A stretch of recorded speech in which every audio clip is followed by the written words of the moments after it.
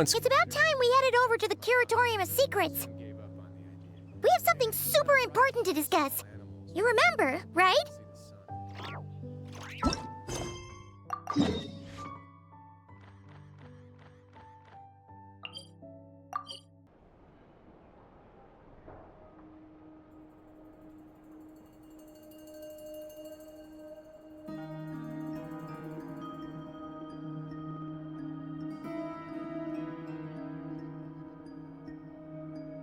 Looks like the gang's all here!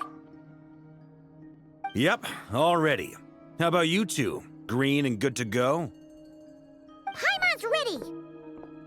Great, let's get rolling then. Great. Well, first things first. Wait. Someone's here. We heard your footsteps. Although... You've been here for a while now. I take it you followed the Traveler, but I don't sense any ill intent in you. Come on.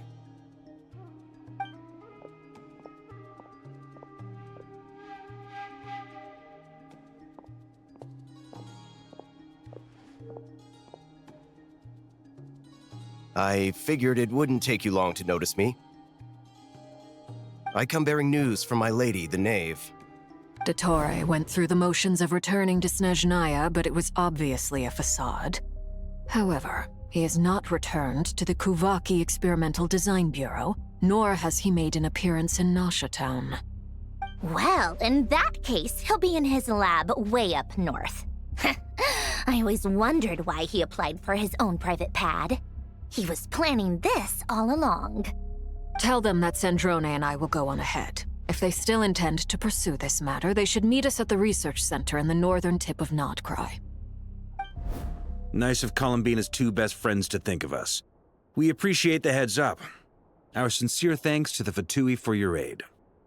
Lady Damselette may have left our organization, but at least some of her colleagues remain genuinely concerned for her well-being. Not to mention that the Doctor's increasingly cryptic conduct gives us great cause for alarm. We have crossed swords many times before, but it's not personal. We're just on different sides. We don't lack humanity. And so, as fellow friends of Lady Damselette, it's only right that you should be in the know about this. Arlecchino's situational awareness has saved us a lot of trouble. I'll leave the map here with you. If you do decide to head to the research center, please proceed with caution. And remember, at least while you're in Nodcry, Lady Arlecchino's subordinates are your comrades if you want them to be. This is very accommodating of you. We can't thank you enough. Just doing my duty. I shall take my leave now. If you need us, you'll find us at the Experimental Design Bureau.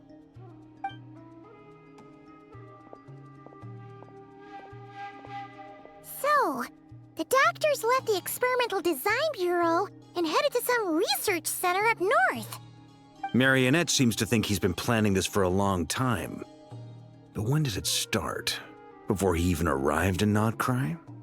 It seems his loyalty to the Tsaritsa is lip service at most. Behind the scenes, he may even be working against her. Whatever his motives, we know that he's decisive and incredibly ruthless. Facing him unprepared would be a recipe for disaster. At this stage, it's difficult to predict his next steps. I suggest we split into two groups. We need some people to stay behind and guard Nasha Town. Well, as much as I'd love to help, infiltrating research labs isn't really my area of expertise. But at least take Cool Your Jet's Ducky with you. It should be some help during the battle. And as for Miss Inefa, I suppose you will stay to protect Miss Aino? Detecting operational logic. Protect Aino. Priority. High. Just in case, Servarka, I think it would be best if you stayed behind as well. You can leave the research center to us. I mean, I would have said the Knight of Berea should probably be out on the front line, but okay, fine. Leave Nasha Town to me. Be careful out there, okay? If things get out of hand, fall back right away. Yehoda will be on hand to assist you. In my absence, she can handle any intel gathering work. You got it, boss. You guys make sure to get back here in one piece, all right? We will. Things are moving fast. We'd better head off soon if we hope to keep pace. So, it's infiltrate a secret research facility, or... Yeah, all right. Paimon will help out here instead. Sounds like it's gonna be a pretty intense fight. We all have to bring our A game here. So, anything you need to wrap up before we leave?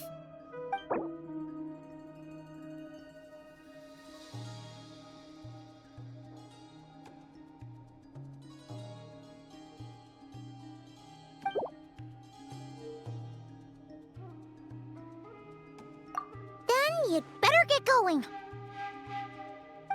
Very well. These broken machines on the ground. Someone got here before us. Could it be Arlecchino and Sandrone?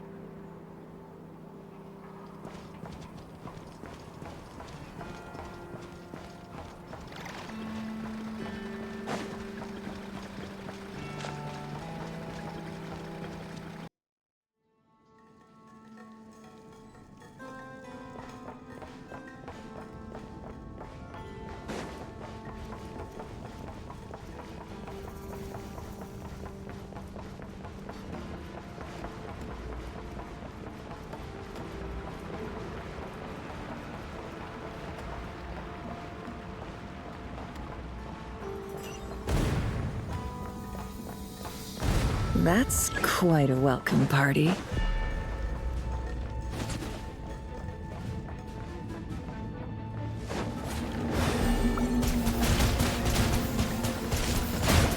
Go! It all adds up. It all falls into place.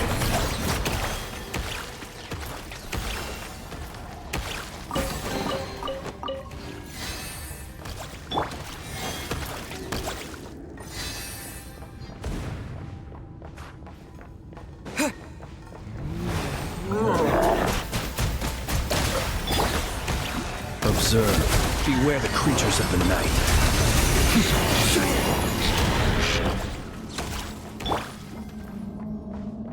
Get back! I said get back! Do you hear me? Why isn't it working? No! Don't come any closer! Don't! Ah!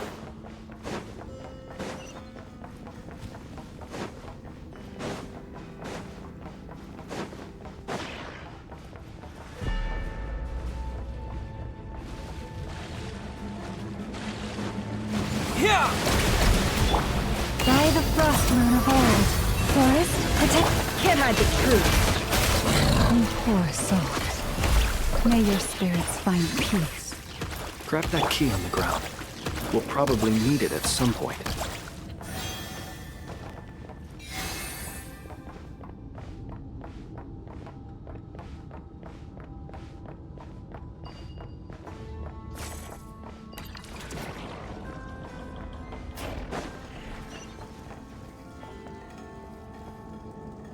Watch out! Ugh, there's no way through. Let's go around.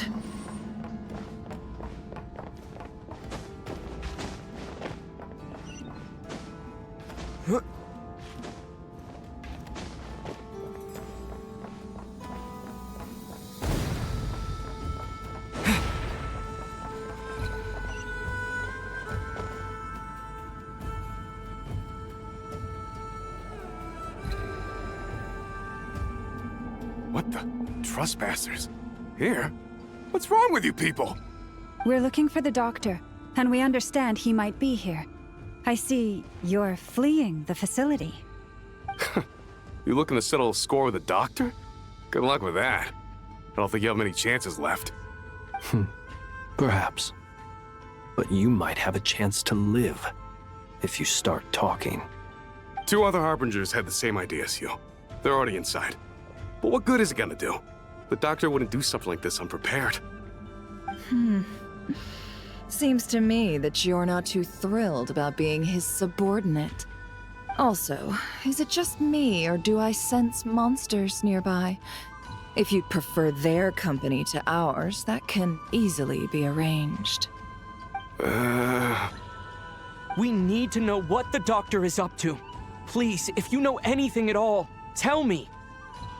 This is about more than us versus the Doctor. His actions could have consequences for all of Nodcry, and perhaps even your homeland, Snezhnaya.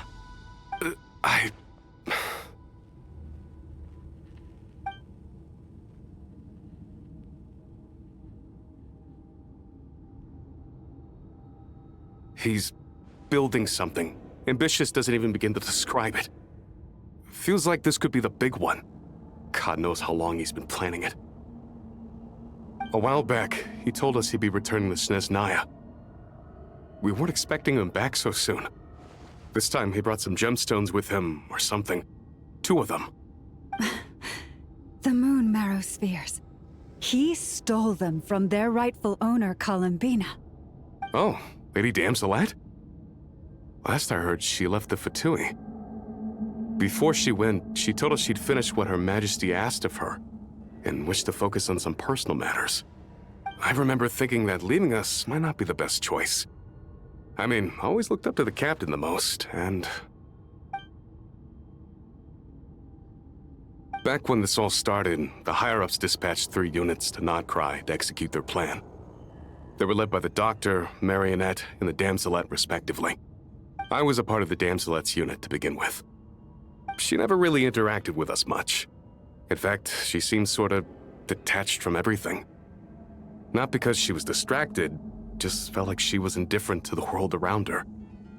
Like she had no stake in anything that happened. She always seemed like she was staring off into the distance. Almost as if she didn't see anything worth living for in the present, so she had to look further afield. That's right. She always used to stare up at the sky. The Doctor used to stand nearby and watch her. Apparently they got along well at first, but somewhere along the way, she grew wary of him, started avoiding him as much as possible. After she left, everyone in our unit merged with the Doctor's. He's similarly indifferent to the world, except when it comes to the moons. He seems to have big plans for them. Right now, obtaining the 3 moons is his #1 priority. He even said if he can only get his hands on 2 of them, he'll create a 3rd one himself. How would he create an artificial moon marrow? Maybe the knowledge he gained from the Hyperborean phantoms has something to do with it. Thank you for cooperating. We appreciate the level of detail. I get the sense that you'd serve under Columbina again if you had the chance. Would that be fair? No, she's no longer a Harbinger. As a member of the Fatui, my loyalty will always belong to the Tsaritsa. I'm only telling you all this because I don't completely trust the Doctor. His actions do not align with the goals that first brought us to Nodcry. I understand. We'll do everything within our power to stop him. The Knave's unit is based at the Kuvaki Experimental Design Bureau. Maybe you can seek refuge with them. Well, now we know what's going on here. Artificial moon marrow. He's likely well on the way to completing it. Dottore's technological capabilities are far more advanced than I thought. I fear this could get ugly. Everyone, prepare yourselves.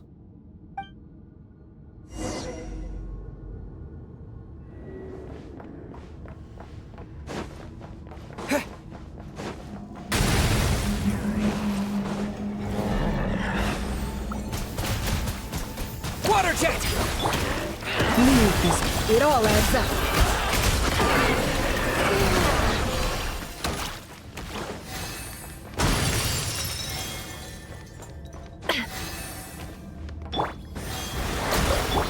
Can't hide the truth. The deception ends here. Time to come clean.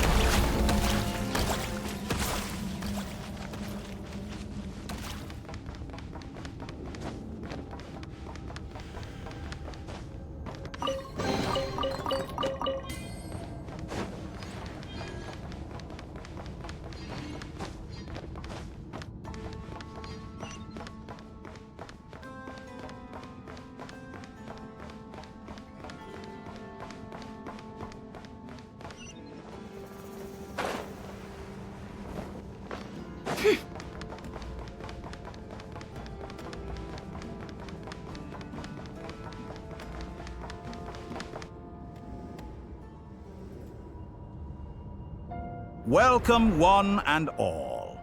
I've been expecting you. I hope my humble research facility is to your liking. Yeah, we really appreciated fighting our way in through a horde of monsters. The gall! You expect us to believe you've just been patiently waiting for us? Of course I have. Should I be worried about something? Everything seems to be going quite smoothly so far, and you've shown up right on schedule. First Sandrone and Arlecchino, now you. Ah, quite a surfeit of guests I've had today.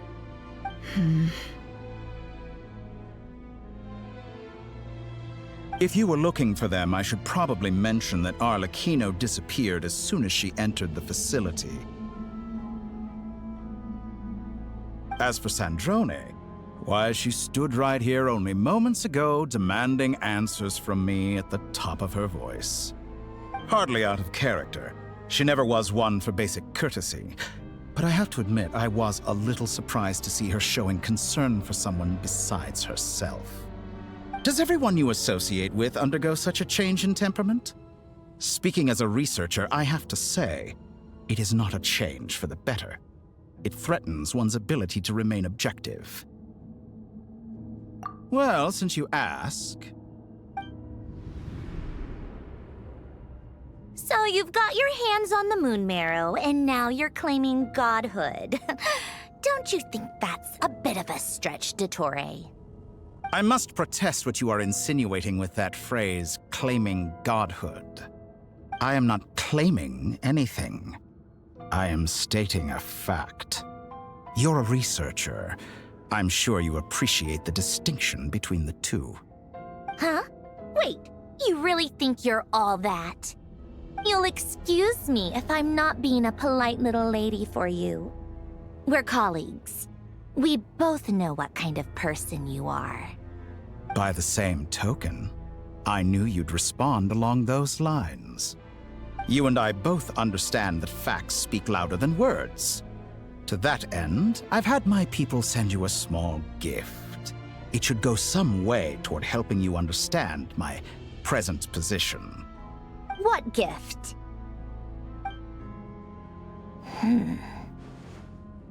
Where have all your troops gone? Who knows? Perhaps they are already marching toward a new world, following in the footsteps of an unknown god. As vulgar and arrogant as you may be, dear Sandrone, I have no intention of taking out my displeasure on your subordinates. They will enjoy equal rights to my own. You sent your people to the Experimental Design Bureau? That's the Tsaritsa's property. Yes, and I am very mindful of Her Majesty's instructions. But you know full well that they do not conflict with my present goals. In which case, all I'm doing is conducting another one of my experiments. Is there a problem with that? Now then, you have a judgment call to make. Am I simply lying to stall you? Or is it possible that every word I am saying is the truth? In which case, your subordinates really are in danger. So now you've turned on fellow Fatui soldiers. You're completely insane. I have set a new rule for myself. Each person gets one chance. Naturally, that includes you, Sandrone. If you wish to leave, I won't stop you. We are colleagues, after all. Scumbag!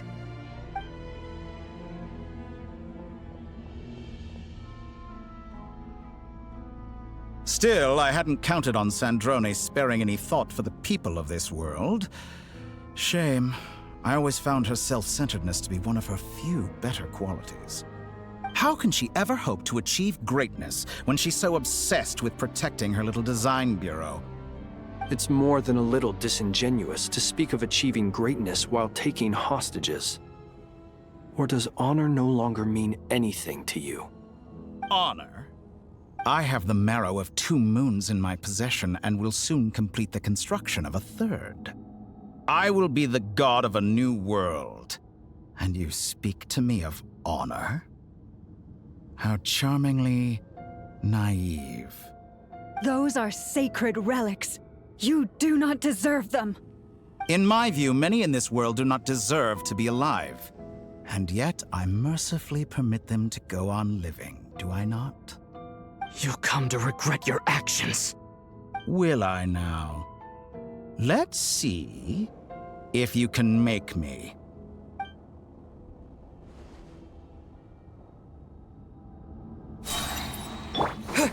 Bombs away! Water jet! With one heart, we pray. The mystery unravels. It all falls into place. No more lies. Can't hide the truth. It all falls into place. The night cometh.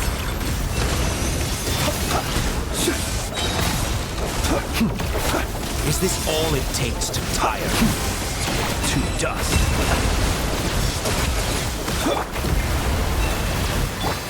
An exact practice. No more lies. The deception ends here. It all adds up. Arlecchino.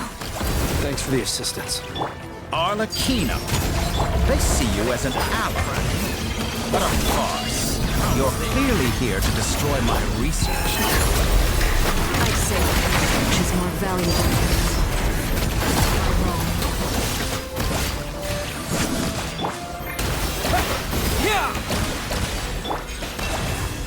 No more lies. Oh, interesting. Can't hide the truth. Seek within. Shatter like a reflection. Be silent. Beware the creatures of the night.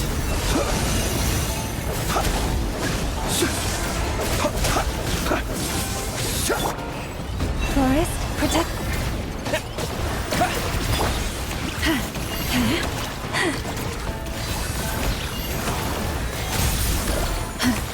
With one heart, we pray. Go! Playtime's over. For real, is that the best you can do? It all adds up. Dottore is too powerful with the artificial moon marrow in his arsenal. Fighting him is futile. Quickly!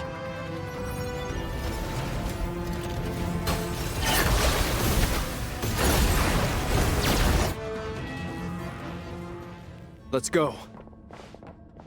I've always thought it is wiser to flee than surrender.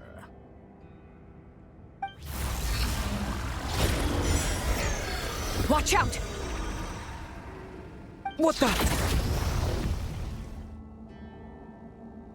Forget about me! You should... Where's the Traveler?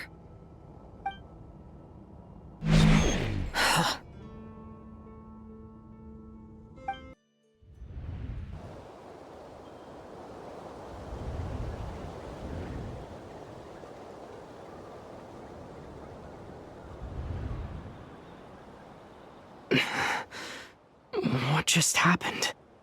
Nasha Town? How did I get here? Strange. I remember being trapped by Dottore during the battle. And now all of a sudden, I'm here. Something weird is going on. I guess I'll start by exploring the area.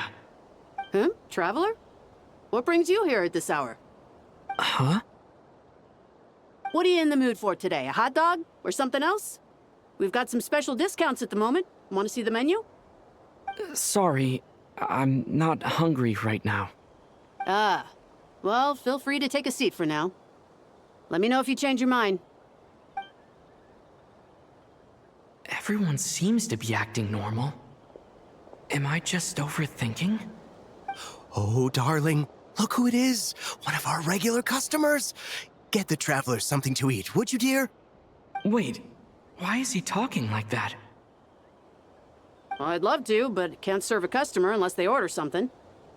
Anyway, I take it your business is wrapped up? Yes, thankfully. It was a long trip, and it's left me feeling pretty exhausted. But the upshot is, I won't have to leave again for a good while. We can have some quality time to ourselves. Wait, these two are a couple? I see some kids around too. I didn't know they had a family. Hey there! I haven't seen you in ages! What's keeping you so busy? I've been looking forward to playing with you again. You forgot already?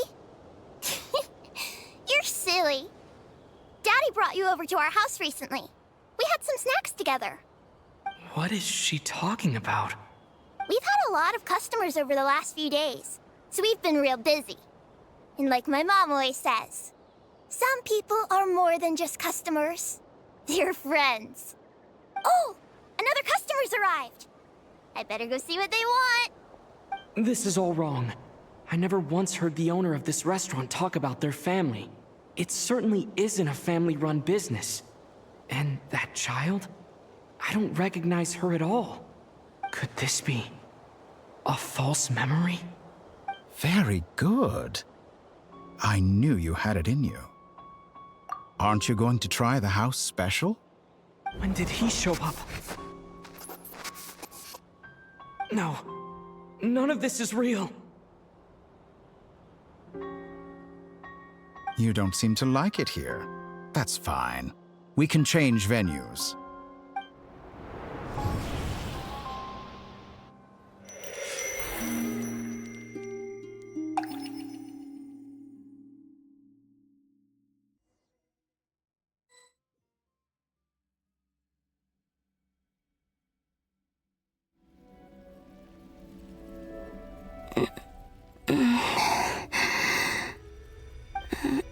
I'm still alive. Where is this place? It took all my strength to open the moon gate, and then I leapt into it. So this is the moon's reflection? The mysterious realm beyond the gate?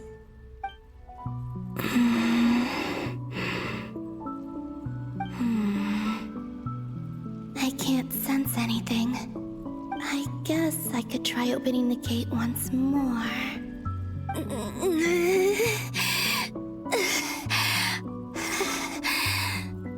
No response. Maybe this space can't be opened from inside. If this was the space that killed both Revier and his lover, then why am I unscathed? Or... no, I'm not unscathed. Even the air here feels frozen in place. There is nothing here with which I can restore my power. I should conserve my strength and proceed with caution.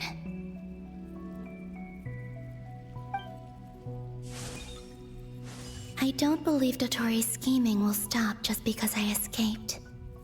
If there is any chance that I can get back to the others, any chance at all, I must return.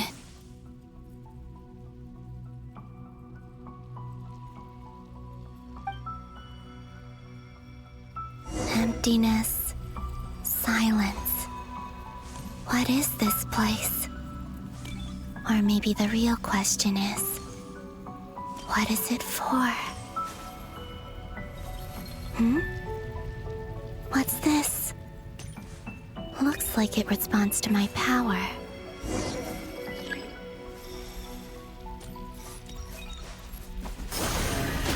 Golden. Like Kuvaki. Is it some sort of guide? And why does it feel so familiar? I might as well follow it.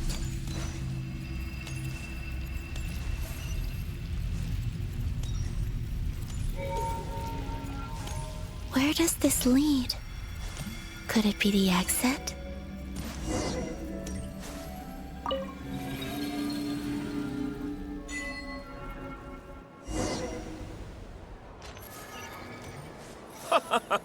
Welcome home, Moon Goddess. Is this Nasha Town? But isn't Moon Prayer Night over already?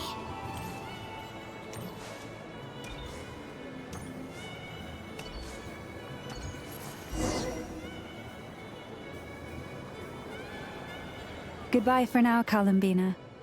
I hope you have a wonderful night. I will.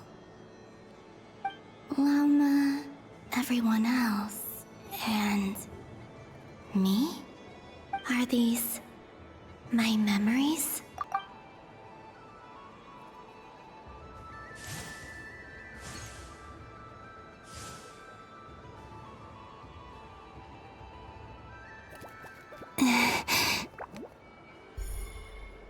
I can't touch them. It's as if we're separated by some impenetrable power.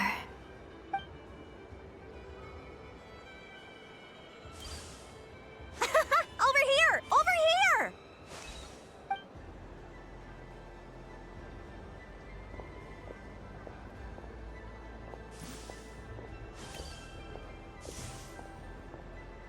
But the people in these memories pass right through me. Just like when I disappeared. If only I had known what would come to pass after that. Even so, I should still take a look around. Just being back here, it gives me the strength to keep going.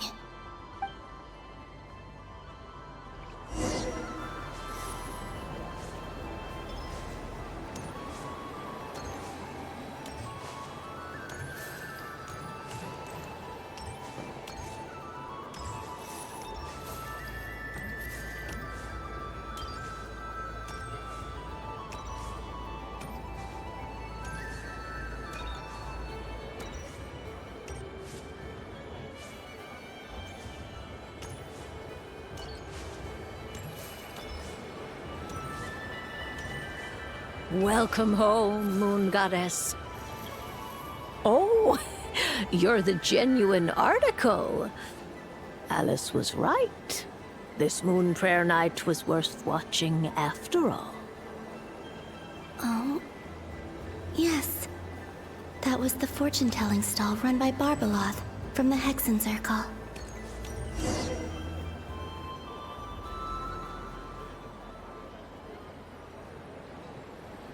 Please, draw the first lunar arcana. This represents destiny and is the foundation for the divination as a whole.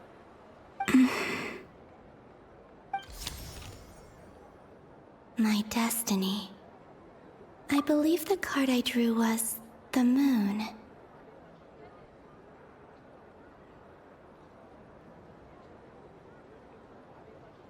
Now that I think about it, Barbeloth's divination was absolutely right. It's almost time to draw the last card. The one that represents the future.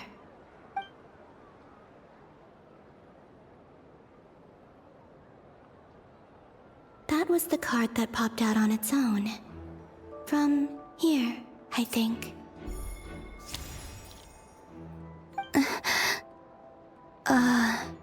Kuvaki Pulse? What? Fascinating. I've never encountered this before in my role as a diviner. What's going on? Did that card leave the deck?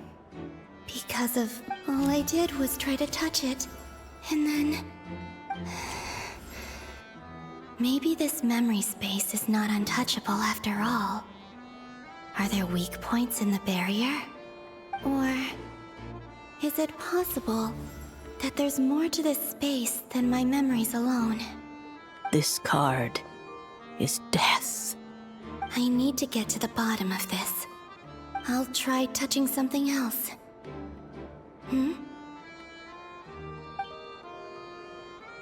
Is this the wind?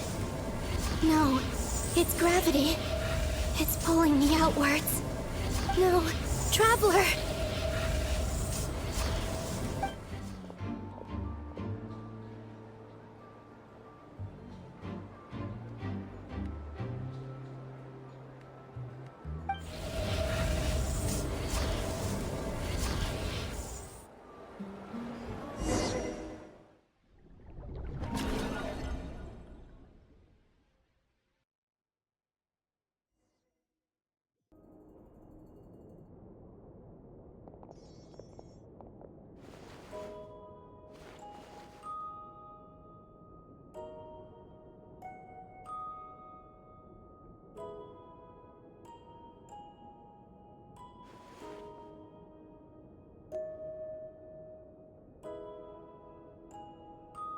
Paimon, listen to me. From the bottom of our hearts, we are so sorry. We completely understand how you must feel. The Traveler is trapped, and we all feel responsible for it. Don't say that! Paimon's not a little kid! You didn't leave him behind on purpose! There was nothing you could do! But...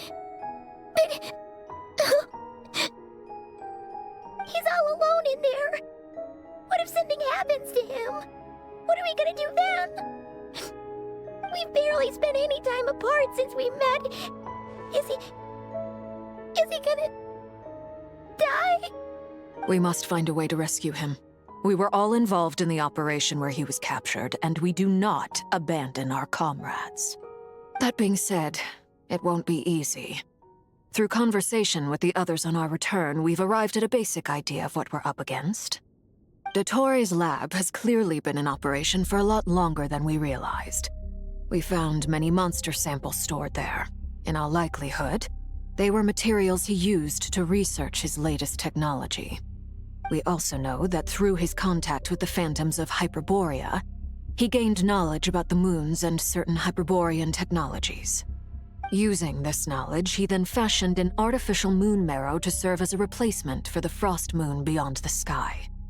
Unlike Columbina, Dottore is not being rejected by Teyvat. And even with 2 of the 3 moon marrows, his power far exceeds all of ours combined. Once his 3rd moon marrow is complete, Dottore will have completely seized the authority of the 3 moons.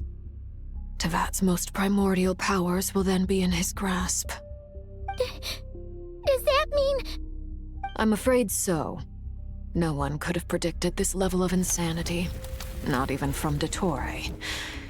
And unfortunately, his insanity is coupled with an intellect and ambition that not even his peers in the Fatui can match. This is dire. Sounds like the world is done for. The 3 moons' authority can influence the very fabric of time and space. I dare not imagine what a monster like him would do with that kind of power. The trouble's already begun, I'm afraid. On our way back, we discovered that part of Nodcry is being enveloped by an unknown energy. We cannot ascertain what is happening inside. I'm convinced this is Dottore's doing. Not that there's any way to prove it. The issue is, we have no idea what his intentions are. The only thing more frustrating than facing down evil is knowing that it will surely come, but not knowing when. The Doctor is guilty of numerous crimes in Mondstadt as well. One of our knights, well, former knights, his father was murdered by Dottore. His ideology and methodology are a danger to everything in his path, from individuals to entire nations. He does not feel guilt, even when he acts against his own people. He doesn't see them as his own people, that's why. People like him see everyone else as beneath them. Right. He views other people only in terms of how they can benefit him. That's the basis of all his social connections. Granted, he's hardly the only harbinger to pursue their own interests. We all do. And Her Majesty is gracious enough to permit it. Still, her mercy has its limits. Dottore's actions have gone beyond even what the Fatui could have imagined. Usurping divine authority to become a god. For a servant of the Tsaritsa, that goes beyond being disloyal. It's treason of the highest order. We can't expect him to heed the Tsaritsa's will once he gains the 3 moons' authority. Even we harbingers consider him the most self-interested among us. Poor Traveler. Of all the people to get caught by... We have to go save him right now! Please! We gotta find a way! Paimon, I promise you, we are with you all the way. I get how you feel. I do. But it's gonna take more than strong emotions to take down an enemy like Dottore. What we need now is more information. Right. We can't even guarantee he's still at his research center. Before we can think about mounting a rescue operation, we need to confirm the Traveler's location. I'll find a way. Paimon knows, but scared. If anything happens to the Traveler, he might be the strongest person Paimon knows, but he's still human. He feels pain and bleeds just like anyone else. Then think things through before you stick your neck out. Unless you want to lose your head. Sandrone. Miss Sandrone, you're okay? Put the stuff over there, and be gentle with it. Am I okay? As you can see, I've had to move my whole livelihood out of the Experimental Design Bureau. It's been swallowed up by Dottoro's energy field. If I'd left it any longer, I probably would have gotten stuck there. Ugh, Dottore always goes a little loco when he finds a shiny new toy. Not that he'd ever admit that.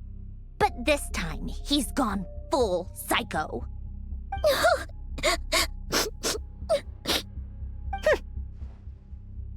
Just go ahead and cry already. Sorry. Paimon's not trying to make it scene. It's just, she can't. Oh, Paimon. Let it all out.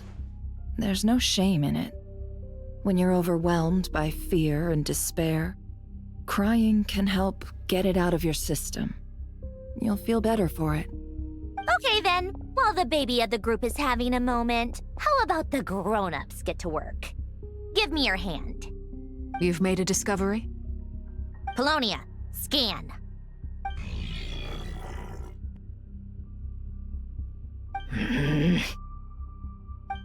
You, hand, now. Oh, I thought you'd never ask, my lady.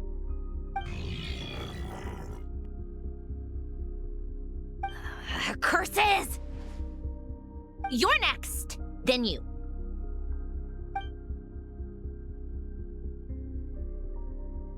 Dottore, you son of a...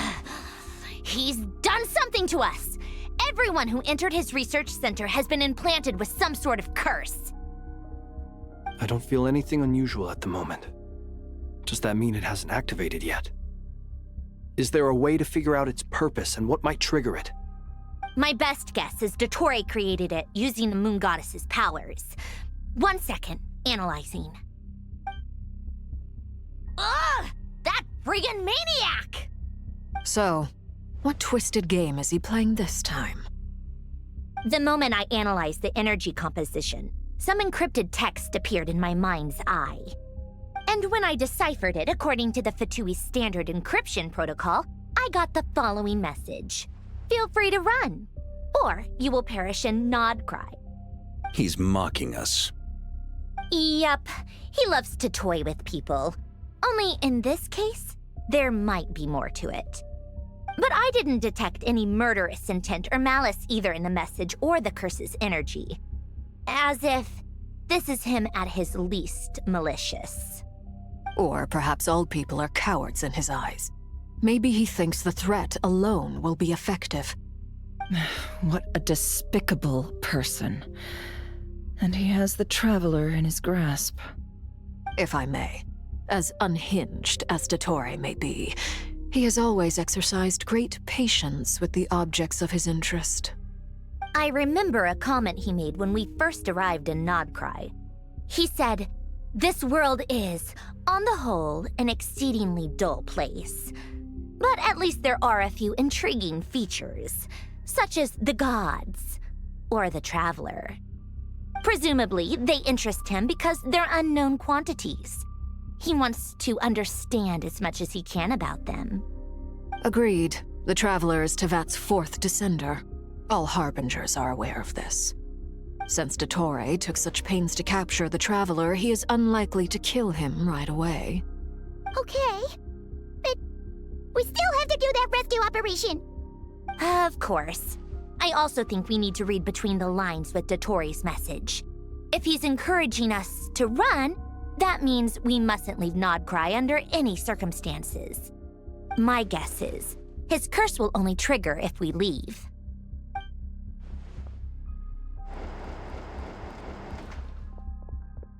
We've discovered multiple energy fields.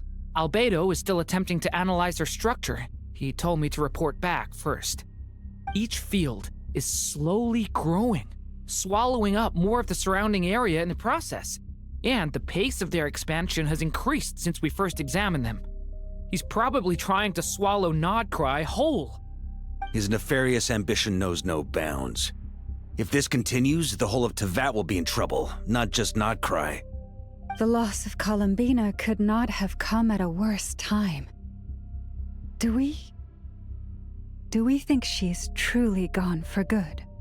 She entered the space beyond the Moon Gate, knowing what became of Rerir and Thelindis. I'm sorry, but I fear the odds aren't good. Don't be ridiculous. If I know her, she's busy finding a way back as we speak just so she can annoy me. She isn't dead. Whatever has become of her, the fact remains that we are two comrades short on the eve of a decisive battle. We need to find out the Traveler's location, but there is also other work to be done. Agreed. Whatever Dottore planning, we have to get the local populace somewhere safe. So, as well as a rescue mission, we have to organize a mass evacuation at the same time.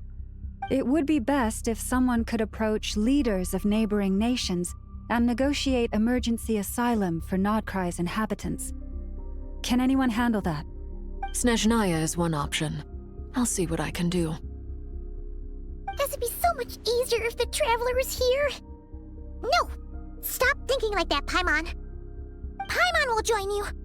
She's pretty well connected thanks to the Traveler. Maybe it'll come in handy. Either way, that's what the Traveler would do if he was here.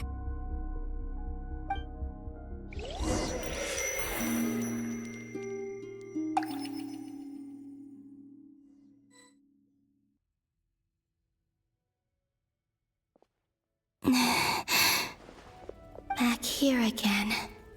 That gravitational force that pulled me back. Is this where it came from?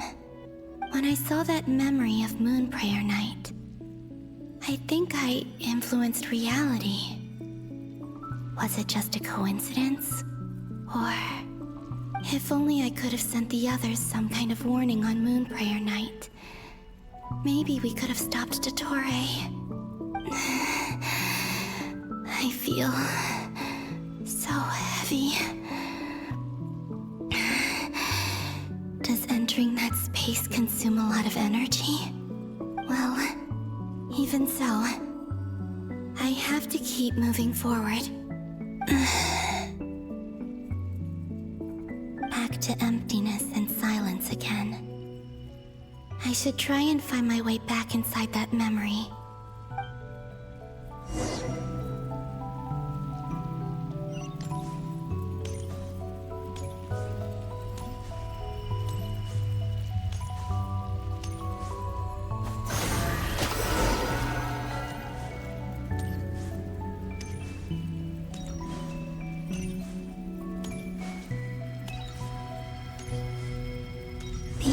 From last time isn't showing up. Looks like I need to gather these scattered fragments.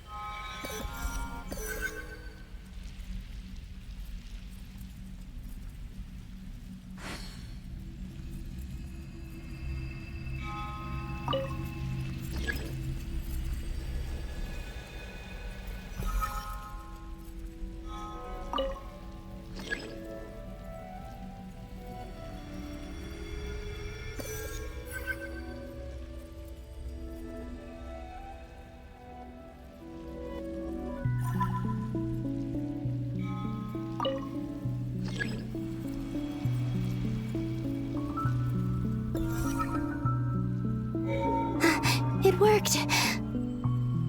Hopefully I can stay inside for a bit longer this time.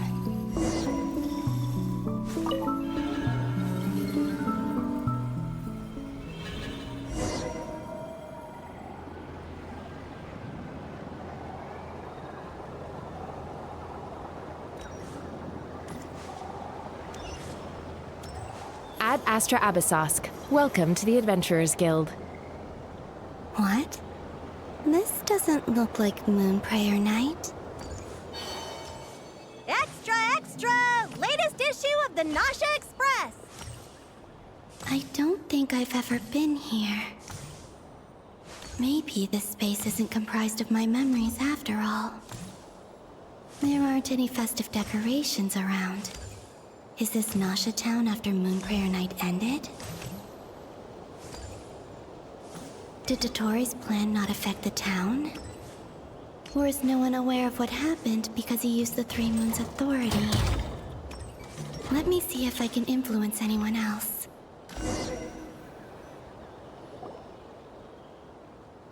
So, what do we do next? Wait, that voice. Paimon?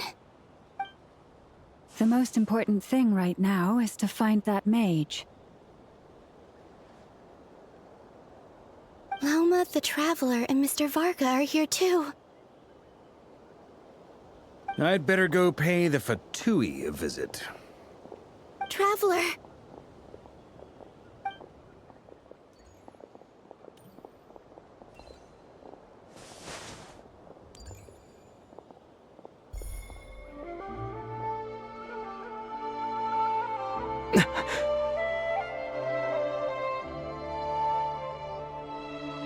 Columbina? I made contact. It's me, Columbina. Huh?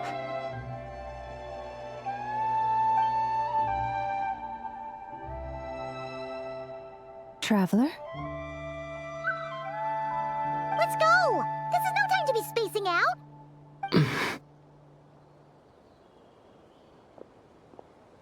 Huh? Wait a moment. This has happened before. This is what happened when I disappeared. I stood right over there, thinking that no one would ever find me again. It was only when he called my name that I decided to follow them. But did he turn around because he sensed my touch just now? Is it really possible that from in here, I can change the past? If I keep following them, maybe... Huh? It's that gravity again.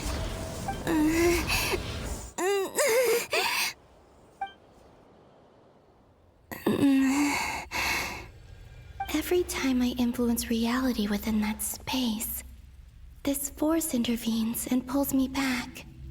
It's as if it's trying to stop me from leaving.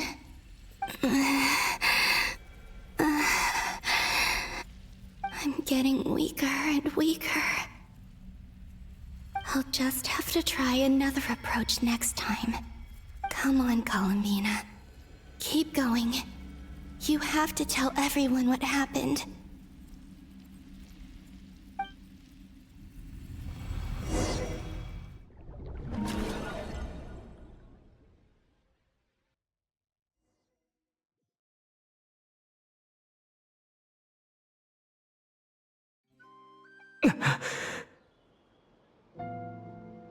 Suddenly, I've been plunged into darkness. Alone. It feels strange. As if something has grabbed hold of me. Is Torre now powerful enough to interfere with space itself? Look at you, standing so still in total silence. I almost didn't recognize you. Hello there, traveler. He seems to be in a good mood. Wait, what's that behind him? Ah, so you noticed. This is the completed Trilune. 2 primordial moon marrows and 1 artificial specimen. You are wary of it. Good. Maintain that reverence. You performed well in that recent battle. brave and reckless as always. Courage is the sign of a true hero, and impulsiveness is the hallmark of those who strive to advance. I say this not to belittle you. Most creatures are far more timid by comparison. 3 moon marrows? Does that mean the artificial one is now complete too? Well spotted. What do you think? For a replica I built myself, I dare say it looks the part. Dottore, are you planting illusions in my mind? I have no interest in fooling your eyes. On the contrary, I hope to show you the true essence of all that you see before you. Is this not a beautiful city? People live in peace and find joy in their work. The streets are safe. People can even leave their doors unlocked at night. You might say it is the Elysium everyone dreams of. All available data indicates your values and worldview conform with the mainstream. This kind of society should be quite to your taste. False beauty is deceitful. Lies are to no one's taste. I wonder, is it your moral standards that are too high? Or your expectations of reality? Answer me this. If someone existed in a sweet dream from the moment they were born, a dream in which they never once felt pain, which do you think they would consider superior? The dream or the reality? That's pure sophistry. It has nothing to do with your actions. As I suspected. You have yet to understand all of this for what it really is. What do you want from me? You sound impatient. Do you think the only reason I'm keeping you is because I want something from you? If it's not, then why haven't you killed me yet? No one can stop you if you're as powerful as a god. I'm delighted you recognize that fact. I believe we last squared off in Sumeru. Ah, the memories. How time flies. You and I have both grown. I'm not surprised that Arlecchino and Sandrone worked with you. You've always a way of slowly but surely ingratiating yourself with all levels of society. People laud you as a hero, but I suspect there's more to it than that. Oh, but to be clear, I don't say that to flatter you. Do you always give your opponent an appraisal before you deal the final blow? Call it a long-time habit. I'm a researcher, and one of my duties is to give an objective assessment of my subjects. But you misunderstand. We are not opponents. Not at this moment. I just want to talk. Think back to Tartaglia, Arlecchino, Capitano, Colombina, and now even Sandrone.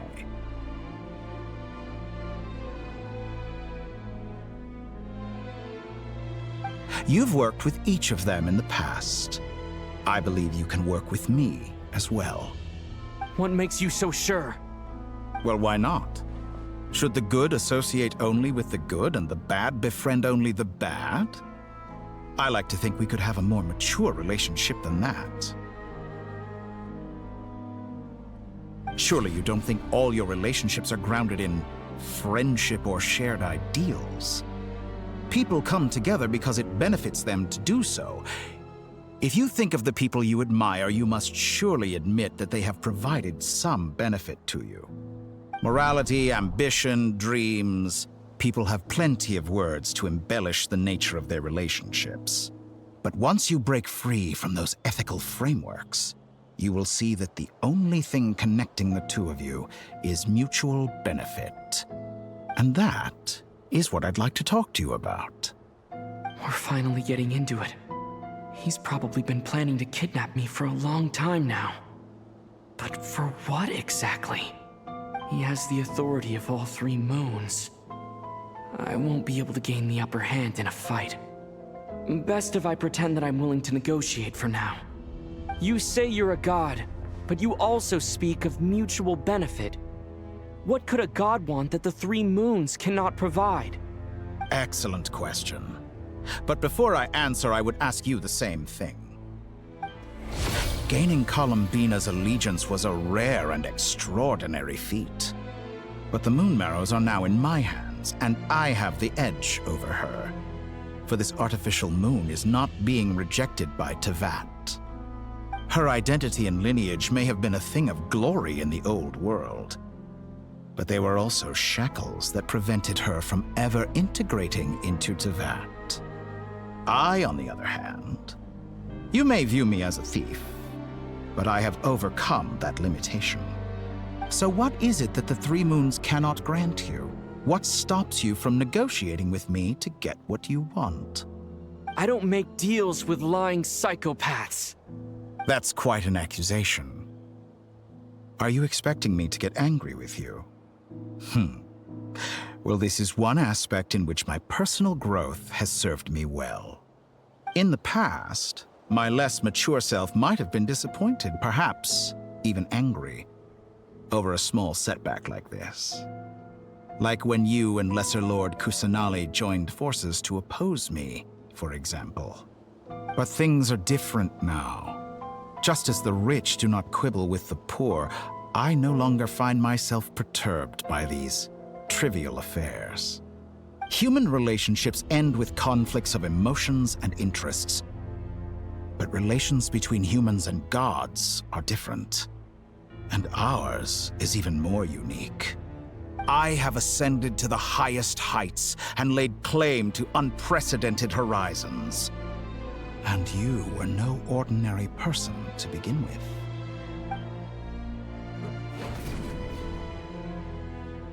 Allow me to show you the world, Descender.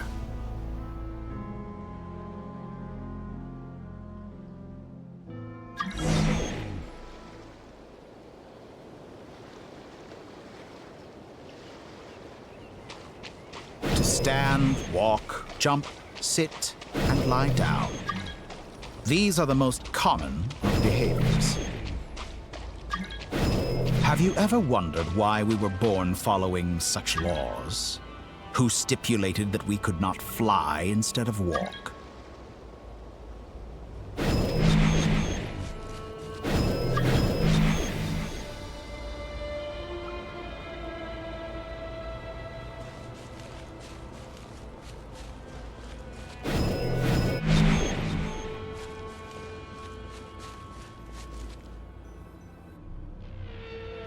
Someone of your talent and experience must surely know of the four great rulers who serve the heavenly principles. They govern life, death, time, and space. One wounded by a blade will die from blood loss or infection, and one who falls into a lake will drown in agony. The elderly wallow in solitude, and the solitary age faster. Eventually, new life is born, only to embark on the same path of suffering. These four divisions anchor the world and shackle those who live in it. But they themselves transcend its boundaries, squandering the power bestowed by the heavens. All who live yearn for equality, but unless the gods prostrate themselves and profess that they are mere servants of the living, equality can never exist. Who makes the rules we must live by? Who has the right to restrict us? The limits of the body can be rejected.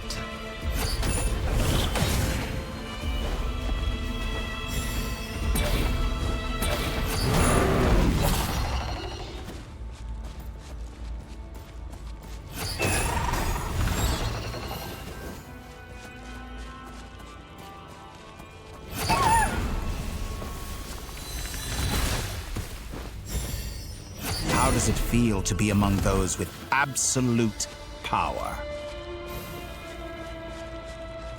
You cannot conceive the extent to which your flesh hinders your mind and spirit.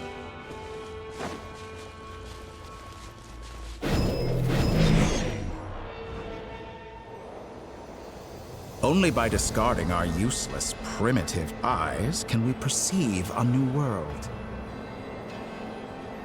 How narrow-minded we all were in the past.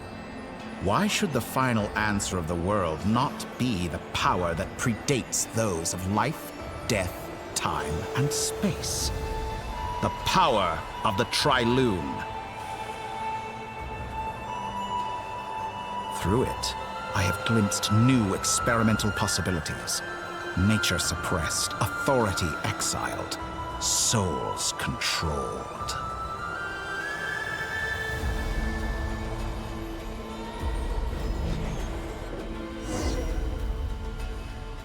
You know, I heard recently that a group of critics reviewed countless stories and drew an interesting conclusion. They found that it is more often than not the villains who strive tirelessly to push the boundaries of progress. In fact, long before this, someone voiced a similar idea in an academia editorial. I felt a great affinity with this perspective. I have never been afraid to step up and play the role of the villain.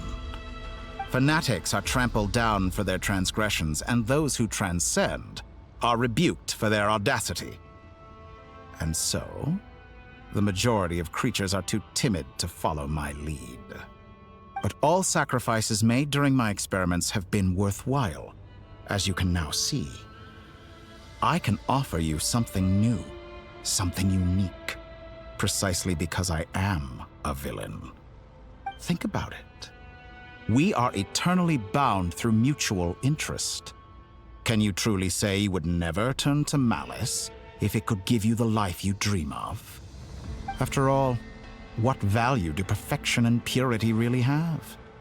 They are fragile and feeble things, utterly tedious. I say, better to be governed by a flawed humanity than a gnosis.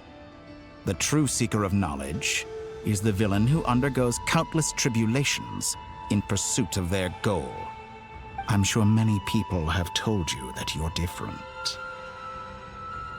Because I'm a descender? Exactly. Very clever. But what has that got to do with you? I do not conceal my wicked deeds, my selfish desires, or my greed. A true researcher must act as I do if they are to understand and speak of the truth. And yet, a knowledge seeker like myself will inevitably grow tired of studying Tevat beyond a point. You have traveled to all corners of the world and met many people. Along the way, there have been moments when you were misunderstood or even became a wanted criminal. And all the while, you have spent your days doing some of the most mundane jobs in the world. You fight and toil, claim minuscule rewards from my friend Pantalone, then you fight some more, winning some battles and losing others as your search goes on. And this cycle continues, with no end in sight. Surely you must sometimes grow weary of being stuck in this same loop day after day. We're completely different. I embrace everything that life throws at me. I am engaged in every step of my journey. How does that make us different? I too embrace what life brings, researching everything that interests me. Think of all the novel things I've managed to create, like the artificial moon marrow. Don't you see?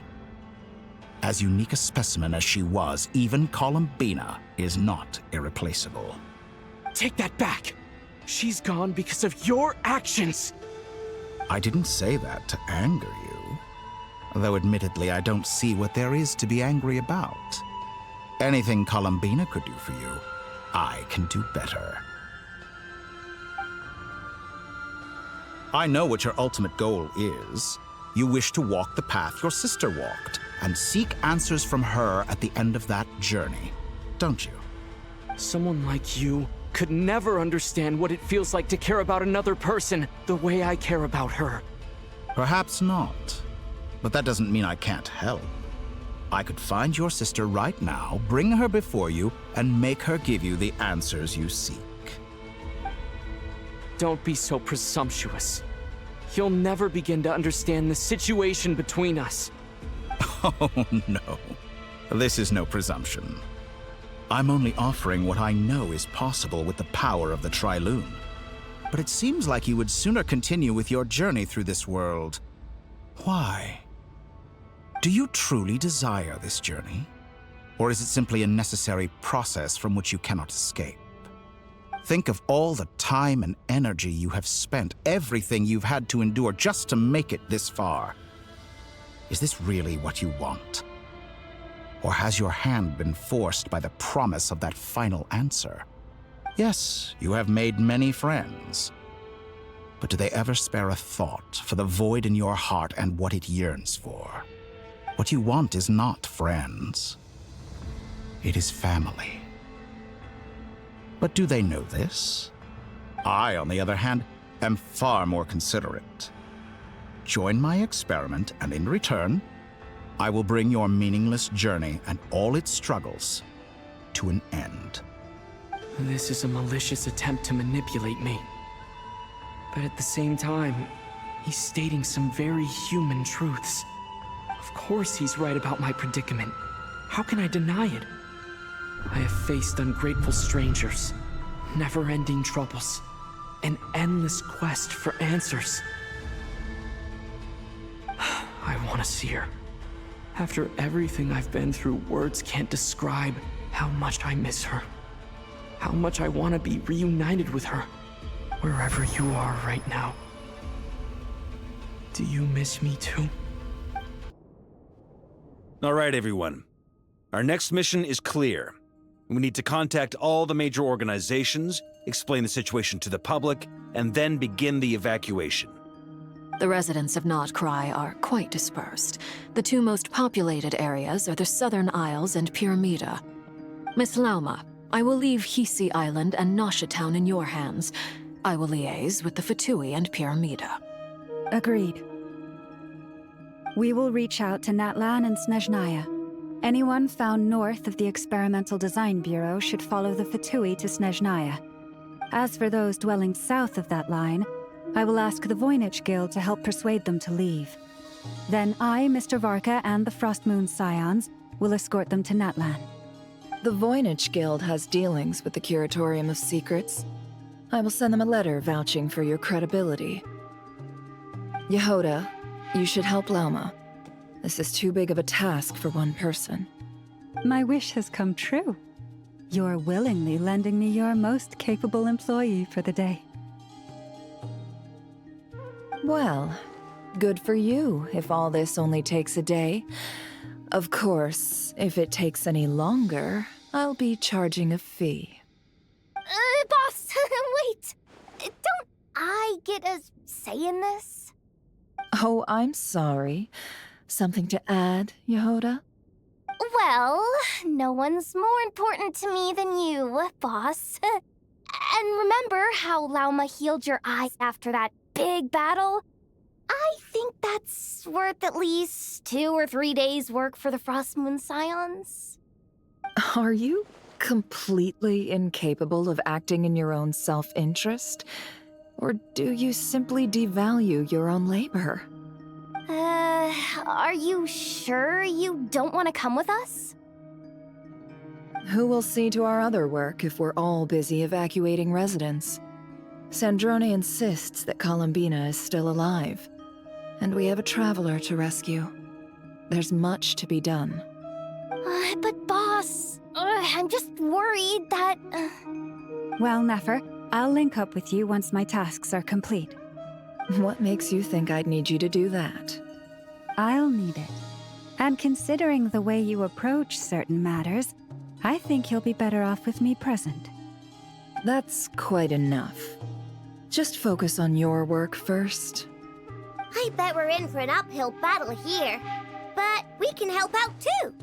Inefa and I are gonna help Nasha Town's residents carry their stuff. Loading schedule. Store essential local research data and technology samples, then escort the people to Natlan. Understood. I will execute this to the best of my abilities. Great stuff. Thank you, ladies.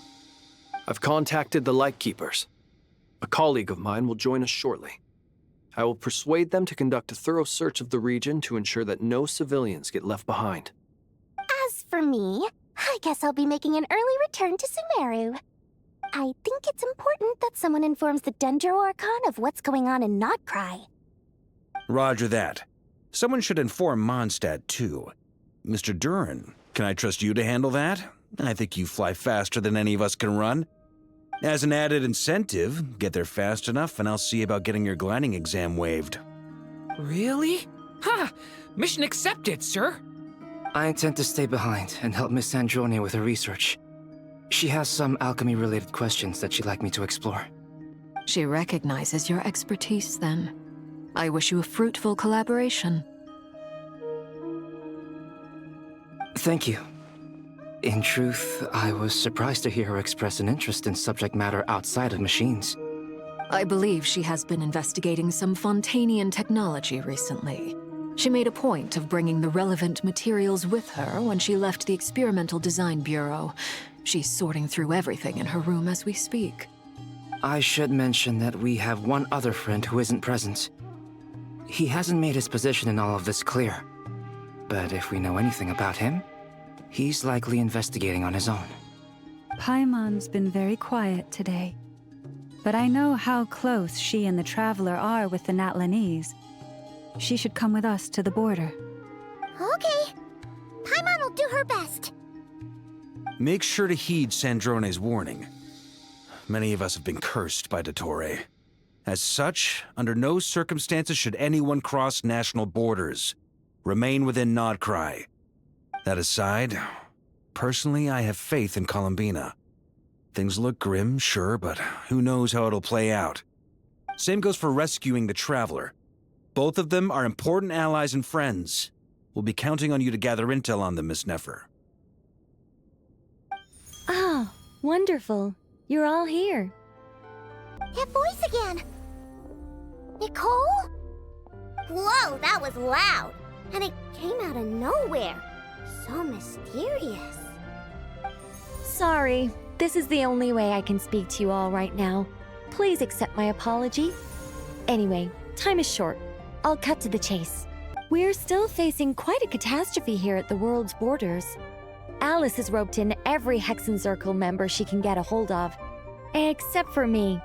She told me I had to come and help you all out as a matter of urgency. I quote, "You love talking, don't you? Well, now it's finally your time to shine. Take these. Make sure the whole party gets one each. You'll be in charge of making sure everyone stays connected." Huh? Is this a Dodo communication device? Scanning. Unknown device. Analyzing. Unknown device. Conclusion. Cute. Affirmative. It is cute and good. I believe that I quite like it. This is no ordinary Dodo communication device. It's my very own special modified version, specifically... sorry. I almost went off on another tangent there. Anyway, help yourselves. It will allow us to communicate over long distances within Nodcry. No more worrying about shuttling messages back and forth. What astounding technology. Am I right in assuming that it relies on your personal abilities to function, Miss Nicole? Yes, exactly. Right on cue, Albedo. I'd love to brag to you all about how it all works. But no, next time. Anyway, I'll be right with you all, serving as a communication hub. That's all from me. Head off as soon as you're ready. I'll be staying here to keep watch, and I'll be sending you my blessings.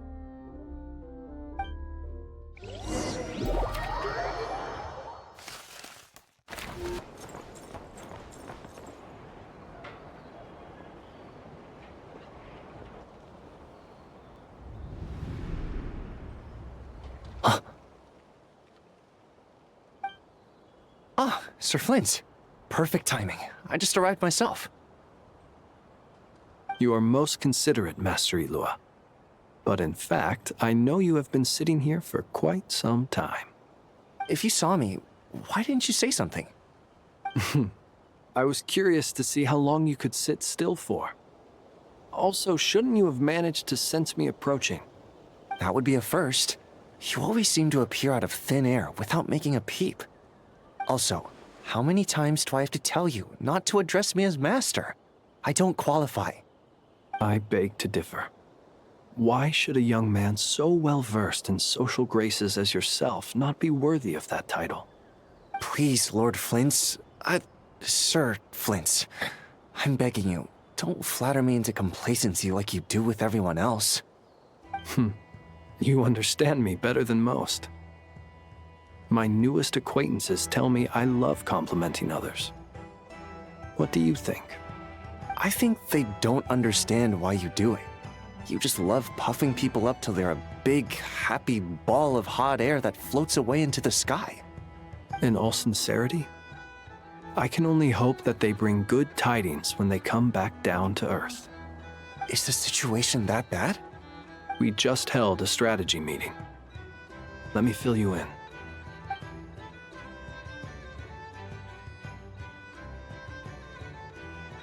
In short, we need everyone gone from Pyramida.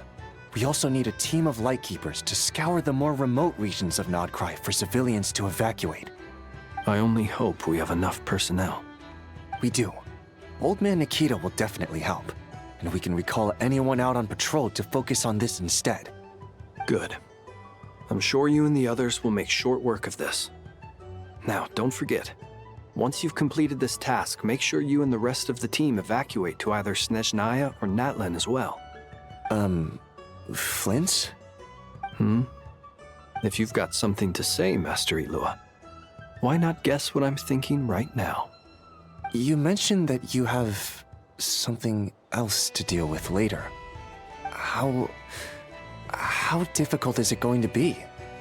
I doubt it will be easy. I know you're a Lightkeeper, and it's your duty to protect others in times of crisis. But I have a feeling that you'll be walking into grave danger. However bad things have gotten in the past, Nodcry has never faced a mass evacuation before. But from the sounds of it, you don't intend to come with us. I don't mean to pry, and it's probably none of my business. But whatever it is you're intending, you don't have to go through with it, you know. I've been afflicted with some sort of curse, and I'm told it may well trigger if I set foot outside of Nodcry. As such, I cannot leave. I have to act, if for no other reason than to fight this curse. What? No. Why? Why would anyone want to curse you? There are plenty of people out there willing to trample over others in pursuit of their own goals. Frankly, Sir Flint, I am furious. You're making light of what is an incredibly serious situation. Indeed I am. And? And what? I told you, I'm furious about this. Nothing I can do about it, I'm afraid. Things happen, and we just have to deal with them. If you find yourself feeling angry, perhaps start by drinking a big glass of water. Hey, you mean you're completely unmoved by my anger? I'm devastated. Then allow me to express my sincerest regret. Come by the lighthouse sometime. We'll catch ourselves a few fish, have a little barbecue, play some cards, and bask in the sun. Maybe I need to spell this out. Lean in a little, Flint. Oh my, this doesn't bode well. Word is that you were caught up in a real horror show recently. People were amazed that you returned safe and sound. They've been debating whether you're even human. I've returned safe and sound from plenty of crises. When you say people, do you mean other people? Or do you just mean you? Fine. I'll be frank. You're not human, are you? Heavens. Now that's a horrifying thought. You know what? Forget it. We'll revisit this once it's all over. A sound plan. Albeit a little ominous sounding. Just promise me you'll come back in one piece, all right? For you, Master Ilua. How could I refuse? Also, please pass my regards on to our colleagues. Tell them, thank you all for your assistance. Please put safety first as you proceed with the operation.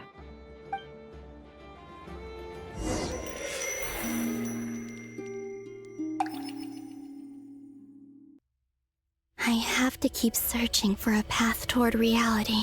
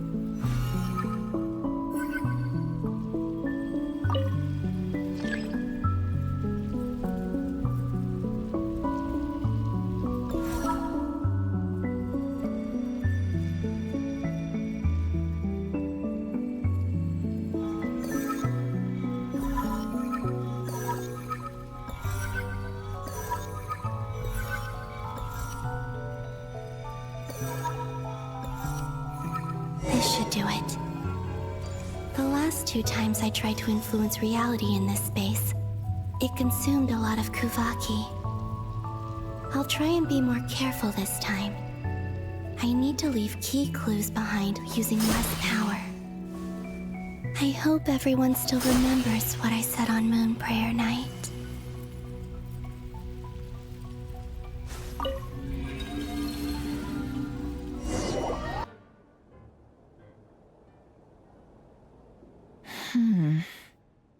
Nothing here either.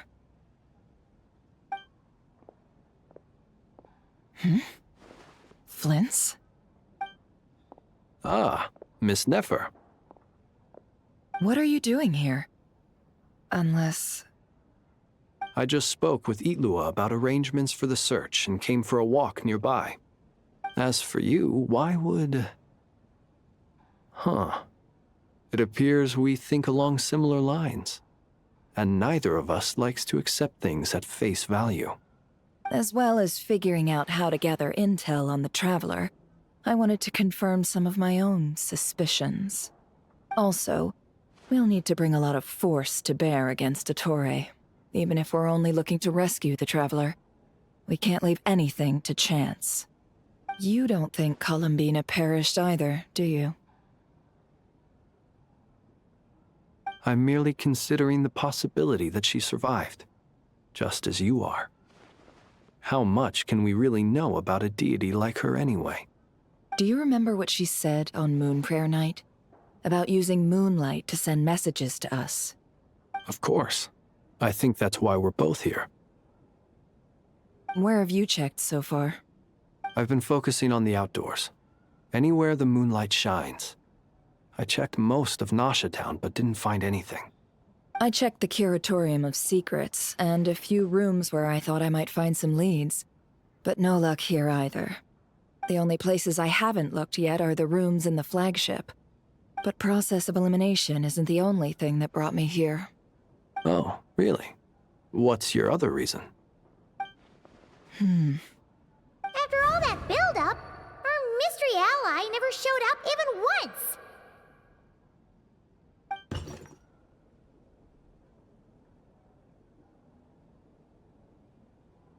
Huh? Am I imagining things?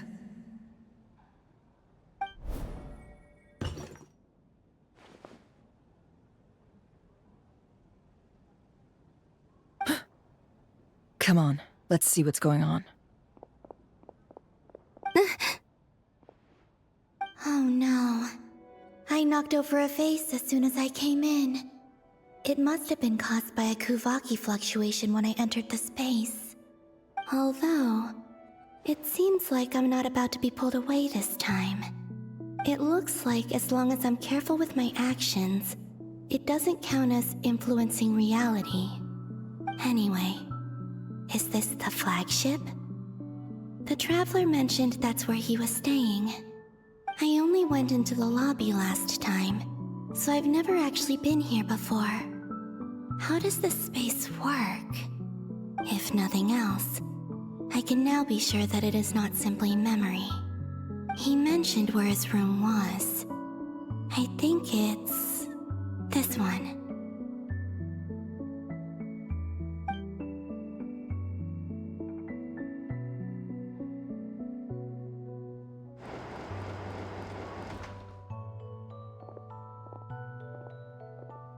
The door is closed. But if this is anything like when I disappeared, then maybe...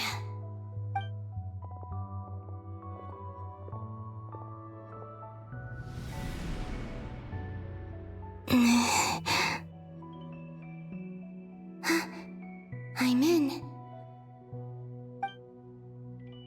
He and Paimon aren't here at the moment.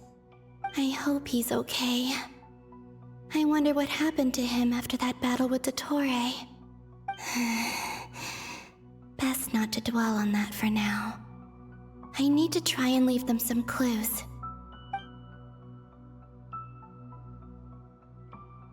Please, Traveler. I really hope you find this.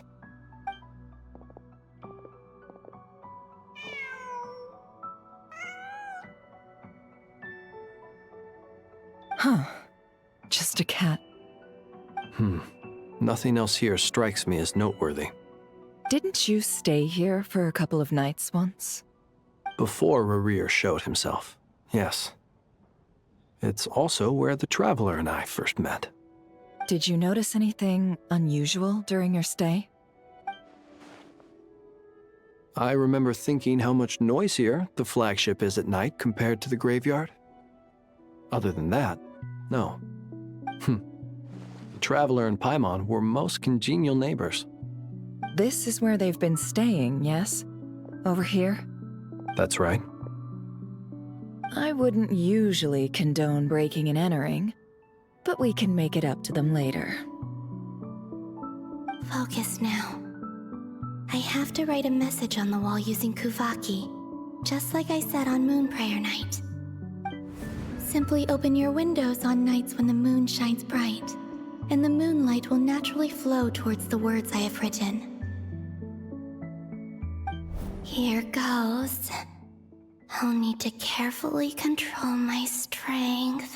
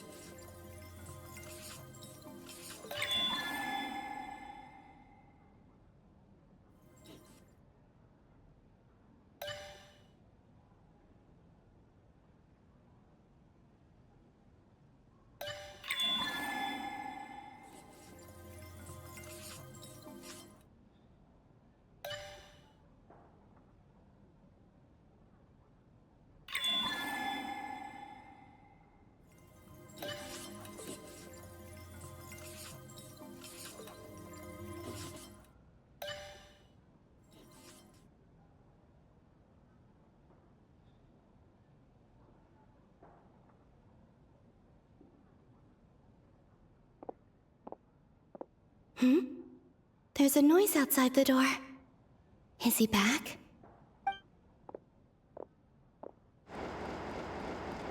Please, you have to see these words.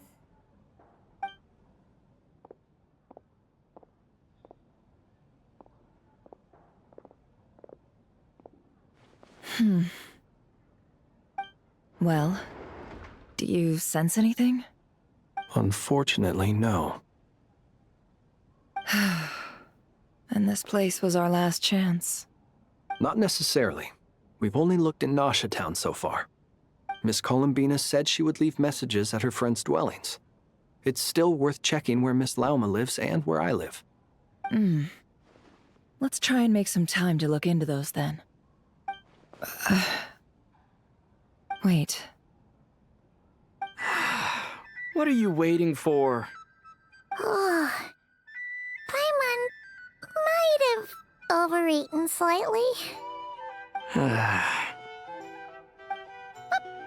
that look for? This is a victory feast. It's normal to eat a little more than usual. The Traveler in Paimon. It's really you. But why are they talking about a victory feast? Huh. You worried Paimon sick while you were out there fighting Rare. So this is your chance to make it up to her, alright? Wait. So this is the night after the battle against Rare. How did I end up here? That's quite a long time ago now. Wait. Time. That's it. Every time I've entered reality within this space, it's been at an earlier point in time. Every one of those points has been before I fell into the moon's reflection. And everything I've done to affect reality really did happen in the past. Does this mean that within the moon's reflection, time flows backwards? Starting from the moment I fell in? Not long till Moon Prayer Night now. It's gonna be even livelier than tonight.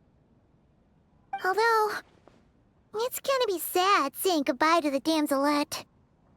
She seems like a really nice person. Paimon. No, I can't.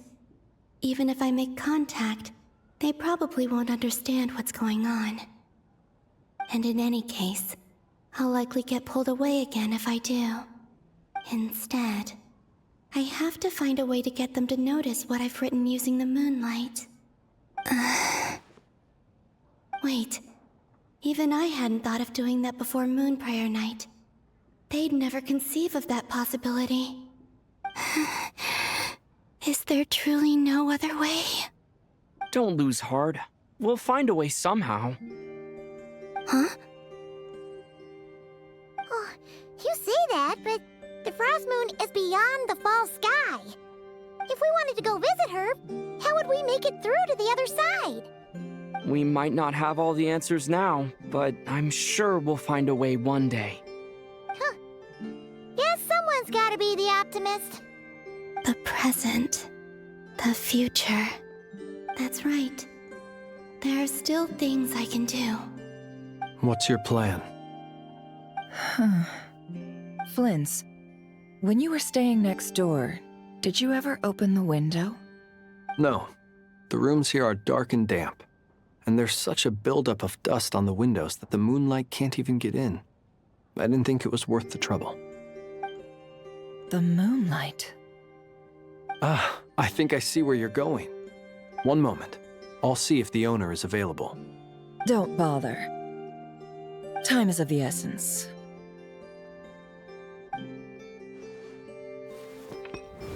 Time. Even if no one sees what I've written at this moment, maybe someone will remember what I said after Moon Prayer Night. I need to write down as much information as I can. And maybe one day...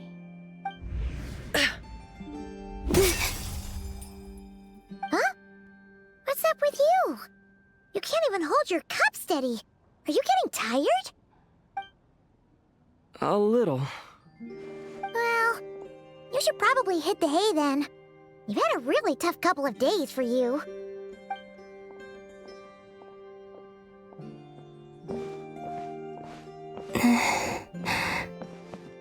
You truly have. You helped defeat Rare, helped me reclaim my name, and you helped the others organize Moon Prayer Night. Wherever you are right now, I'm sure you're still fighting against the injustices of fate. This is all I can leave for them. How I wish I could stay here. But it's time for me to go. I hope to see you again in the next time. And if the opportunity presents itself. I will surely return to your side. Huh. Columbina. She's alive.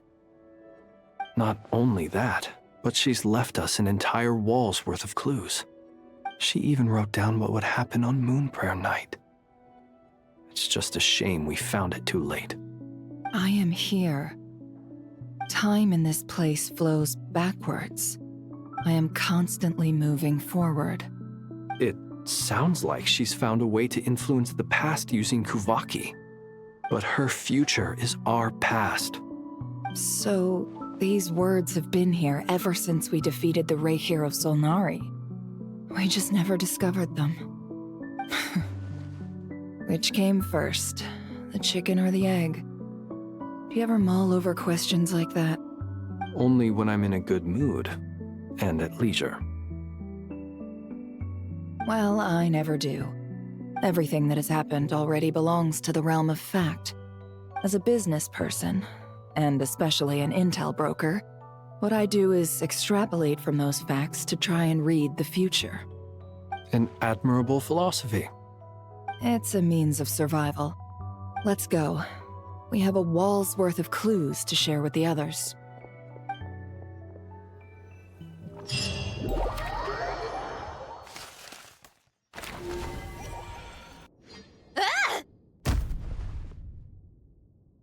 It appears that the doctor's energy signature has changed to something similar to Kuvaki, but not like the Kuvaki we're used to. Nodcry's Kuvaki devices will only have a limited effect on it. I can see why you've chosen to place your hopes in alchemy instead. Also, I must say these books are rather profound. My subordinates just shipped them in from Fontaine. Some of them are from the Narcissenkreuz Ordo. Some are incident reports from Petrichor, and then there's a few test reports for these junk machines.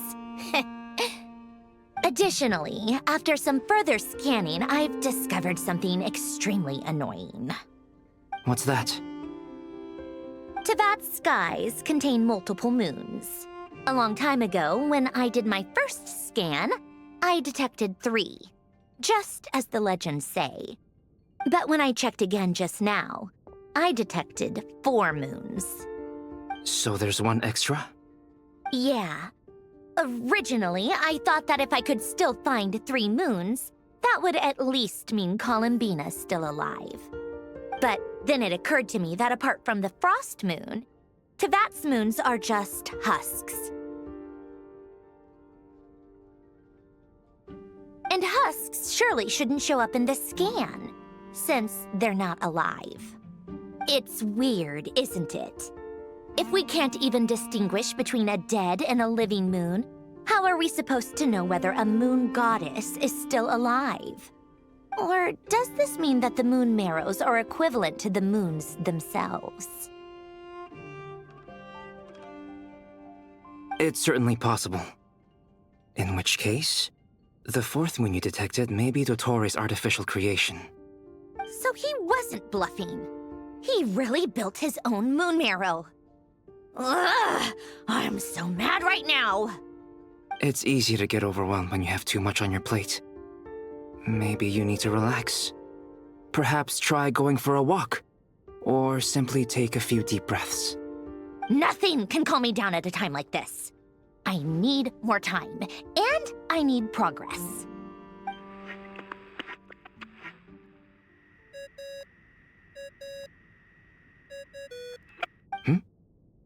It's Mr. Flynn's. I really hate that ringing tone. Ugh. First the 4 orthants of the Narcissenkreuz, then moon marrows. Now what? Oh, sorry if we're disturbing you. Might I ask what's troubling you? What do you want? We're busy. Are you still at the Curatorium of Secrets? Yeah. Look, everyone else is still out, so there's no hurry. Plus, I'm busy, so I would appreciate if you gave me some space. Even though we have crucial intel to share? Fine. I'm listening. Do you intend to share it via the Dodo communication device? Ordinarily, I would, but this is a unique situation. I think it's best that we discuss it in person. See you at the Curatorium.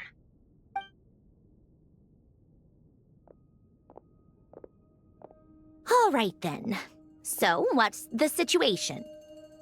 The rest of the team is still out working on their missions and evacuations, but we've decided to fill you in on the most crucial information first.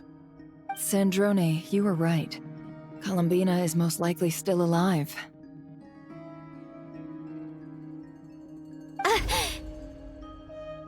That's the best news we've received in a while, by a long way.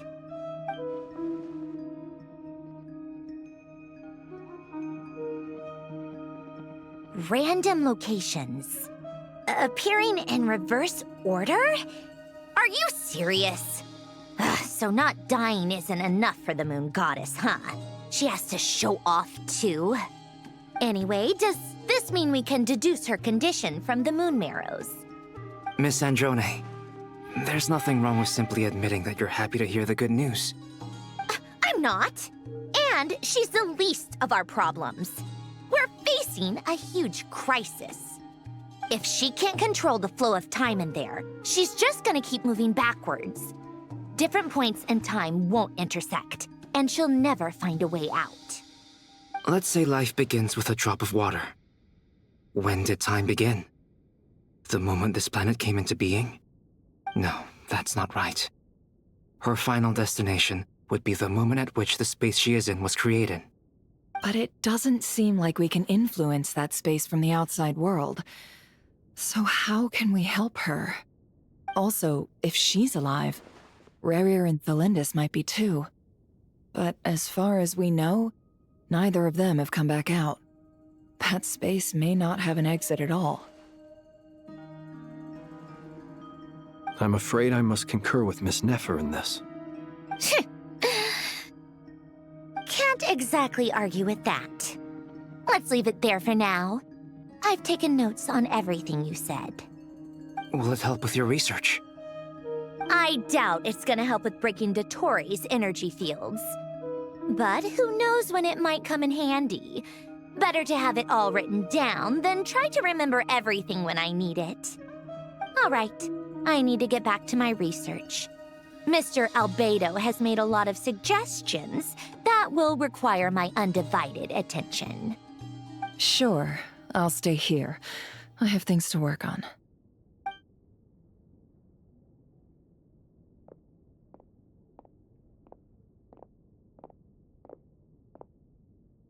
Paimon, are you there? Oh, right. She went with Varka to Natlan, didn't she?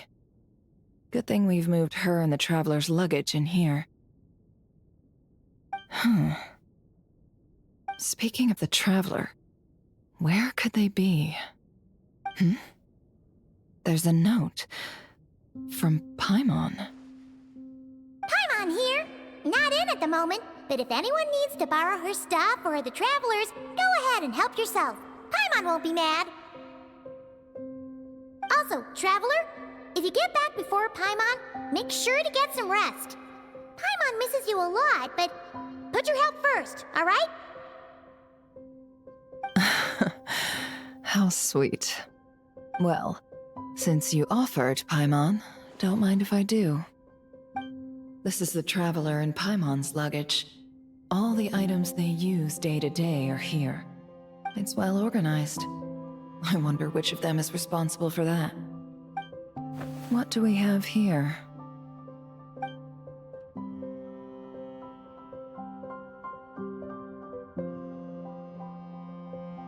The camera captured a special moment that can only occur between people who are close to one another. You can really sense how the photographer feels about their subject. I wonder why this picture was placed outside. Is it because Paimon recently looked at it?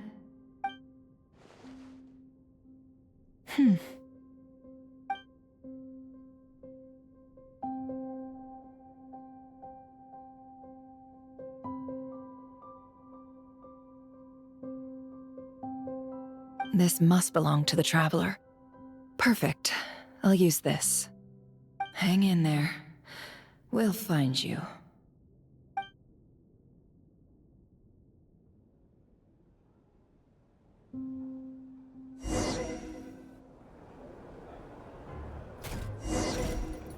Polonia. Search keyword world formula and bring me all relevant books.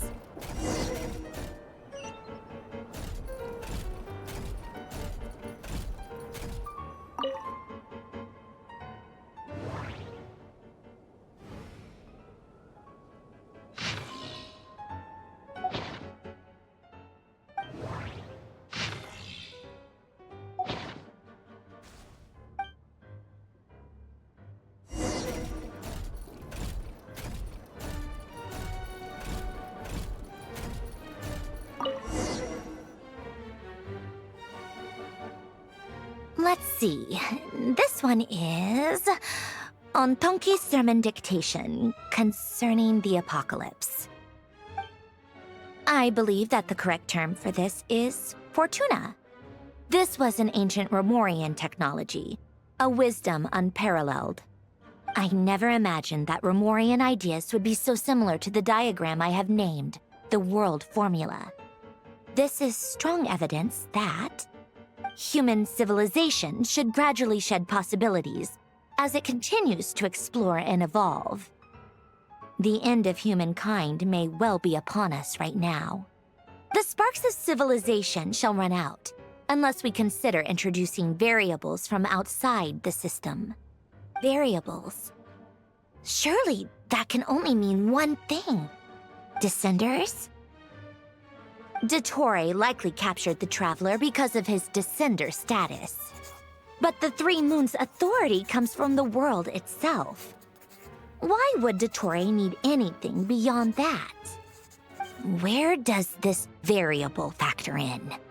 The world formula calculates the fate of an entire world. Introducing a variable would therefore give us...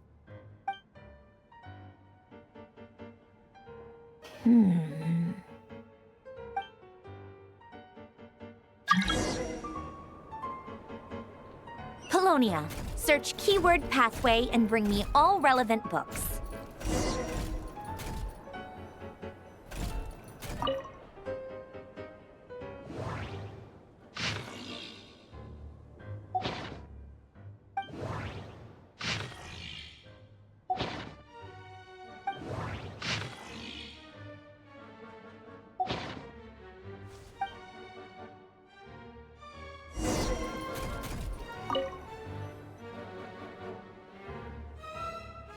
Otonki sermon dictation. Explications on the chemical marriage. These titles are pretty esoteric. Observe and compute the pathway displayed in the guidance diagram. Deconstructing and reversing its effects could generate potential ideas. So, it's one of Renee's draft lectures. Deconstructing the pathway. I suppose that could lead to a breakthrough.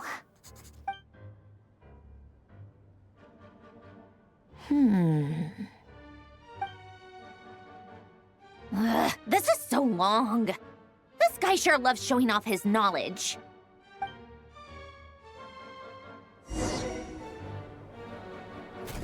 Polonia, search keyword tree model and bring me all relevant books.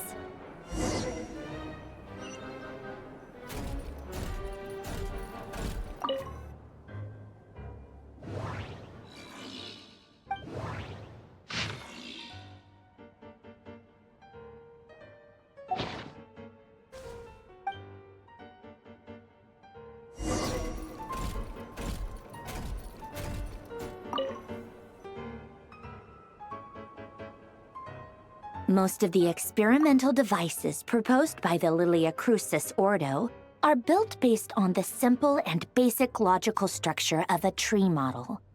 Lilia Crucis. Guess they were trying to cover up the name of the Nausitzenkreuz Ordo? When Duke St. Germanus departed, he said, "It seems that there's no going back." Alas, he is only a genius when it comes to machines. In all other things, he is but ordinary. Excuse me? I'm sorry. That's just ridiculous. What kind of book is this? Great Detective Herlock, the Alchemist and the Clockwork Saint? Isn't this a novel? Come on. Still, the author swears that they knew Renee well. Whatever. I guess it's not beyond the realms of possibility that Renee would say nonsense like that on occasion. Memory, wishes, souls, and persona. Frankly, this sounds more like occultism, but if Albedo vouches for it, I suppose there must be some alchemical basis to these techniques.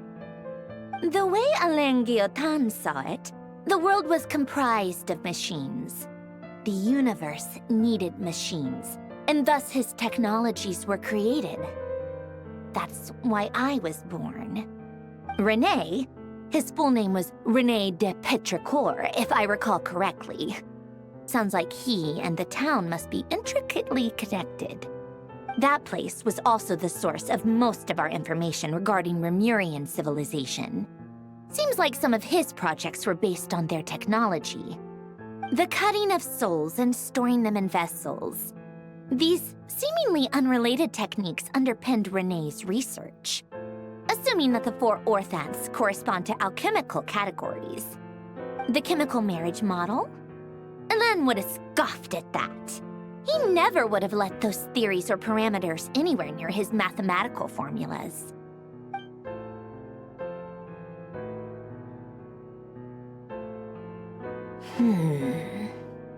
What was Elen's view on René? I know he mentioned the name, albeit very rarely. Oh, now I remember. Elen's old notes are here too. They mentioned René once. René seemed most out of sorts when he spoke to me. A lack of sweet foods has dulled his mind, I should think. Either way, his words are not to be believed. Yep, that sounds like Elen. My subordinates actually did a half-decent job digging out all these materials. Makes a change. Good for them. Some of Elen's old files are completely consistent with these records. He must have gotten them from the Tower of Gestalt. I never knew he got his hands on René's records that early. Heh, he may have kept them, but he never even attempted to use them. Didn't believe a word they said. Come to think of it, René's world formula was filled with calculations of constants. That shows he believed that the fate of the world to be predetermined. As for Elen... it's been too long. I forget what he said. What would he have said? A guy like him, fervent believer in machines, but not headstrong enough. The world can be changed. It is worth persevering. Yes, that's how he used to think at least. He created that procedure to save this world. Yet the scale of the world's fate proved too enormous. The result was beyond his ability to calculate. He died having never seen the outcome. And there I was, left behind in the ashes of his dreams. Did you really never take a close look at René's research? Or did you read it but deem his philosophy incompatible with your model? The very thought of trying to incorporate his ideas probably made you feel sick to the stomach. Well, don't worry, because there's a whole new category of lunatic in town. Next to Dottore, every other madman looks sane. You once asked me what I wished for. Should have asked him instead. He's the one pining for things you'd sooner die than witness.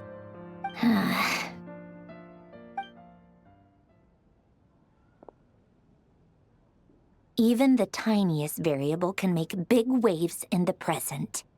Now then, allow me to put these incompatible fragments together in your stead. First, establish and verify the existence of the Great Circle. Absolute nihil on one end, absolute reality on the other. Now, search between these two extremes. Then, the construction criteria. Variables. The sparks of civilization shall run out unless we consider introducing variables from outside the system. Input variables. Traverse the world, space-time, and civilization, then extract the essential nodes from the records to determine which variables they point to. The primordial power that differentiated itself from the void. The power of light. Yes, light. Records. Hyperborea. This is horrendously complicated. After all that, I'm still missing a few variables. I need to think this through again. How do you think it looks, Polonia? Like the frenzied scrawlings of a madwoman? Fine, keep it to yourself. It's not like you can talk anyway. I'll assume you gave it a passing grade. I jest. But true madness does often start with trying to save the world. What would Arlecchino and Columbina think if they saw this incomprehensible hen scratch? They'd probably have me institutionalized. So would Rosaline. She's been dead for a while now. When I close my eyes and think back, I can still see her face. And that enormous dress she used to wear. Such a bizarre choice. What possessed her? Oh, and the clack-clack of those heels used to drive me insane. No one's asking me, obviously, but I hope you all know that I never wanted to save the world. I'm not crazy. I don't have delusional ambitions, and that's a clinical fact. The world needs a solution, but I don't need the world's validation. It's the world begging me for answers, not the other way around.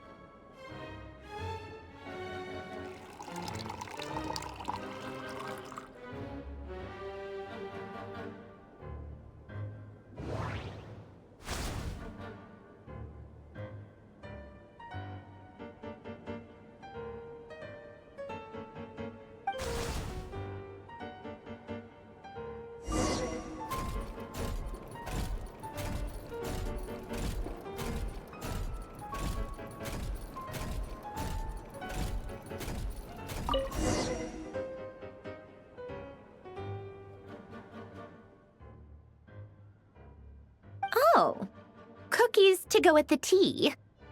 Let's see. They must be from that person who brought those documents. I see they're from Hotel de Boer. Something's written on the box. We are proud to present this homage to the Fortress of Meropede's fun-filled mill collection system. Fortune cookies. Have a lucky start to your day. Sounds like a dumb gimmick to me. Be early to bed and early to rise. Get plenty of sun and drink plenty of water. Then things will surely go well for you. What? Are you kidding me?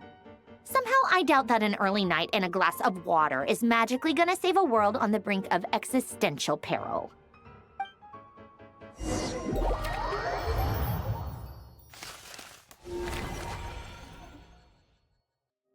Lady Arlecchino, word has reached us that Lady Marionette's troops are all in position. They are ready to act as soon as the order is given. Excellent. The only thing is, they are fewer in number than we expected. It looks like many of them must have lost their lives at the hand of the monsters released by the Doctor. Can't be helped. Allow them to join our ranks and keep in contact. As you wish.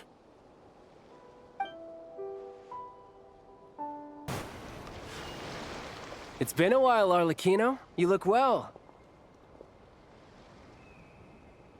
Did Dottore really have to build his lab right on the sole path between Snezhnaya and Nodkrai?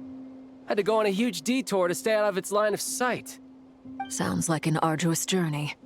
I assume you've brought word from Her Majesty? Of course, all part of the job. Firstly, the Tsaritsa has authorized Fatui Internal Affairs to review Dottore's case. They will reach a formal verdict on whether he has turned traitor and whether he poses a threat to Snezhnaya. While they're working on that, I've been ordered to come and receive the refugees from Nodkrai. They are nearby. My team will escort you to them shortly. Great. Aside from that, Her Majesty has a message for you and Sandrone personally. Huh? Where is Sandrone? She stayed behind to work since I was making the trip anyway. It seemed sensible to have one person on standby at base while the other came out to meet you. All right, guess that's just how she rolls. In that case, tell her that the Tsaritsa's decree this time is pretty awesome sounding. I think she'll like this one. Still, I wonder what... Wait, what's that? Did one of our troops turn into a monster? Take him out.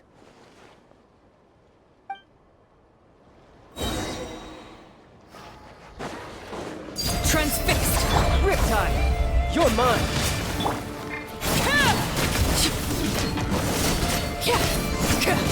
You've gotten stronger, Arlecchino. Nice. Stop that right now. I appreciate the praise, but I am not fighting you today. I knew it.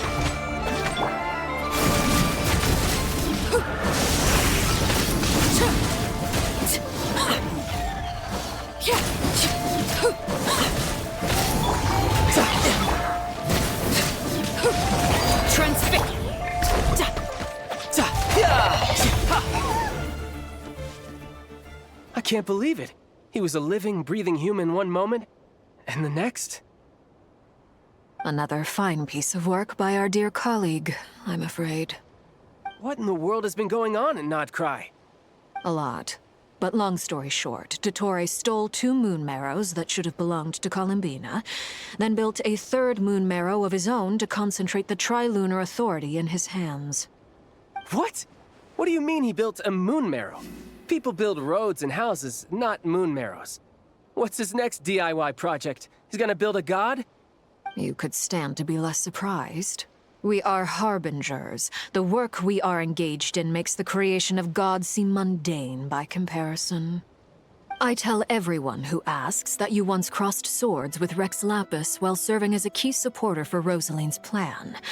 But right now, you're acting like a common adventurer. Thanks for speaking up for me. Those 2 really took me for a ride back then. Then again, surely no common adventurer would manage to get tangled up with them the way I did. That's gotta count in my favor, right? It almost sounds like you wish to repeat the experience. I might have to lower my opinion of you. No. I'll stop talking. Please, go on. Dottore is currently still experimenting with his newfound power in ways that continue to corrode the outside world. As for the human mutation, I believe this is simply a consequence of his experiments, and not a strategic move. That radiant beast was once a subordinate of Sandrone's. I suspect he was only allowed to live so that he could become an experimental subject. Also, those of us who fought Dottore have been afflicted with a curse. As such, I cannot leave Nodcry. This is so much worse than I thought. No wonder Her Majesty's decree is so extreme. While these exceptional circumstances persist, the Harbingers are hereby authorized to use unilateral executive powers. Should Dottore pose a threat, Arlecchino and Sandrone are permitted to eliminate him. My thanks to Her Majesty. I will pass these good tidings on to Sandrone. Her Majesty has also declared that she will refrain from launching an attack on the now evacuated Nodcry due to the presence of unretrieved research material. A wise decision. By the way, how's my old partner doing? I'm assuming they're with you? Partner? You mean the Traveler? I'm afraid I have bad news. He was captured after our failed assault in Dottore's lab. His whereabouts are currently unknown. What? Why? Since when does Dottore have a bone to pick with him? That is indeed the question. I'm not sure he does. He must have some other goal in mind. This won't do. I have to rescue him.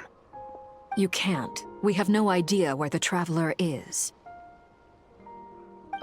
What am I supposed to do then? Stand here twiddling my thumbs?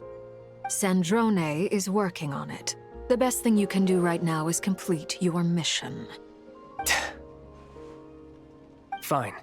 I guess I'll leave this to you then. One last thing. Tell the Rooster to get the message out to the gods and citizens of every nation in Teyvat. Beware. An uncontrollable pollution is spreading forth from Nodcry.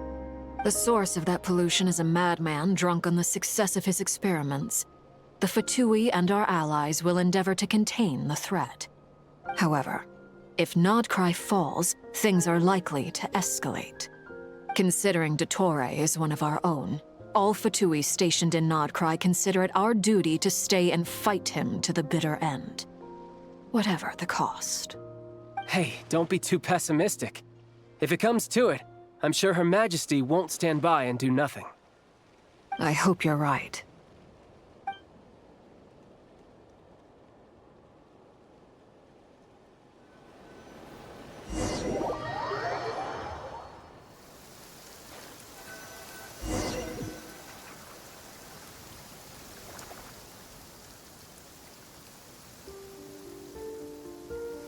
You're right on time.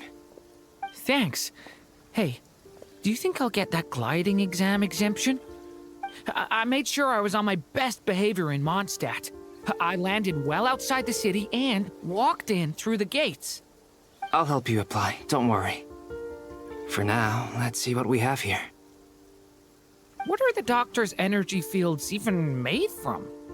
The usual attract and repel principles that govern Kuvaki don't seem to apply to them. They are very mysterious, but ultimately, they appear to be comprised of energies from the 3 realms. Thanks to research by Master and the Hexen Circle, we know that Tevat's 7 elements are derived from the more primordial power of the Light Realm, which is antagonistic with the power of the Void Realm. Since you have the power of the Dragon Durin within you, I'm sure you can already tell that this energy field contains no abyssal energy. That's true. It's not abyssal energy, it's something pure, wild, and untamed. I've been thinking about something. Do you still remember the device that Dory supplied from the Academia when you and Miss Columbina fought Rarier? That was one of the most marvelous feats of ingenuity I've ever seen. The design, the craftsmanship, the material selection. I couldn't fault any of it. Not to mention the operating principles. Surely the most ingenious feature of all. Dory didn't go into detail on how it functions, but I have a working theory. The clue was that Miss Columbina was somehow able to use the pyro energy that you provided, despite the fact that, as a moon goddess, she should only be able to use Light Realm energy in principle. Now, all elemental energy is, of course, derived from Light Realm energy to begin with. Hence, I suspect that the device works by restoring elemental energy to its original state. This presumes a theoretical model of the 7 elements akin to that of light refracted through a prism. Perhaps it is no mere analogy. Maybe there is indeed a prism in this model. I almost wonder if the idea for the device was conceived based on direct observations of said prism. It would explain how such an ironclad design concept was achieved. It is at once a masterwork of engineering and a groundbreaking application of the Academia's latest elemental theories. I suspect only Lesser Lord Kusanali herself could have devised such an ambitious technology. But back to the energy field before us. If this is pure Light Realm energy, its relation to elemental energy is one of integration versus division. Or you could say that the former contains the latter. Could this mean that elemental energy can dilute the power of the Light Realm?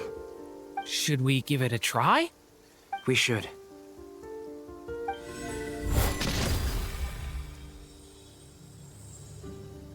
Ha!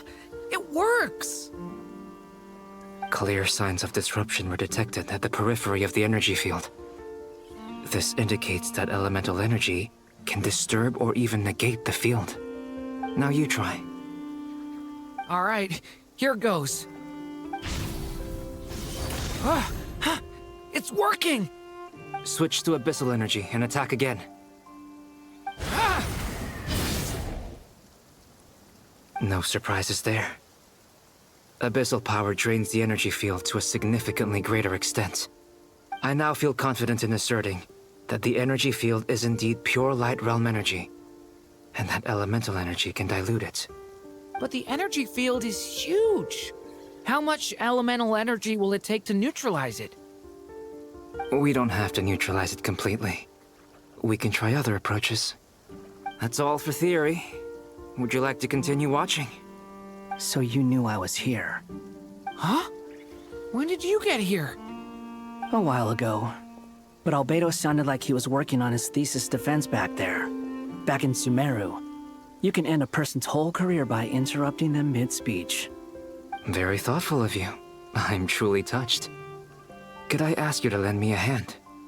With what? A little test.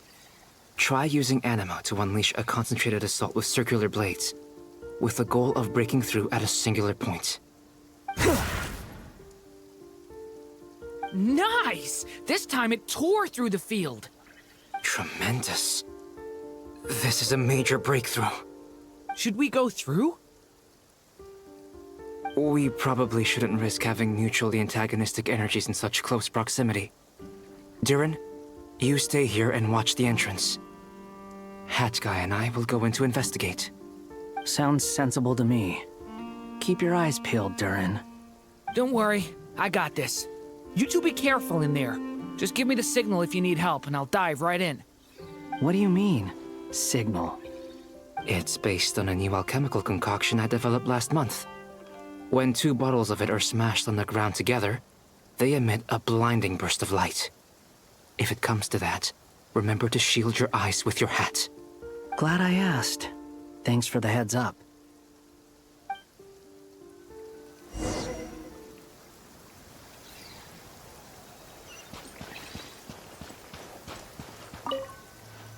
Like I thought.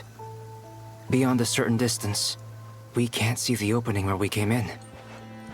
Maybe that's to prevent people from escaping. Sounds like Dottore style to me. Not much has changed. Things are basically the same here as they were before the energy field appeared.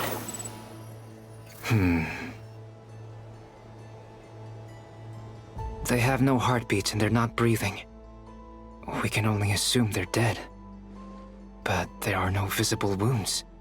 Also, there's an animal squatting next to each body. It's watching us. That's not an animal's gaze. What are you trying to tell us? Doesn't seem eager to talk. I guess maybe it's just an animal after all. Let's keep looking around.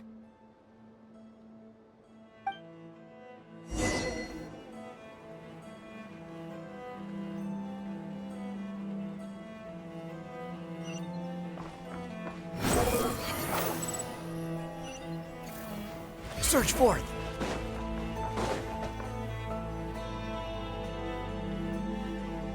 Same situation everywhere. Not a living soul in sight. Just countless bodies with animals standing watch over them. Well, I think we can safely rule out the possibility that they're all pets. Is skirting around the topic your way of showing consideration for other people's feelings?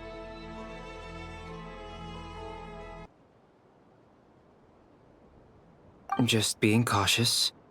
I don't doubt that you can handle the truth.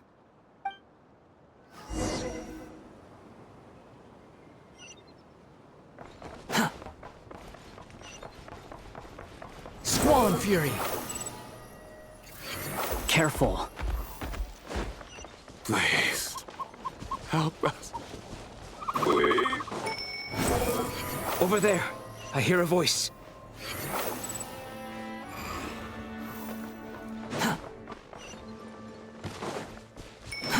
Too slow.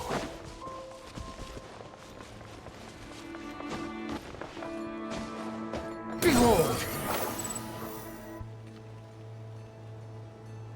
Please, help us. Please. What happened here? I don't know. Suddenly, everyone collapsed. Then my line of sight got lower. I still have some of my senses left. I gotta get out of here.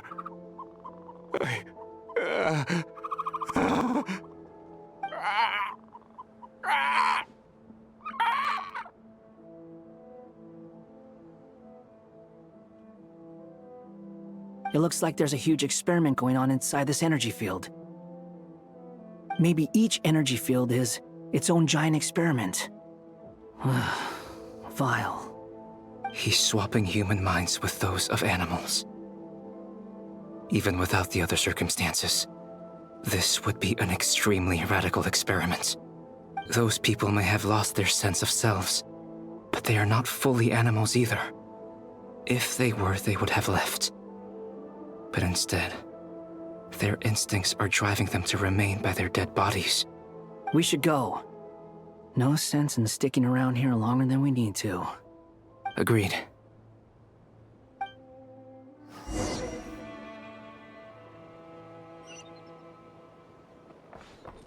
Squall Fury!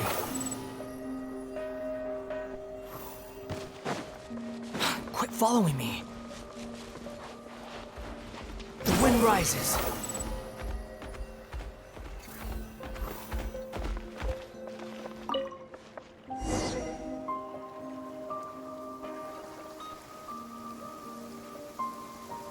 Ah, you're back! Everything okay? We saw some things that take a strong stomach. Otherwise, we're fine. We should share our findings with the others.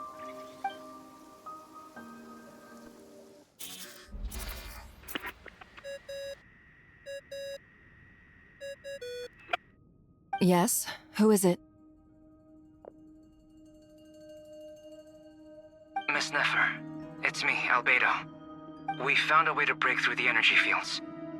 With enough control, it's possible to tear them open using elemental energy. Also, we managed to take a look inside. Dottore is carrying out his cruel experiments on an immense scale. Any residents who have failed to evacuate in time will likely meet a grisly end. Sounds like he's living down to our expectations. Might I ask how things are proceeding on your end? I'm just about to get started. I'll be in touch once I have a result. Understood. Stay safe. I will.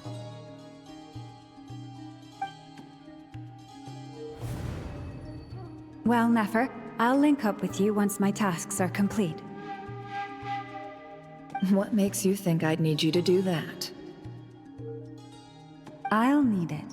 And considering the way you approach certain matters, I think you'll be better off with me present.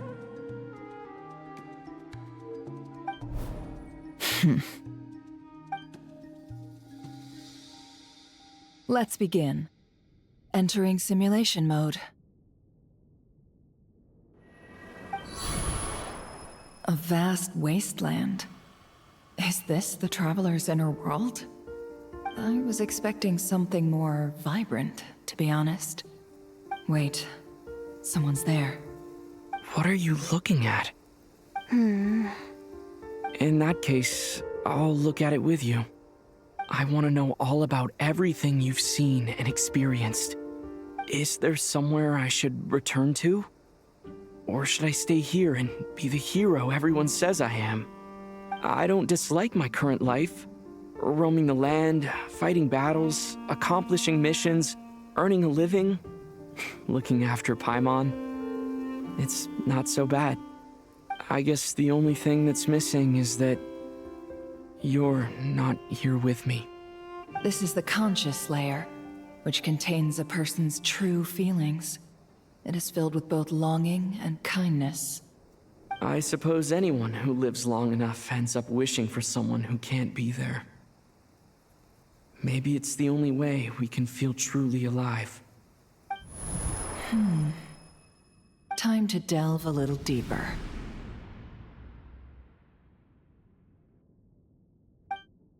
Nasha Town is hardly the optimal choice for a place to live, but it has character and a reasonable population density. What are you trying to say? Oh, don't be nervous. I was just thinking where might make a good starting point for your journey. Perhaps I should send you further afield. Conria, perhaps. Conria ceased to exist long ago. Once again, you fail to understand the possibilities that the Tri-Lune creates. Anything that has existed in the past, I can now recreate. You simply do not wish to see that happen. That might be because you miss your sibling and fear getting answers that you are not ready to learn. But this is not for me to judge. If we are to collaborate, we need to maintain an amicable relationship. In a moment, you will be able to... Oh no. What are you...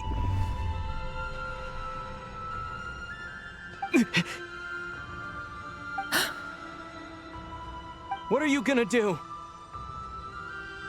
Don't move. Something unwanted has crept into... Oh? Gone as quickly as it came.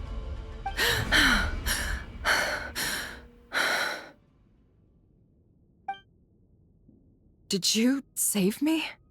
If I hadn't cut the connection, Dottore might have caught you from the other side and destroyed you.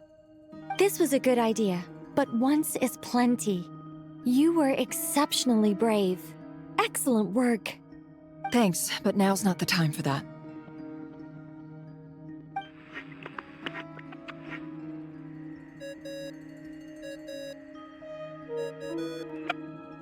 Albedo speaking.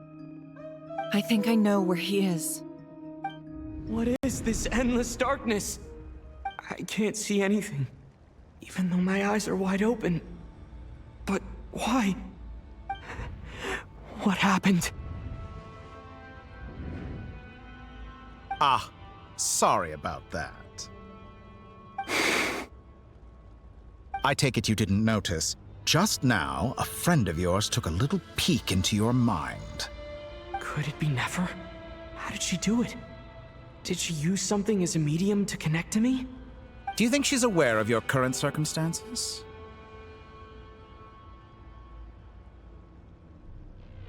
Oh dear. Have I stunned you into silence? I only wanted to slow down your time a little so I could stop your intruder in her tracks. It would have been nice to capture the spy. I must say, I'm finding the ability to adjust the flow of time rather intriguing. The moment you closed your eyes, time seemed to grow impossibly viscous, didn't it? A whole month passed before you opened your eyes again, but only for you. No one else was affected. I dare say this is something only a god can achieve. Point taken. You've proven once again that you have god-tier powers. Oh, you misunderstand. This wasn't about proving a point. I was testing things out. I find I learn best by doing, and I have to admit, time is not the easiest dimension to control.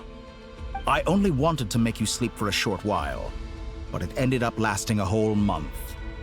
Clearly some finesse is required to wield the authority over time as I wish. I hope you're not angry with me. It was only a month's discrepancy, nothing too serious. Had I been off by a year, a decade, or even a century, that would have been quite a different story. You could have frozen me for millions of years. So much for collaboration. You aren't showing much sincerity. Millions of years? To what end? I wonder if you don't understand humans all that well. They are very pragmatic creatures who understand only that which they can perceive with their senses. If I had you sit here for a week, I imagine people might sympathize. But if I left you here for 100, 1,000, or 10,000 years, the sheer size of that number would cause it to lose all meaning to them. They would not have the capacity to comprehend your suffering, and thus they could not empathize. Unfortunately, while gods do exist in Teyvat, it is ordinary humans that account for most of the population. Their lifespans are so limited, their bodies so fragile. Did you ever really hope that they could begin to understand someone like you? Your long life and unique origins make you fundamentally different from them. How long will it be before they start to treat you like the alien you are? Before you are ostracized, outcast? Alien? Even I feel bad for you sometimes. This world has made you into a slave. So many times you have served its will, and not once have the powers that be ever thought to grant you the one simple thing you wish for. You have been treated most unfairly. I can change that. I will grant you special privileges and give you back the status you rightly deserve as a descender.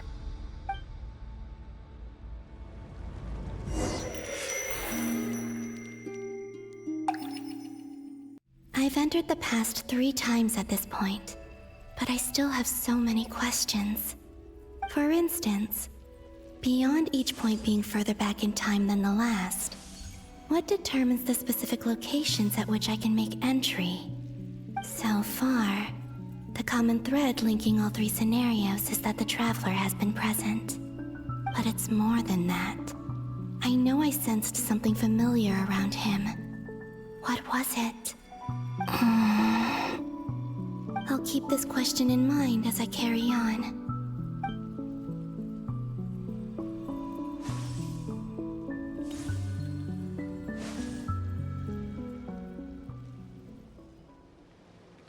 Humans, you never change. Always trying to use powers you neither comprehend nor control. This looks like Star Sand Shoal. Was this before Rerir regained his physical form?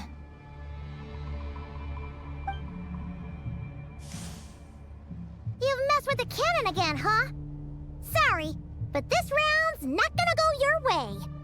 The cannon. That's right. I was at Silver Moon Hall and I sensed an abnormal Kuvaki fluctuation coming from Nasha Town. And right after that, came an ominous power emanating from Star Sand Shoal. My body was once torn into countless pieces and hurled into the swirling chaos of time itself. But even so, my life and will were not extinguished. I wonder if I could try to prevent his resurrection. But how would I do it? What can I do, here and now? Traveler! Behind you! Look at that light!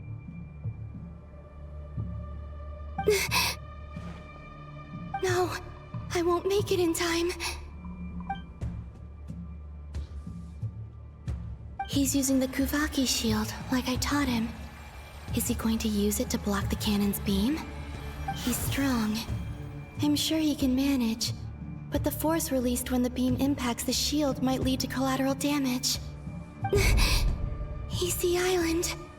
The Frost Moon Scions will be exposed to lethal levels of Kuvaki. A question, if I may. Kind Miss Columbina. When the cannon's Kuvaki beam was deflected earlier, I saw several bolts of energy streak toward Hisi Island, only to be blocked. Did you also have a hand in that? Maybe that really was me after all. Well, future me. But I don't know if I have enough power left. Sigi sato pasa sais, niti ipotuvtos. There's no time. Osestikos paratin tiran to risuiku, to pirto aithion feraton. I have to make it. Oh, Frost Moon. Oh, great land.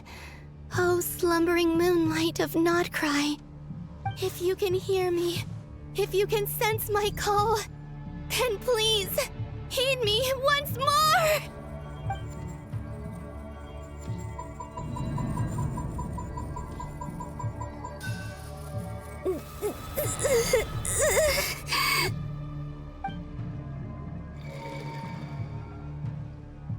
Did it work?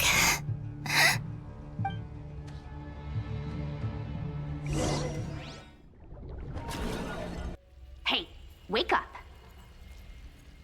Hey, did you hear me? Columbina, I said wake up now! Oh, good morning, Sandrone. It's 3 in the afternoon, actually. And could you kindly not use my quarters as your personal nap room next time? But I feel so safe here. And your coffee, right? It's so bitter, but it smells lovely. It's like you were raised by wolves in a forest or something. What did you drink growing up? Grass tea? The Frost Moon Scions certainly led a more frugal existence than the Fatui. Then I'll bet you've never eaten one of these before. It smells delicious. That's because it's a Fontanian recipe. I had a little free time today, so I made a batch. Rosaline will be here shortly, but if you really can't wait, I guess you can go ahead and... Hey, at least let me finish before you start eating! Did the Frostmoon Scions not teach you basic table manners? Or did the rules not apply to you because you're the high and mighty moon goddess? These are so tasty. Of course they are. I made them.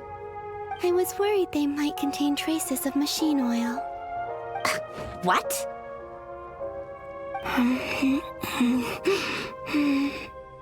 You know, there's something I've always wanted to ask you.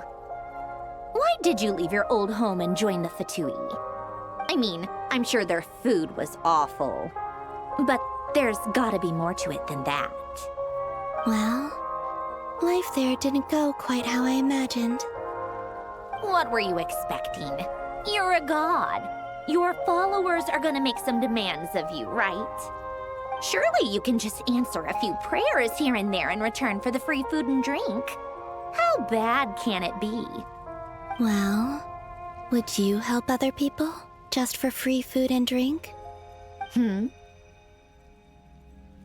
The doctor told me that you were created by a great mechanic, Lord something Fisher. The Lord Artificer. Ugh, some people can't keep their mouths shut. Oh, Lord Artificer. And didn't he have something to do with the, narcissist? Narcissenkreuz Ordo. Yes, that was it. Narcissenkreuz Ordo. So, would you try to fulfill their wishes? You must be joking. I wouldn't go even if they paid me. I don't even know them. Exactly. Well, I felt the same way. I did not know the people who made demands of me. What do you know? We're on the same page for once. In his later years, Alain did ask me if there was anything I wanted to do. If I had any wishes of my own. Well, I don't. And I'm not in any mood to fulfill someone else's either. Who's Alain? He was the... You know what? Never mind. You're not gonna remember. Anyway, the point I'm trying to make is, neither of us is the self-sacrificing type. Let me ask you this. What sort of place would you like to live in, if you could choose? A place where people don't ask me for things I cannot give them. Where they don't worship me, or fear me, but just want to chat with me like a normal person. I'd also like the freedom to come and go as I please. And ideally, it would be somewhere with the smell of coffee and snacks.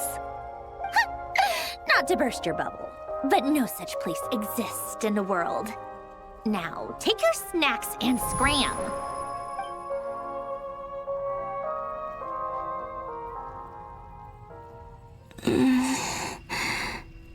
Did I? Of course. I'm back here again. I dreamed of events from my past. Sandrone. Traveler. I miss you all so much. Back there.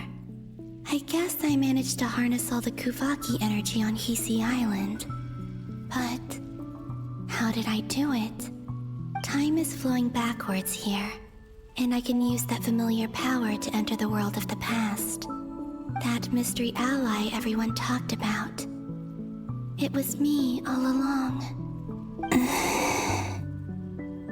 I can sense that there isn't much more power remaining up ahead. What lies at the end of all of this?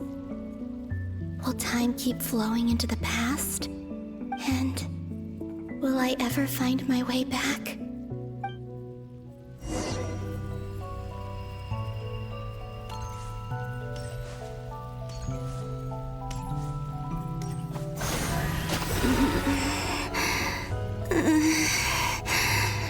It's getting harder and harder to use my power. I'm no match for the Abyss avoid the contaminated fragments.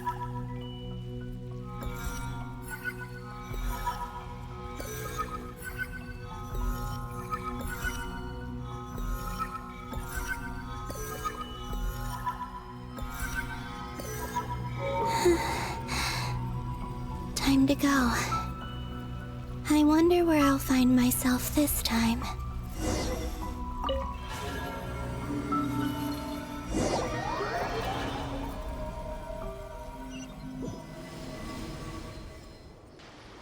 The Final Night Cemetery.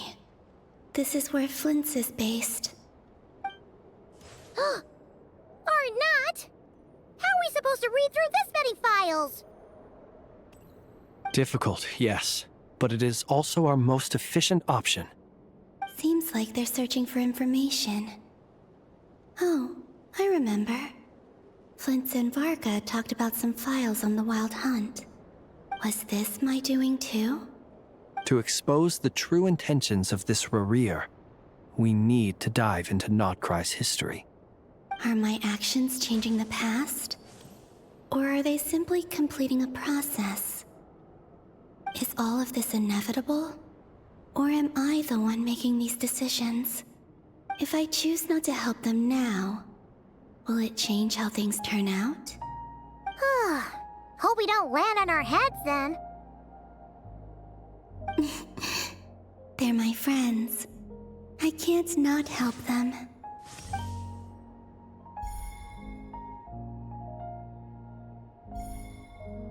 Ghost!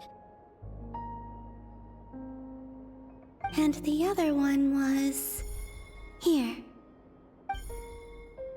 Hey! Another file's moving!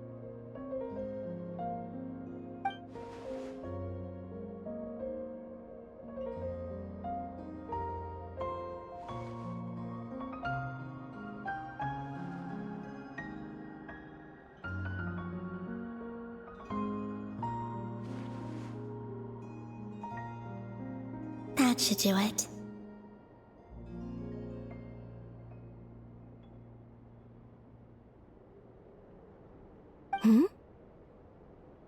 Luanatar? You can sense my presence? Wait!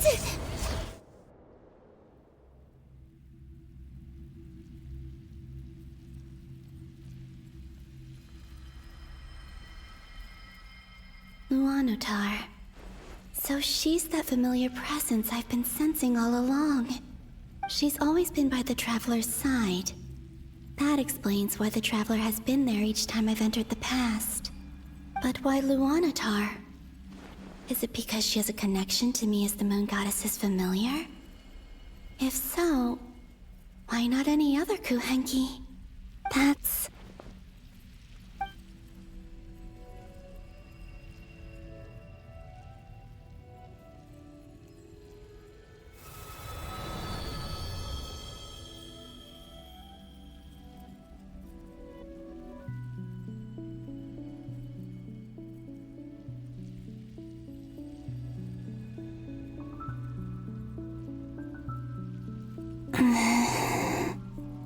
I cannot sense any power up ahead. Just a void, stretching out into infinity. This is likely my final chance to enter the past. It's now or never. I have to find a way back.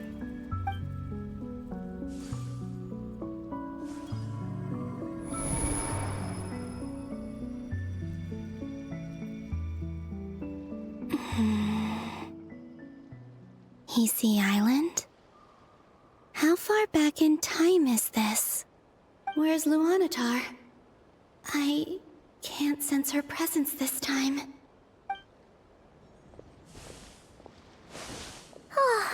Seeing Enefa and Aino reunited like that sure was heartwarming.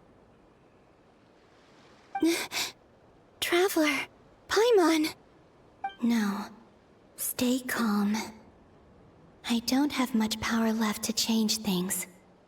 I don't even have that much time left here. Think, Columbina. How do I find a way back? A way back... to To where? Do I go back to Moonprayer Night? Or to the future that followed? And if I return in my current state, what will become of me then? Dottoro's actions that day proved that he'd been planning that for a long time. He had already seized the power of 2 moon marrows before capturing me. Even if I managed to get back, how can I fight against him when he wields the Tri-Lune Authority? I can't. If I go back like this, I'll be playing right into his hands. I have to find some way of rivaling the power he has usurped. Wait. Time flowing backwards. The Tri-Lune Authority. Does that mean... I think I know what the final destination of this lunar reflection might be. I know what I must do. Speaking of homes, we must already be close to where the Frost Moon Scions live. The vibe here feels different, just like the scenery. But how do I communicate my plan to my friends? Should I write it down here? No. Someone else will see it. I need something with a close connection to me. Something I can use as a medium to tell them what's happened to me in here.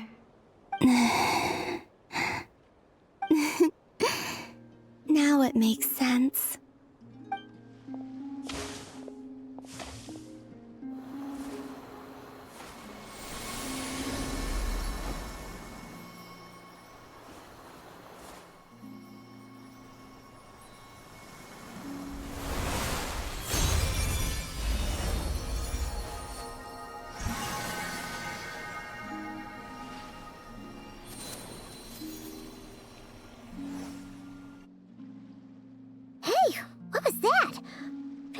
Some sort of breeze blew by, and then the petals suddenly turned into... Huh? It was I who brought Luanatar into being. I gave up a piece of my own soul to create her. That's why I could sense a familiar power from the moment I entered this space. It also explains why she's been present in every past location that I've entered. Because we have a deep connection. Hey there! What's your name? And the reason why there are no more gates to the past after this point is that Luanatar hadn't been born then. No wonder I sensed the trace of a blessing when we first met. But I still didn't recognize the soul hidden within you. Back then, I was just a little lost dove. I had yet to become Columbina Hyposelenia. Go on now. We've got stuff to do. Best you find someone else to hang out with. Hey, you scared it off. I'll be counting on you. Remember to stay by the traveler's side, guide him, and help him in my stead. Oh, and bring him to the garden where the Moonprayer blossoms grow. There's a little lost dove there who will need his help.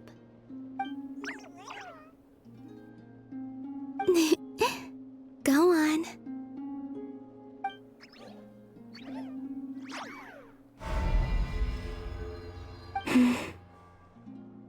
You too. Go and live your story. As for mine must go in a different direction.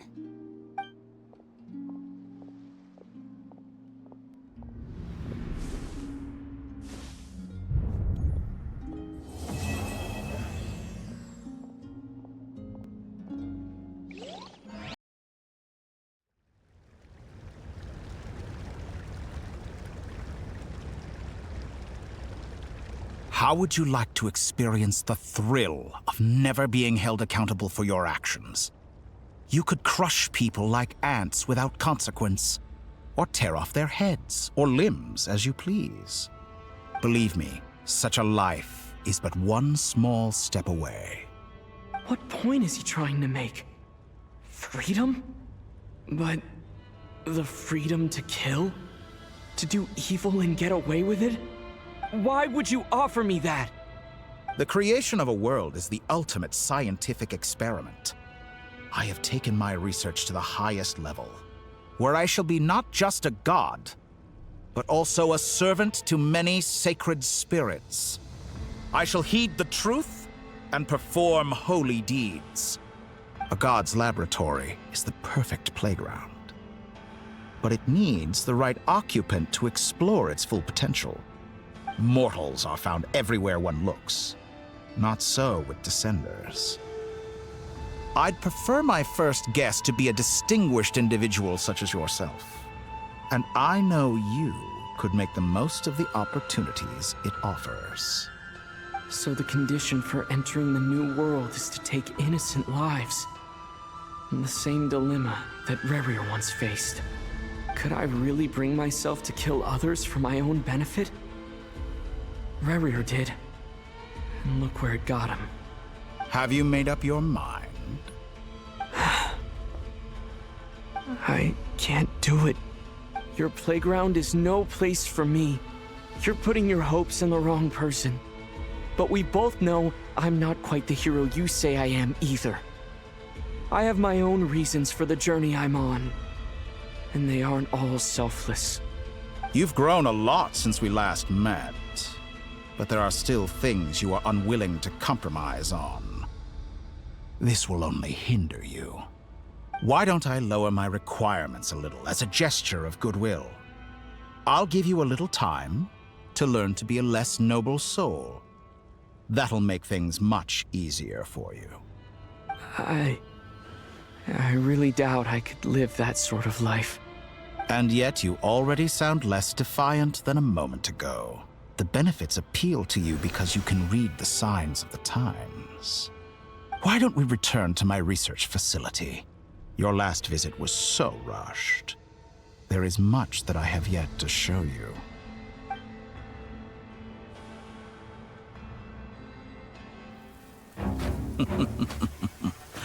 Now to that question, Heroes don't attack from behind. Guess I'm no hero. This is most disappointing.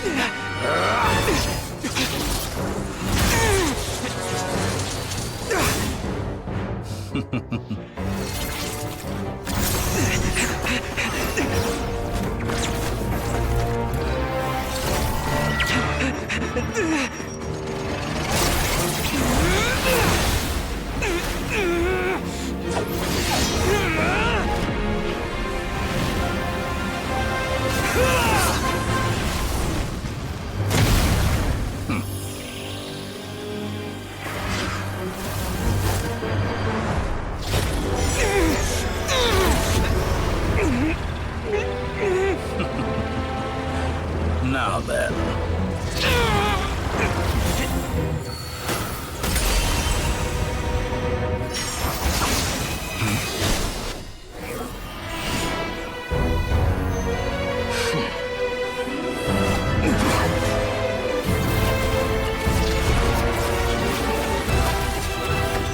A new face.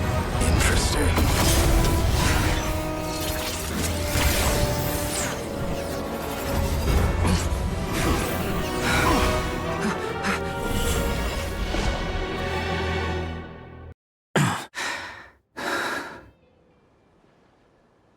You're still gonna call me Hack Guy after that, huh?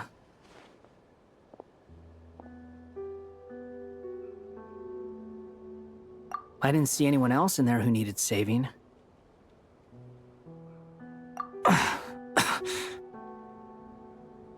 It's nothing. I'll be fine.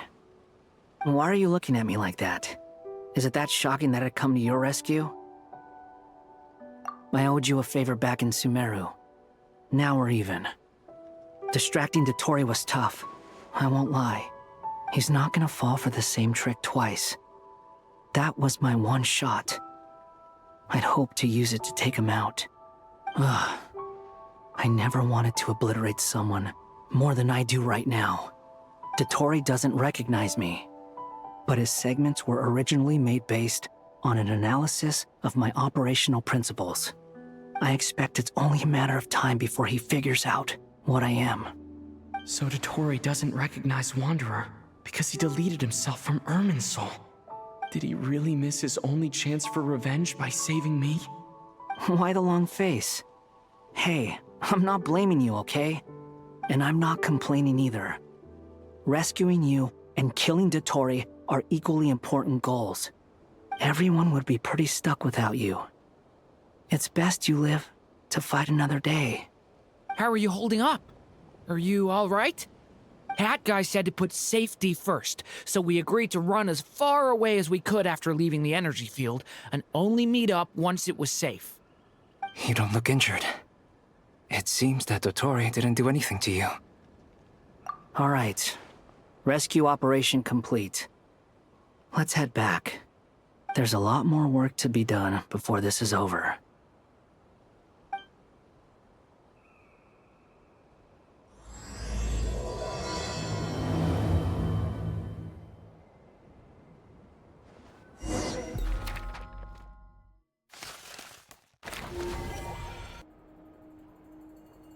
Understood.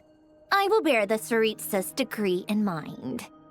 I don't see what's so awesome about it, though. Does he really think everyone else is as immature as him? I'm not stooping to Tartaglia's level. I thought you might say that. How's your progress? Quite promising, actually. That alchemist Albedo gave me a few ideas. Remember how I asked you to look up some files for me? That stuff on the Nazi-Kreuz Institute. René de Petrichor and Jakob Ingold. Alain Guillotin despised René's theories and methods, but he never managed to come up with better alternatives either. So I adopted some of René's ideas. I thought Alain was like a father to you. He and René were mortal enemies, were they not? And what would you say if Lenny and his friends one day learned something useful from someone you utterly detested? I would applaud them for it. That would mean that they have surpassed me. For all we know, Alain Guillotin might have thought the same thing. Not that it matters, though. He's dead, and I'm alive. So it's my call to make. Once you die, it doesn't matter how great you were in life. Only the living get to decide what happens next. Hey, come on out. They're back. Huh?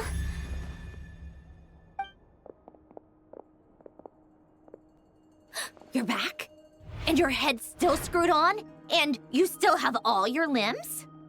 What does it look like? Way to keep your composure, madam. Excuse you. I am perfectly composed. Glad you're okay. Yes, it's a huge relief. Worry? Oh, yeah, right.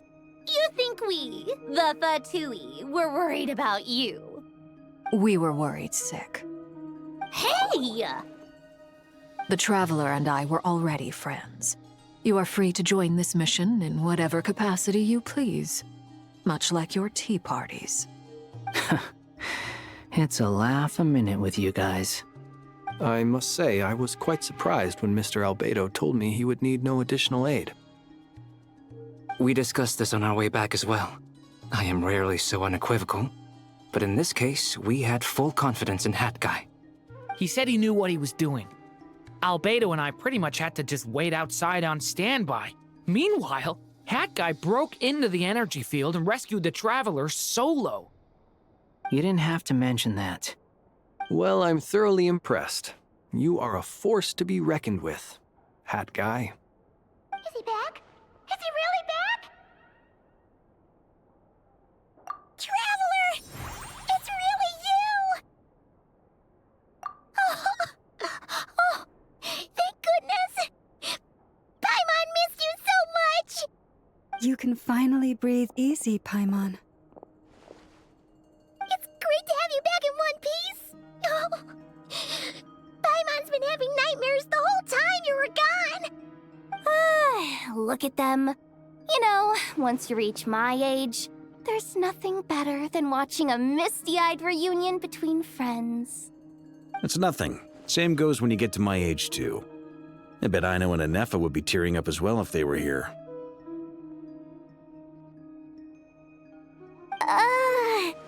Varka, I'm not sure Anefa can cry. Oh, yeah, good point. Hey, your eyes are looking a little red and puffy. Come here, let's hug it out. What? Ew, no! No, thank you. You're not my dad, okay? Knock it off! Everyone, I'm sorry for all the trouble I caused you. But the silver lining is, I didn't come away from this ordeal empty-handed. While I was being held captive, I learned a lot about Dottoro's current capabilities, and what he plans to do with them. Allow me to explain.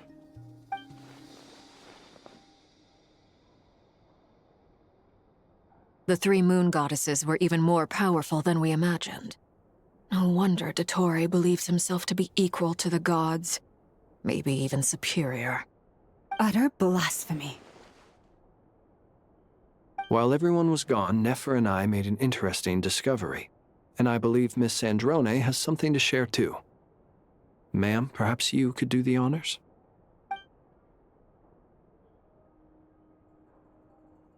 Called it. Getting rid of a pesky troublemaker like her is like trying to clean up after a crumbly cake. Our next step is to find a way to bring her back. A place where time flows backwards, with no destination in sight. Surely it must have been created for a specific purpose. But I fear the answers are buried deep into VIII's history, held by great powers beyond our reach. It sounds like she's on a specific path through time, just traveling in the opposite direction to us. The question is, where does that path lead? Or will it keep going to infinity? We considered that question as well. Strictly speaking, time is not infinite. Indeed not. Every road has an end. Nicole! You sure loved quietly sneaking in mid-conversation. I do, in fact. It's something I've always done at our mages' tea parties. Quiet, mysterious, and persuasive. You wonder what lies at the end of her road.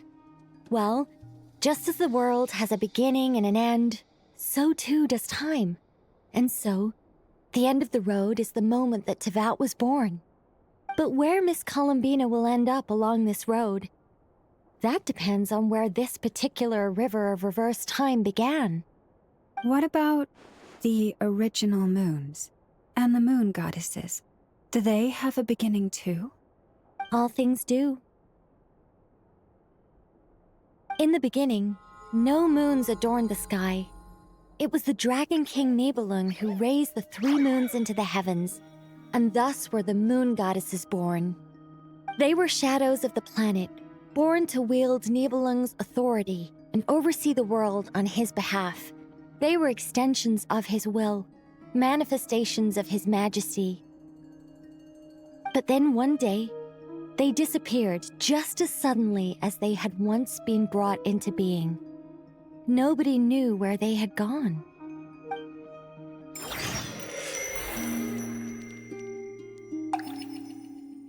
Like I thought. No more paths back to reality have emerged since. But how can I be sure that I'm going the right way without scenes from reality to keep me on track? I can't even be sure of how long I've been walking for. The further I travel, the less stable this space becomes.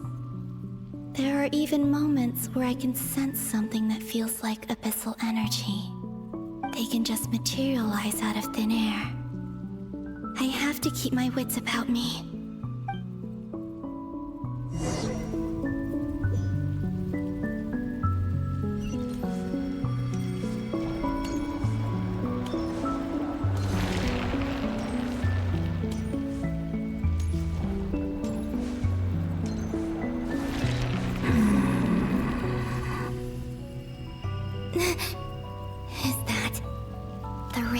of Solnari?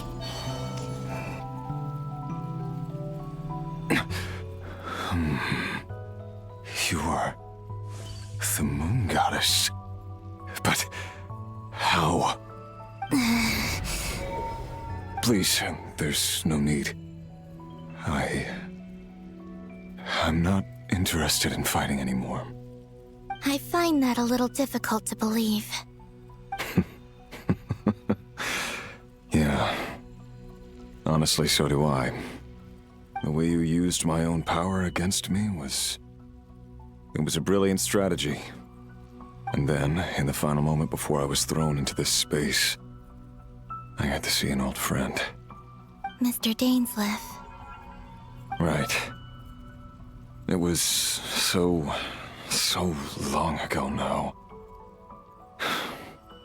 But we were friends once.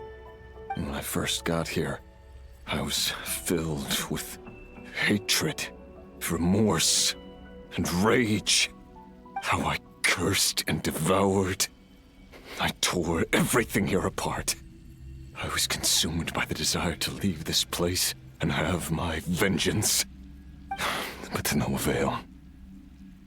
This is a place with no exit. This is the second time I've entered this space. Though I have no memory of the first. I was torn to shreds the moment I entered. But this time I survived.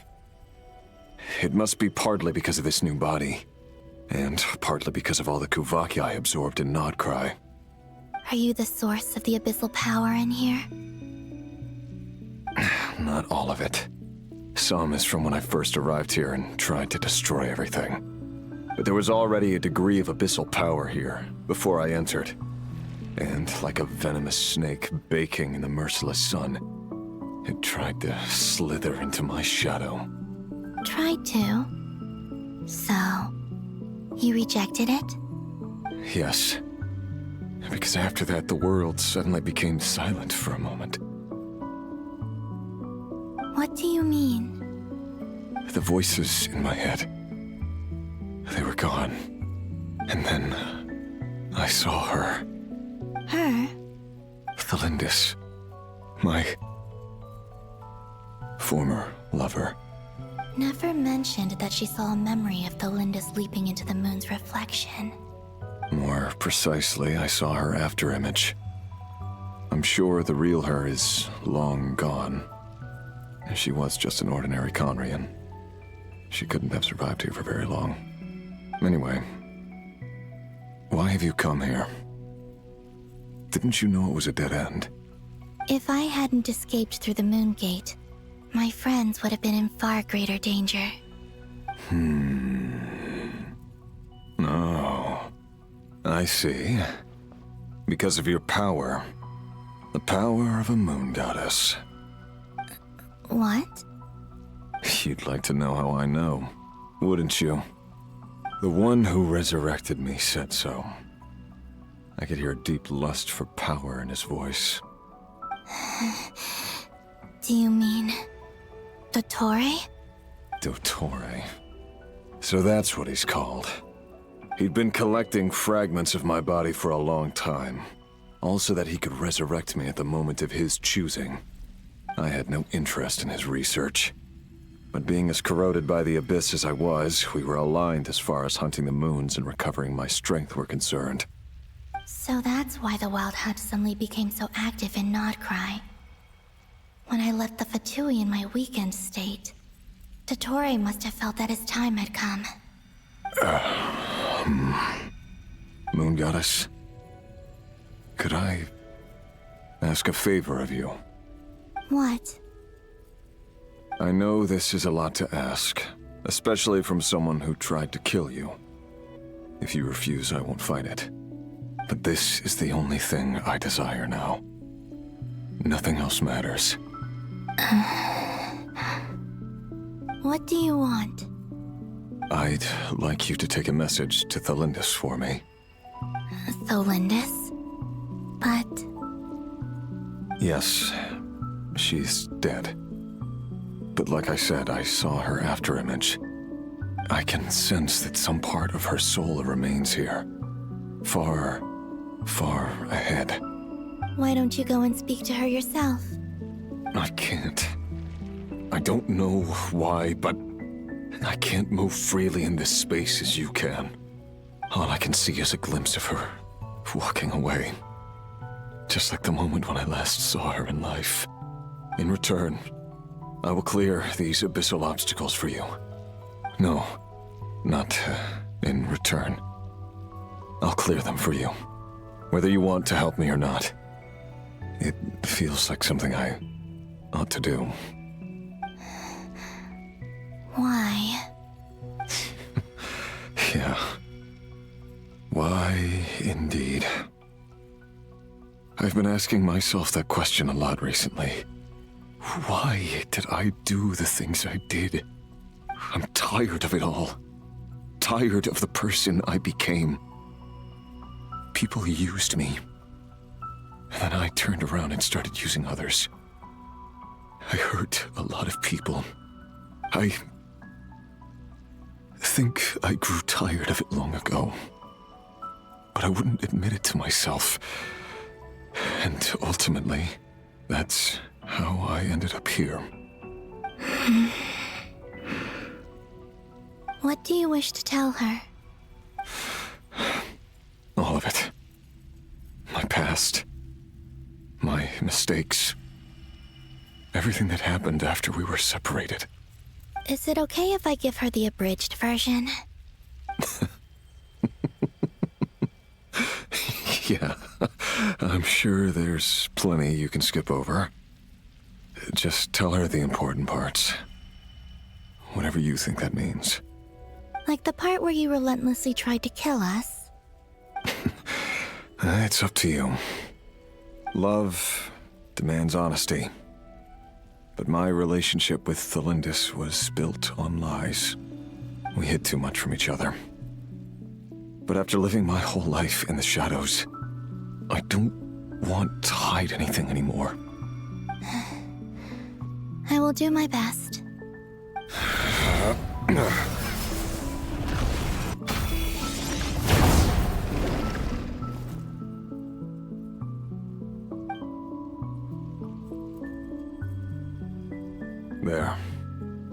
The abyss will no longer stand in your way.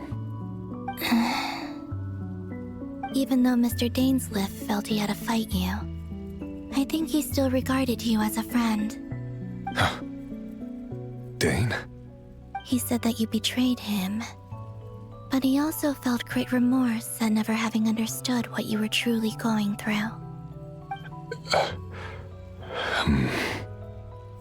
Why tell me this? Because if he'd known that someone could take a message to you, I believe that's what he would have said. Thank you. It means a lot. I know this will sound strange coming from me, but don't die, Moon Goddess. I can tell that you're determined to get out of here.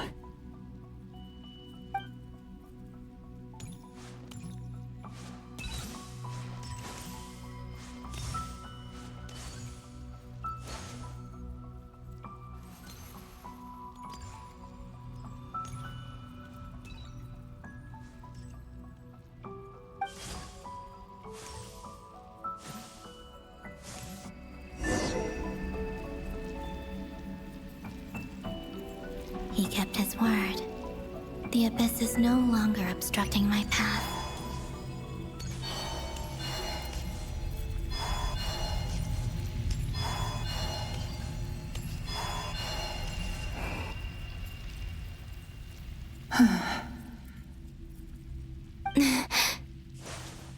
Is that the Lindis? She wasn't far off at all. And yet, they can never meet. Hello, Miss Thelindis. Who are you? How do you know my name?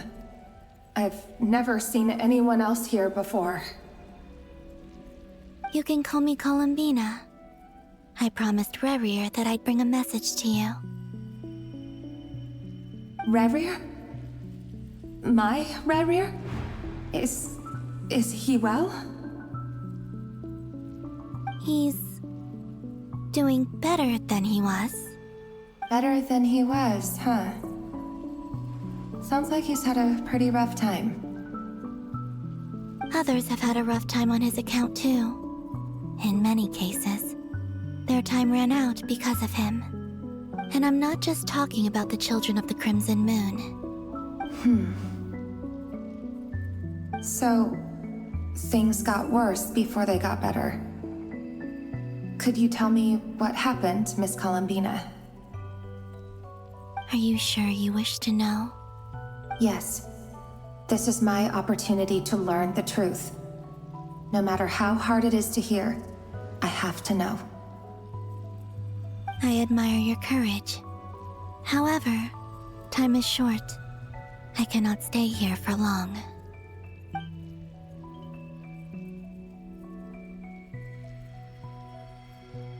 Rayrir had seeds of hatred in his heart, and many people nursed them for their own ends. On some level, everything he did was to try and find a way to see you again. But in the end, he came to regret his mistakes. He wanted to apologize for hiding his past from you. Beyond that, he did not say specifically what it was he wished to convey to you, but I'm sure that you've always been on his mind. You are what has kept him going over all these years.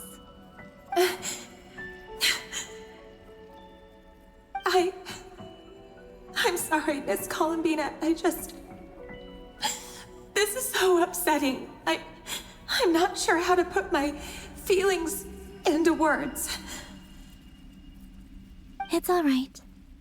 I understand. Well, that's everything from me.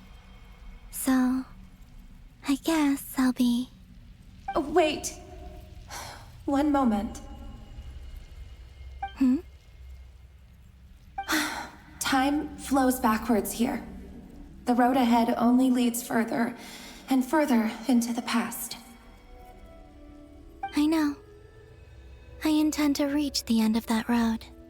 Without a moon marrow, without the 3 moons' power, you won't make it far. Wait, unless... Are you one of the moon goddesses? You could say that. I see. I often think to myself, if life is like a train ride, why haven't I reached the terminus? Where am I even going? And it's not just me, it's this whole place. Wherever it is, it seems like it's existed forever. It's such a mystery. Where is it going? I must seem so ridiculous. I can't answer these basic questions, and yet I jumped right in here without hesitating, only to be torn apart the moment I entered by powerful energy currents. Only my soul remains now. Thinking back, I was suddenly overcome with fear and terror in that moment. Perhaps I too became bewitched by the abyss. I may have been the leverage it needed to control Rayrir. I used to be a researcher at the Universitas Magistrorum in Conria, researching the iridescent moon's marrow. Eventually, I came to the conclusion that time in here flows in reverse. Rayrir was one of the Vinster King's retainers. With me, he was in an impossible position. It plagued him constantly. I wanted to help him escape his lot in life. I wanted him to be happy, so I thought I'd use this place to return to the past. At the time, I thought I could just go back to the day that the Vinster King first found the princess. It was only after meeting the princess that the Vinster King started going too far with his research into the abyss. That was the day all of our woes began. I thought I could stop the king from ever meeting her and solve everything. I couldn't kill the Vinster King himself, so I had to find another way to save Rayrir. That's why I wanted to go back, to kill the person who had brought new possibilities to our realm. I'm sure it was a futile endeavor, but the Abyss probably enhances the basest human desires.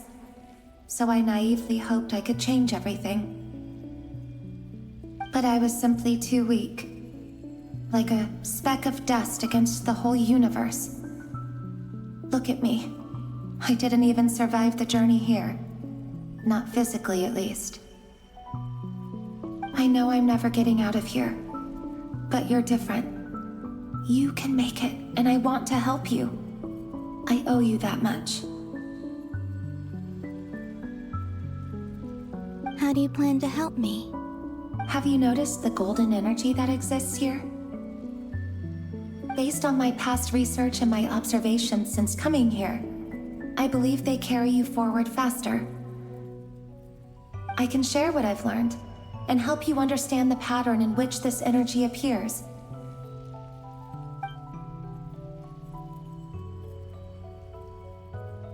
I think you just might... Now, I know you will be able to change the past. Also, I've been speculating about where this phase ends. The documentation was scanned, but from what I know of the legends about the moons, the oldest ones seem to begin with Nibelung, king of dragonkind. I have no way of verifying any of it by this point, but if it's true, you might be able to reach that era if you keep walking. Understood. Thank you, Miss Thelindis. I'm the one who should be thanking you. If you hadn't entered this realm of everlasting death, what use would my deductions be? Thanks to you, they have some meaning. About Rayrir, I'm so sorry. For everything. It wasn't your fault. That's not true. Because we both feared bringing trouble upon each other, neither of us ever told the truth. And that dishonesty sealed our fates. But enough about that. I wish you a safe journey, Miss Columbina.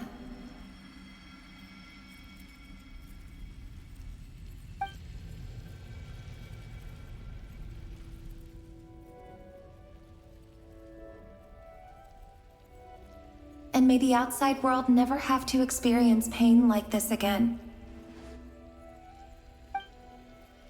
Rayrir, you're there, aren't you? I cannot see you, because you exist in the future. I expect we'll be trapped in this prison of space-time for all eternity. But please, gaze upon the past, and then sit for a while. Let's find a place to sit down together, just like we did when we first met.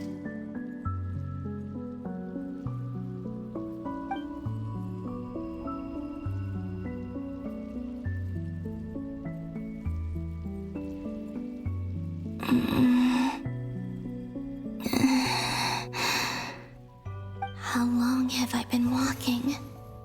How much further till I reach the end? Is there even an end to be found? Everything's getting blurry.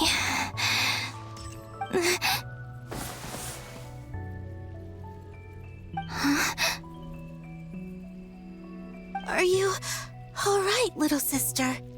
Have you come from the distant future?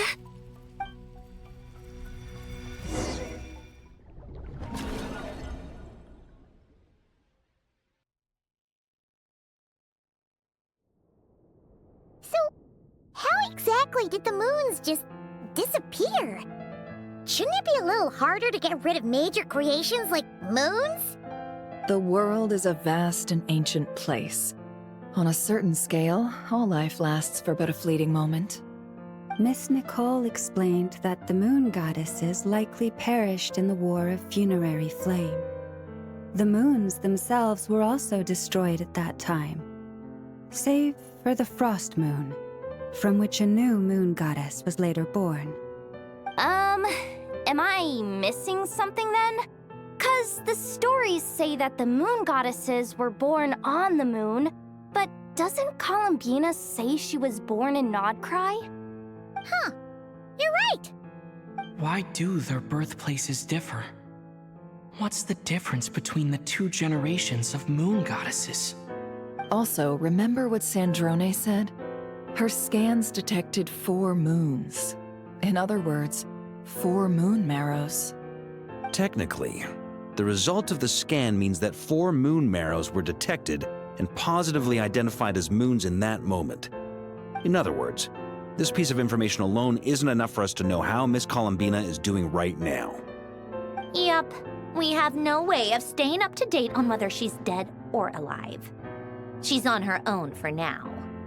But at least she's trying her best to get back to us. Yeah, she's a tough cookie, and a sore loser too. We have to trust that she'll find a way. Because we really need her power. As much as it pains me to say it, we've got no chance of beating Dottore in a straight-up fight. He's much too powerful. It wouldn't even be close. That maniac is going to devour everything in his path until he reaches us. We need to find someone or something that can stop him before he does anything worse. I'll be frank. Our only hope of defeating this false god is with a real moon goddess on our side. I'm not just saying this because Columbina's a friend and I want her back safe and sound. It's just the truth. And I know that even she was no match for him when he attacked, but I don't have a better solution. We're not giving up on saving her, whether she can defeat Dottore or not. Right. Don't worry, Miss Sandrone. We're all aligned on saving Columbina. No one's trying to argue that we can only justify saving our friend because it will help save the world. This is about multitasking. We want to save both. So, she's more than just a moon goddess to you guys? Absolutely. Duh! She's part of the gang! And you are too, you know. Yes, I know. You don't need to labor the point. I knew that the moment I came running over with my documents that I was part of the in-group. I mean, if Arlecchino can fit in, I certainly can. Anyway, as for how we get Columbina back, I've been working on it constantly. But I think I'm still lacking certain information about the moon. I'd probably get there if I could continue my calculations, but the problem is, I've run out of computing power. Computing power? You mean you need more energy? No, the issue isn't energy, it's processing power. There's so much data to get through that the whole process has just ground to a halt. That's a tricky problem. René de Petrichor of the Nazissenkreuz Ordo once foretold the fate of the world. But I don't know how he did it. My guess is that he used the primordial sea's power. However, that won't work for me. His methodology was vastly different from my own. What's worse, they're incompatible. And to top it all off, we can't even leave Nodcry. Ugh, this is so annoying. If I'd known we'd run into a bottleneck like this. Well, no, the design bureau's a bust as well. Curse that Dottore! Couldn't have made this harder for me if he tried. Oh, what do we do then? How about we grab a bite to eat and take a break? Maybe something will come to mind after you've cleared your head. You don't get it, do you? I'm trying to calculate the fate of an entire world here. And I need accurate results, not vague prophecies. Where the heck am I gonna find the computing power for that? Ahem. Anyway, time to shelve the discussion on technical difficulties. Being a killjoy isn't very ladylike, after all. Either way, we've done what we can. Rest well, everyone. Remember to let us know if anything new comes up. Hat guy? Is he hinting that we should talk outside? Let's go somewhere a little more private. You know that Dory went back to Sumeru, right? Yeah, she mentioned she was planning to head back. Things aren't looking good for Nodcry. She's gone to spread the word so that Sumeru has a chance to prepare for the worst. From what I know of Dottore, there are two possible reasons why he hasn't made a move yet. One is that he's still working through some kinks in his new powers. The other is, he wants to see how we're going to react. He'll easily devour everything eventually, so I guess he's in no rush to make it happen. The first false god he made was me. Now it's his turn. Even though my records were erased from Irminsul, Dottore's ideas haven't changed one bit. He once told me that becoming a god was like turning yourself into a hungry wolf or giant serpent to devour the moon. Clearly, he began studying the moon goddess's powers long before he even tried making a god. He's always wanted to get his greedy hands on divine authority one way or another. And in the end, he devoured the moon where I failed. In the desert of Sumeru, there is a chessboard built by King Deshret, also known as Al-Ahmar. I don't know if it was a real game, or if he was just trying to challenge his servants and citizens in some way. But creating games and setting rules, gods do that as a matter of course. That's the kind of power Dottore craves. Now he has the Trilunar Authority. His power is leagues beyond the common people. I don't think there's any point in other nations rushing to the front line. They're better off focusing on defense and hoping they can fend off any threats that spill out from Nodcry. Either way, Dory will inform Lesser Lord Kusanali, and she will contact the other gods in turn. The Seven will have some recourse available. If nothing else, their protection should keep the rest of the world from descending into chaos as quickly as Nodcry has. So on the bright side, even if Nodcry is doomed, your friends in other nations won't be in any immediate peril. That's good to know. But I'm not ready to give up on Nodcry yet. There's a word for people who refuse to let anything go. It's called being greedy.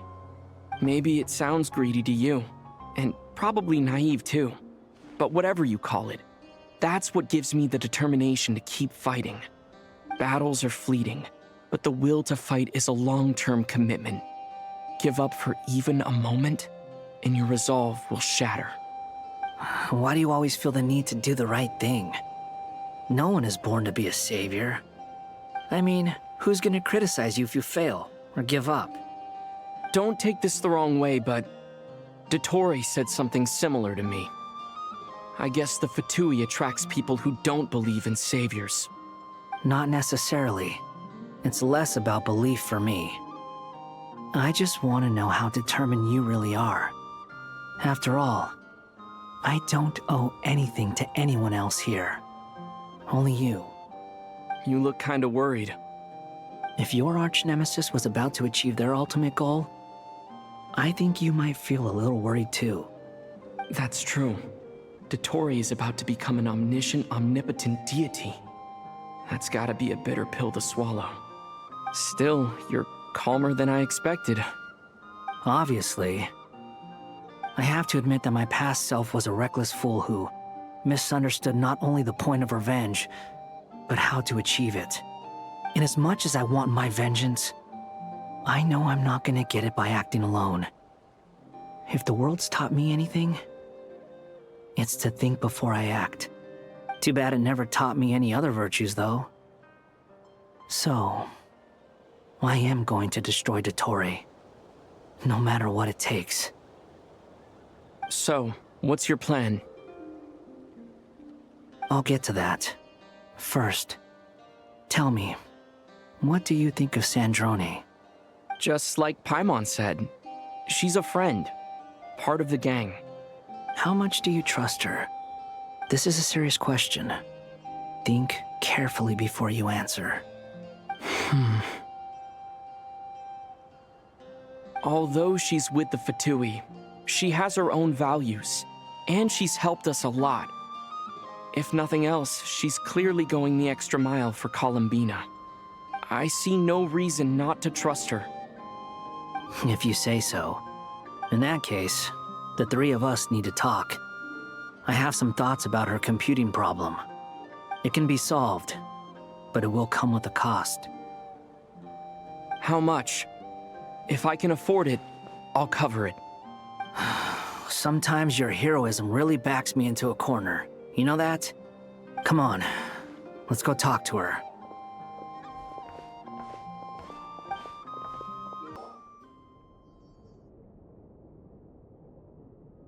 Miss Androne, Traveler. Hey there. Paimon's here too! She was just helping them sort through their things.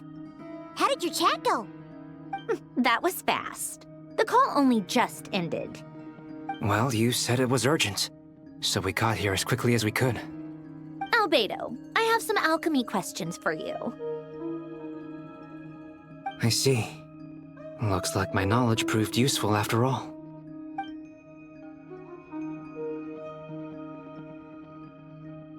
If I might ask, what is the end goal for the modified formula you'll be using?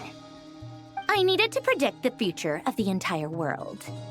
But I've run into some teething issues since trying to implement Renee's theory of the 4 Orthants. I see. I'll have a look at it. Still, computing power is the real issue here. How do you plan to solve it? About that, it's been sorted. Oh, with the Traveler's help? Actually, you're not wrong. He found the person with the solution. Was it Hat Guy? Yeah, it was him. Wow! Go Hat Guy! Seems like all that time studying at the academia is paying off big time. But where is he? Wasn't he the one who asked Albedo and I to come here? Come with me.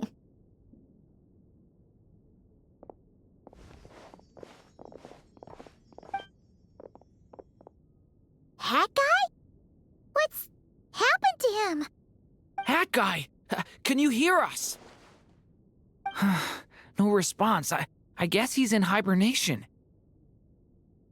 Hat Guy mentioned that he was a puppet.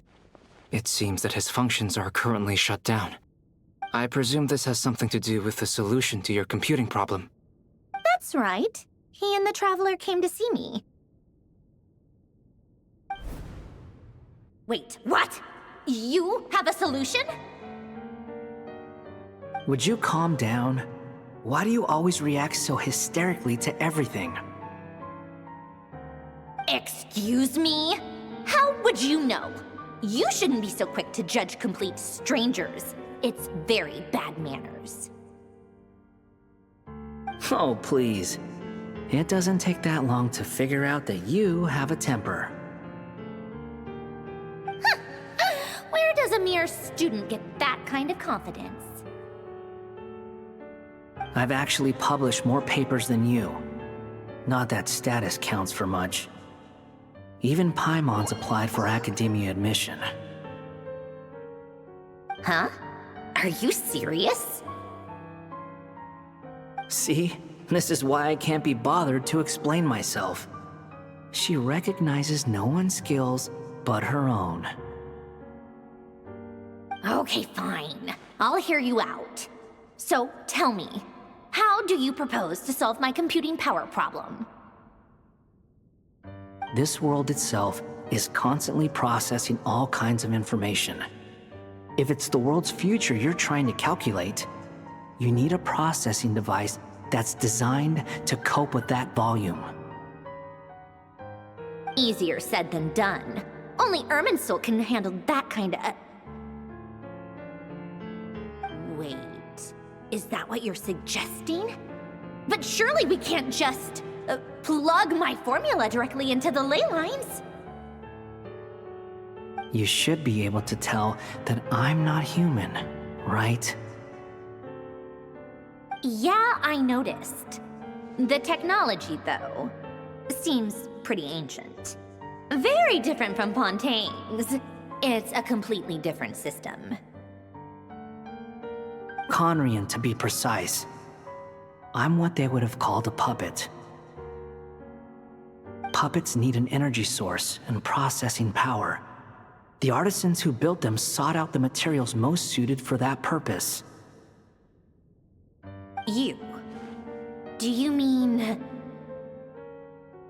The Traveler and I have talked it over. He's willing to vouch for you. So, I'll allow you to borrow my core for your calculations. It was built using wood from a silver-white tree, which makes it a small part of Irminsul. Conrian technology and Irminsul wood. Who in the world could have built you? Are you sure about this? A puppet without its core will cease functioning completely. And if it's left in that state for too long, it might not recover. You could die if you do this. You do realize that, don't you? I can put 2 and 2 together, yes. No need to rub it in. I won't lie to you. This has never been done before. I cannot guarantee your safety. Doesn't matter. I'm prepared for the worst. Did you two actually talk this through? Is he... Are we really considering this? Yes, we discussed it. The bottom line is, he trusts me, and I trust you. Let's give it a shot, shall we? Honestly, I have no clue where this kid even came from. But for whatever reason, he lent me his core to use in my formula. I'm very close to finishing my calculations now, and the core is currently in use. So I'm sorry, but I can only show you a sketch right now. This is what the core looks like. A silver-white branch. It certainly matches the legends told about Irminsul. Is Hat Guy gonna be okay? He's not gonna die, right? Right? In theory, he should be fine. As long as we put his core back in time. Beyond that, all I can say is that I'll try my best to avoid risk and make sure the core doesn't sustain any damage. I think I know why you called us here now. Someone needs to watch over his body and make sure it's protected until the process completes. Correct. He said that the only ones he trusts here are you two, and the Traveler. And the Traveler will have other work to do. He will have our undivided attention. Aw, Hat Guy. On a more positive note, things are progressing steadily on my end. I'll call everyone in for a meeting once the results are out.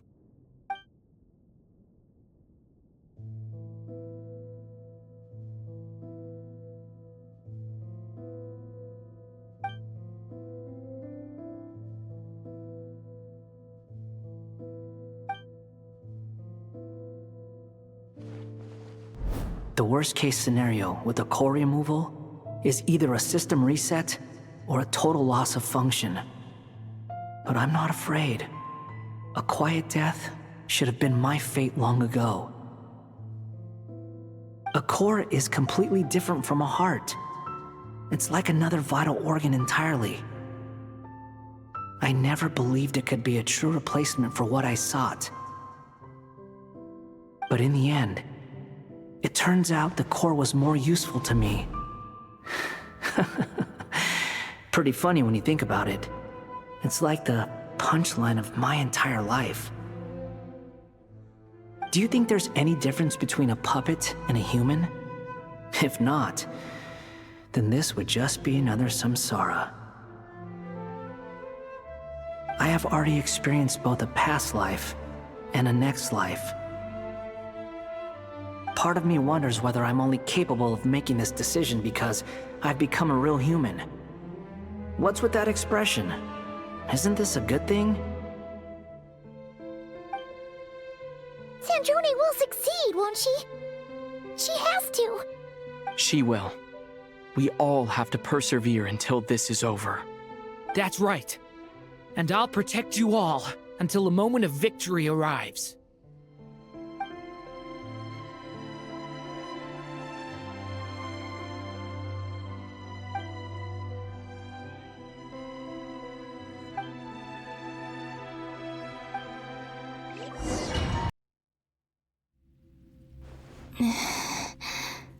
Who are you? Call me Sonnet. You have the same power as Canon. Sonnet. So, you're the goddess of the iridescent moon? Oh, goodness. You recognize me? Well then, what's your name? Columbina. Columbina Hyposelenia. Hyposelenia? What a lovely name. Did you choose it yourself? It was a joint effort between me and my friends. Friends? You mean your friends in the heavens? Huh? Oh, sorry. You must be exhausted. I apologize. Hang in there. Let me introduce you to my older sisters. Do you mean the other two moon goddesses? Arya and Canon? Wow, you sure know a lot. Hey, does that mean that our story goes on into the future? Oh, I guess that wasn't the best question to ask. It's all right. We were prepared for that possibility. You could say we were too prepared. I can't even remember how long my sisters and I have been here by this point. When did you get here? How long has it been? I can't say for sure, but it feels like it's been forever. I see. Are you feeling all right? You look a little unwell. I can hold out a while longer.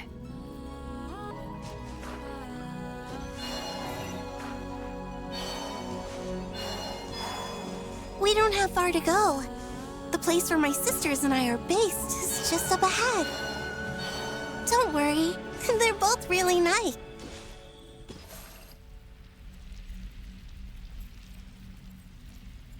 Sisters! I'm back! And look who I've brought with me.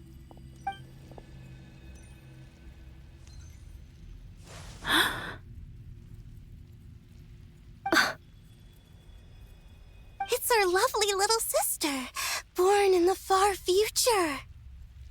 The pleasure is all mine.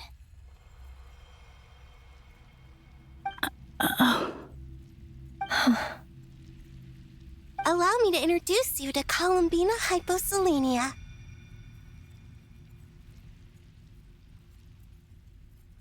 This is Arya, the goddess of the eternal moon. And this is Canon, goddess of the frost moon. Canon, don't you think Hyposelenia's power is similar to yours? Hello, Columbina. I apologize for our startled reaction just now. And please, forgive our little sister if she's been annoying you. She tends to talk a lot. It's fine. You seem shy. Don't worry, Columbina Hyposelenia. No one can hurt you here. Could you tell me where here is? Please. I must know.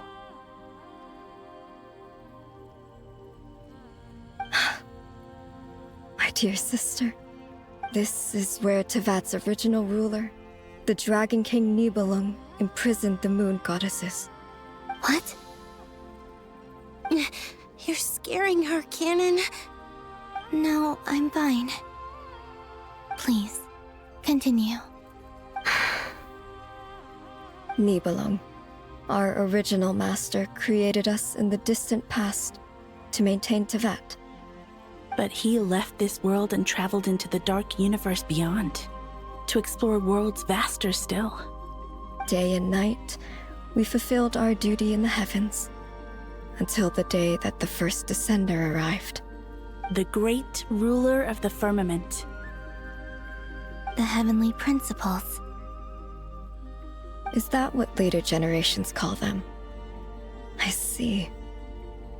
But we did not reject them at first, nor did they seem to harbor ill intent towards this world. We coexisted in peace. They were like a guest in our home. Slowly, however, we came to realize that our guest had a growing desire to change and dominate the world. And you didn't stop it? No. There was an order to the rules they set up that Nibelung never taught us. We wanted to know if this order would bode good or ill for Tivat.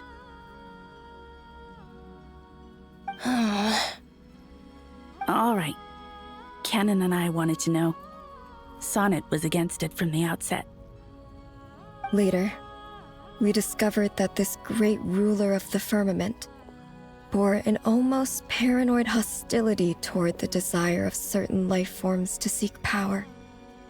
Or perhaps they feared them. They would even cast down celestial nails as manifestations of their power, to punish the civilizations of the world below. Only this was far beyond mere punishment. Right. Their rules brought order, but the price people paid for merely testing the limits of those rules was far too great. I did everything in my power to help the punished escape catastrophe, but still, too many lives were lost.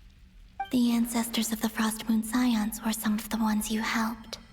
But just when we had decided to take countermeasures, the Dragon King, Nibelung, returned. And so began the War of Funerary Flame. So, that's the name the world gave that war in the future. Well, who won in the end? As far as I know, the Heavenly Principles won, although it came at a great cost. They remained in Tivat, where they continue to rule to this day. And the world's original master, the Dragon King Nibelung, was destroyed. And what of the moons? Are there still 3 moons in Tivat's skies? You can tell us the truth, Columbina. We know we are but remnants of a bygone age. We are prepared for the answer. Only the Frost Moon remains. But it has been cast beyond the false firmament by the Heavenly Principles. The eternal and iridescent moons were both shattered during the war. So death finally came for us in the end. Sonnet. But you're still here, aren't you? A moon goddess cannot live without her moon, Columbina. She's right. That's why I began to disappear. Because the Frost Moon is cut off by the false sky. How much worse it would have been if it were outright destroyed. Our souls may endure within this lunar palace, but if our moons are destroyed, then we shall disappear the moment we depart from it. I'm sorry. There's no need to apologize to us, dear sister. If anything, we owe the world an apology. If only we'd decided to act sooner, rather than arguing amongst ourselves. all the more reason not to spend this time in regret and repentance. Instead, we should focus our efforts on how we might help our future sister. Sorry? Don't you see, Columbina, your story is not yet over. Is that not why you are here?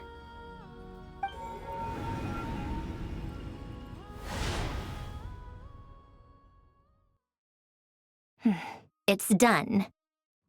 Initiate numerological array.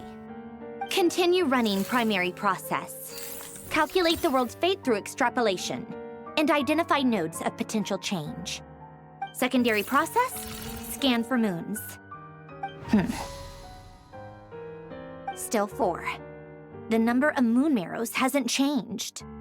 Wait, let me think. Is it possible that there's something I've been misunderstanding about the moons all along? Variables. Variables in the world. I know where potential variables within the world come from. So what about the moons? Are there any variables there? Like their life or death, for instance. What if being alive or dead makes no difference to a moon? But that's so strange. Even immortal gods can die. Why would the moons alone be? Wait! I've got it! If alive or dead is considered a variable, we might have had this wrong the whole time. No one ever said that a moon marrow equals a living moon. We just made that assumption ourselves. Initiate secondary process. Scan again. This time filtering out interfering perimeter, moon marrow. I don't care if they're natural or artificial. Get them out of my search results! Why? It says 3 moons still exist in Teyvat, even after excluding the moon marrows. But we know for a fact that 2 of them are dead. Redo the scan. Narrow the results to living moons and real moons. No, scrap that. Narrow it down to moons that have lunar authority and remain alive. Why? Why is it still 3? What is this, Columbina? Has the world lied to us? Or are you the one pulling the wool over our eyes?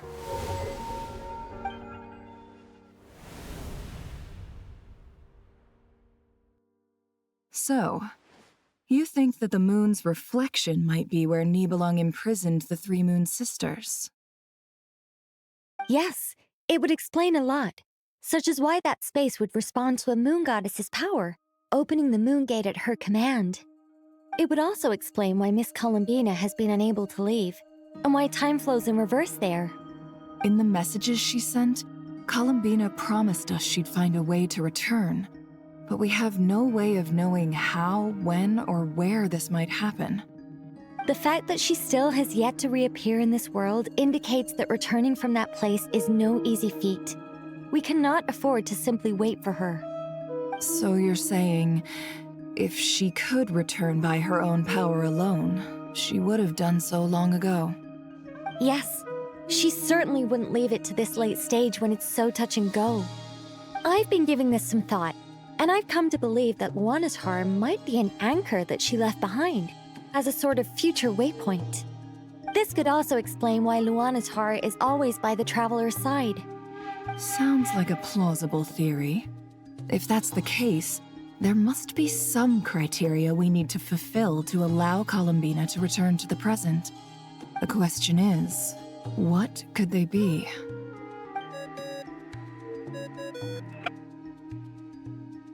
Hello? Listen up! This is extremely important!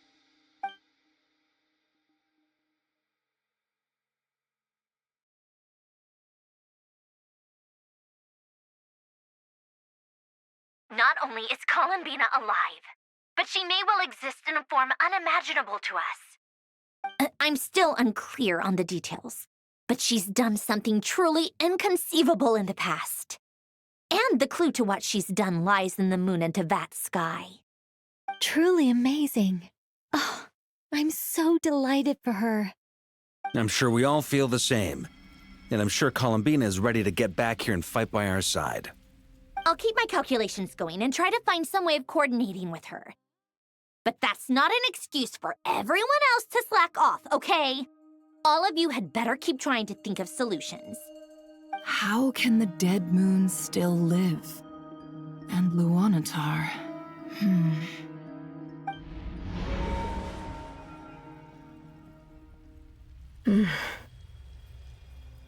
It's hard to believe that's what will happen in the distant future. Our authority is linked to the most fundamental rules of Teyvat. I suppose it's no wonder that many would covet that power. I didn't realize that when you said friends, you meant people who live down in Teyvat. It's so lovely. I always wanted to go down there and have some fun. Have you ever tried leaving this prison? Of course. Between us, we've tried everything. But no matter where we go, this space will eventually bring us back here. It's like the center of a whirlpool. Everything ultimately converges here, at the moment when Nibelung imprisoned us. In that case, have you tried using any of those pathways that connect this space to the real world? Sorry? What are those? They're passages through which you can make small-scale changes to reality by using Kuvaki. Or am I the only one who can use those passages? Because part of my soul remains in reality. Kuvaki. What is that? You don't know? It's a unique kind of elemental energy found only in Nodcry, the land from which the moons arose. Oh.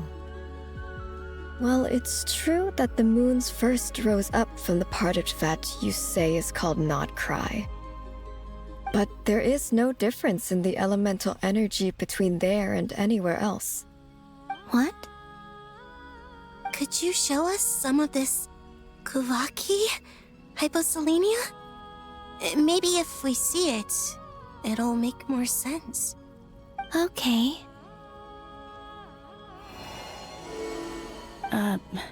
Isn't that just your power? What? But it's everywhere in Nodcry. In the air, in the land. Even the creatures who live there have adapted to its influence. How curious. This Kuvaki certainly did not exist anywhere in the world before we were imprisoned. Let alone influence living creatures. So, how exactly does it affect them anyway? Can they float in the air like us? This is so strange. Why would their reality differ so much from mine?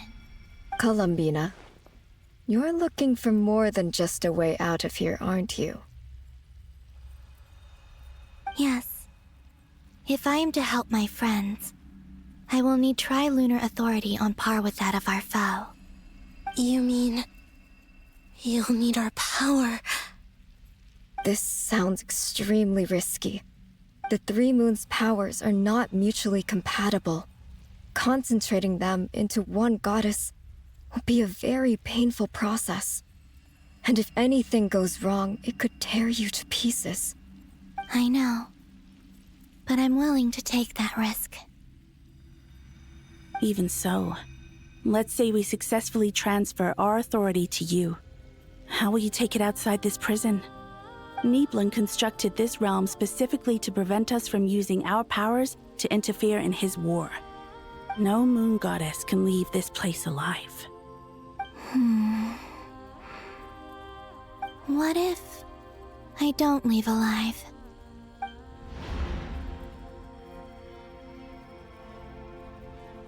Where do we even start?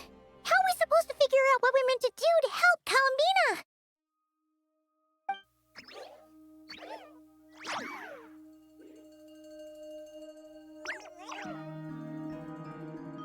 Columbina? What do you need from us? If she really got to the beginning of time in there, how do you think she'd leave us a message?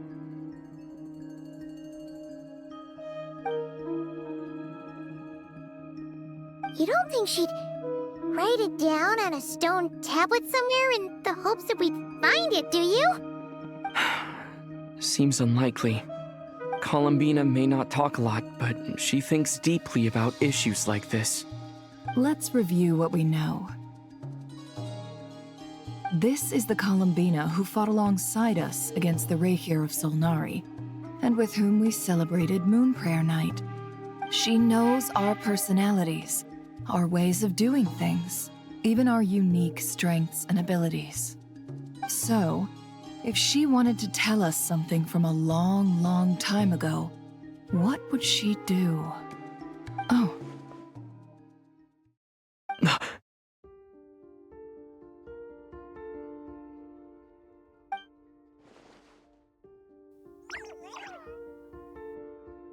Traveler, you once said that those golden ripples also appeared when Luanatar was born. What if Columbina left Luanatar here, not just as an anchor to the real world, but for some other purpose? If she is part of Columbina, and Columbina knows that I can see past events through her... Oh yeah! Like when you peeked into Rarer's past through his heart! Nefer, wait!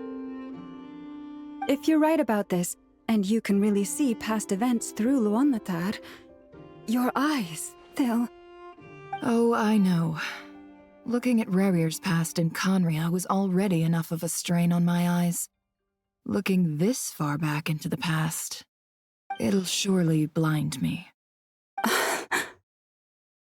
But it's our only chance. This is the only way. Boss. We spoke about this once, a long time ago. Do you remember what I said, Yehoda? The day I lose my sight, the Curatorium of Secrets will be yours to run. But... What's wrong?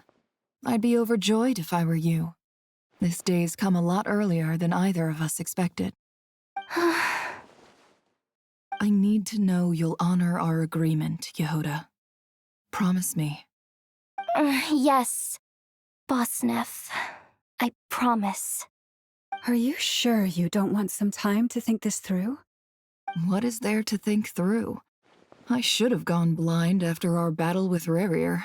Frankly, it's almost criminal that I got away with it for this long. Then at least let me take some precautions on your behalf.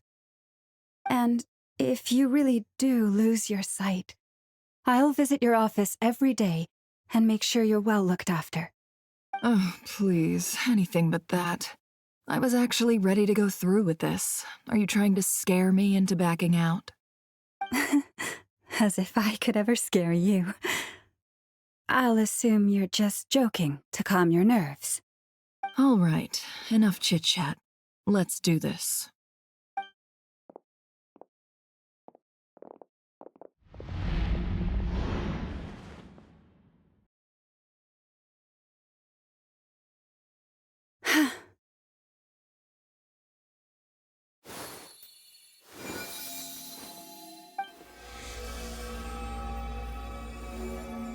All done.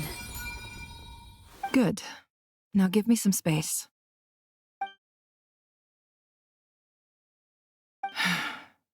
Come on then, little one. Show me what happened in the past.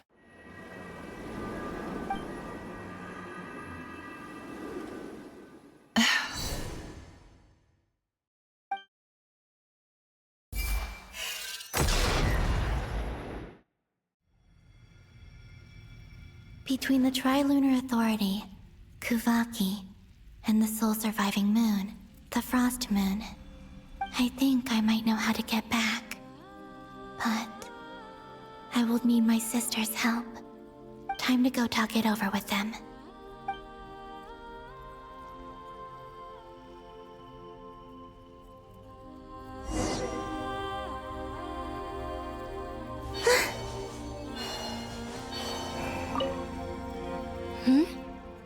Have you decided what to do? I hope it's not too dangerous. You really scared me when you said that thing about not leaving here alive. Come on, let's go find the other two.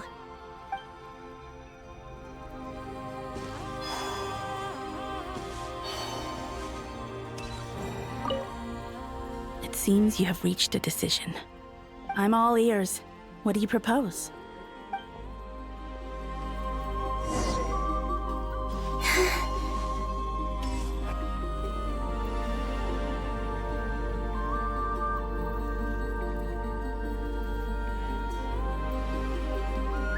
Have you figured it out, Columbina?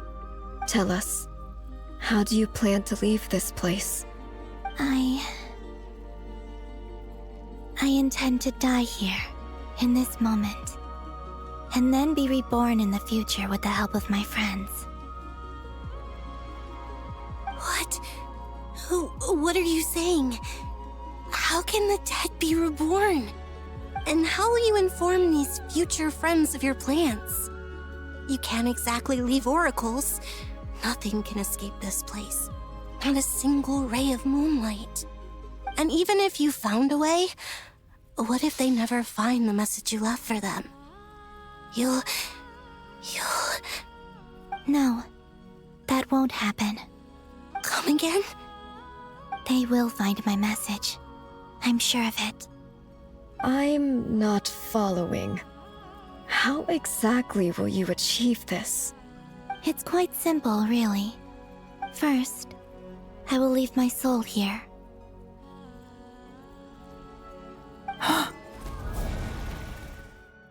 I see it.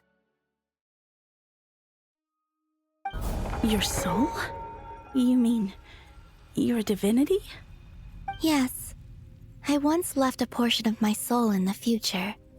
One so small that this prison barely noticed anything. In this very moment, she can resonate with my soul across time. When the time comes, I believe that she can serve as an anchor to pull my soul from here back to the future reality. Just as gravity connects the world to the moon. Exactly. In the future, where I came from, the moon has been cast beyond the false sky, but I can still feel that it is there.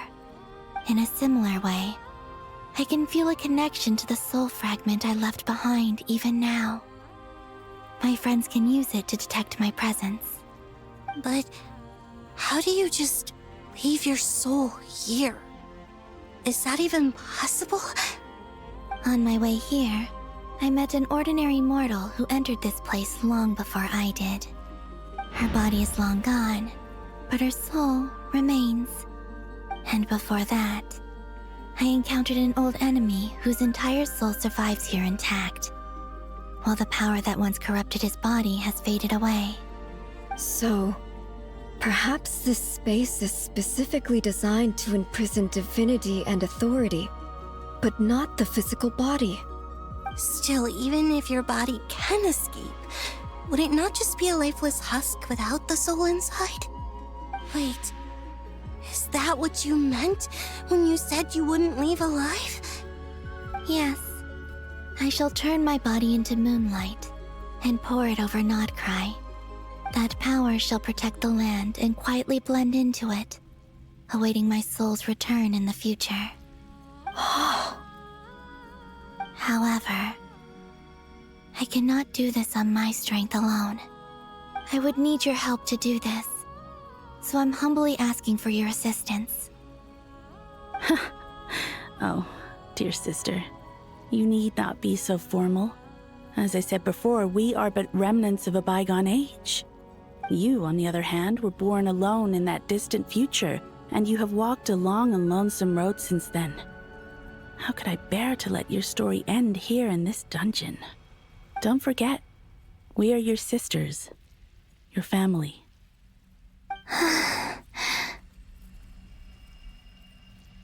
Arya's right. Actually, I've always wanted a little sister. Can you imagine how it's been for me? Getting nagged by two older sisters all the time. Now, I finally get to be the big sis. And not just that, but I get to help you return to your world, too. How could I say no to that? Sonnet. Canon?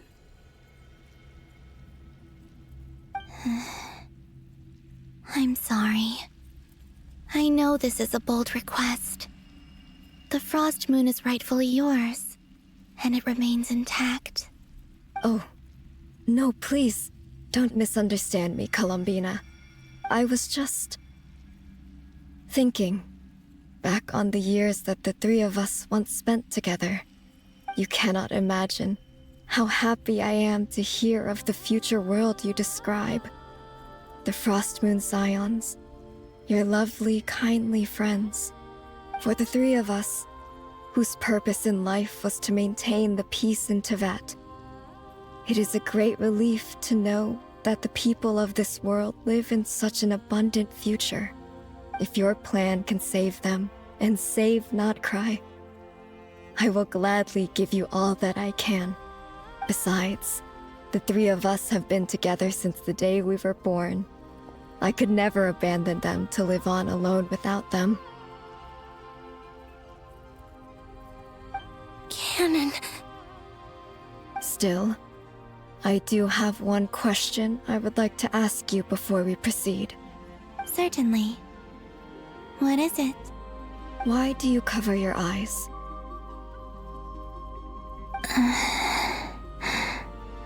Yeah, I was curious about that too. But it seemed personal, so I didn't want to intrude.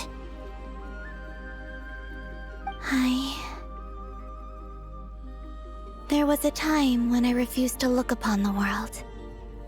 I believed it was full of nothing but lies and falsehoods. I wished to hide my feelings, seal my heart, until I could return to my true home. I see. Perhaps that decision saved you from ever having to see the false sky again. But at the same time, you likely missed out on many true and precious things, like the smiles on your friends' faces. Promise me this, Columbina. When you return to the future, open your eyes, take a look at the world around you, and see your friends. I'm sure that you know this already, given that you long to return, but that is your true home. Give me your hand, Columbina. Aria, Sonnet, you too. Okay. All right.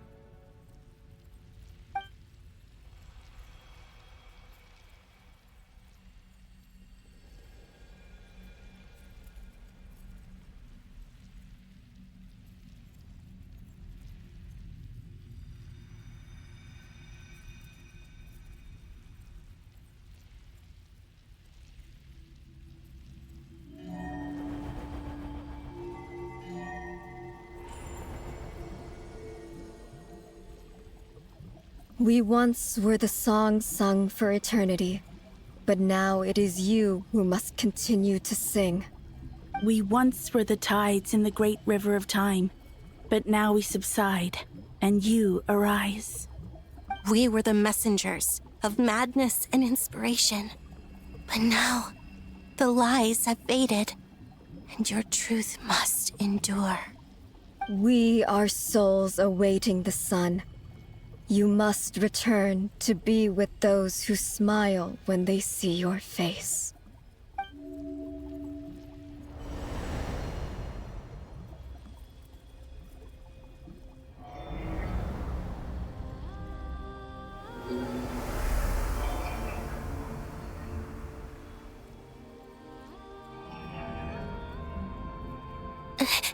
Is it done? Yes. We have transferred the authority over all three moons to Columbina Hyposelenia. From this moment on, she is the Tri-Lune Goddess, the one and only moon goddess of this world.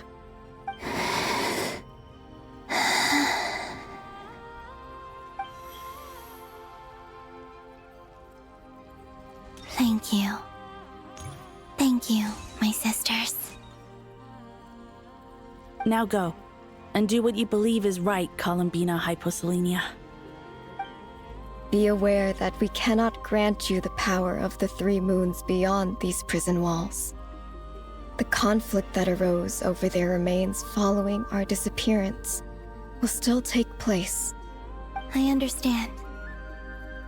Sisters, oh, my body. It feels... Now that we have given up our power and authority, our bodies are merely mortal shells, This prison is dissolving them as we speak. It's okay, Sonnet. The end must come for every god, just as it does for every human. That's all this is. The final destination of our lives. Canon and I will be by your side the whole way. We have one final request, Columbina. Could you use the Three Moons' power to send us back into the real world? Now that we have lost our powers, I doubt this space will seek to hold us further. It's just... we would like to spend our final moments together in the only place we ever called home. Of course. Gladly.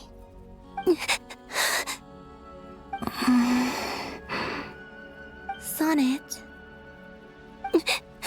Yes. Don't... I wish I could tell her not to give in to the abyss. Not to be afraid. But is this really what I should say at this moment? Don't forget. I'm so glad to have a big sister like you.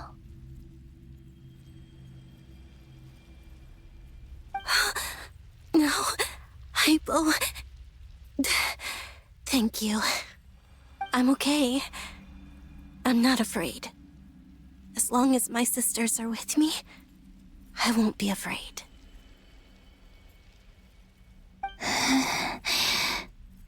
It looks like this is goodbye, sisters. Goodbye, Columbina. Take care of this world in our stead. I will.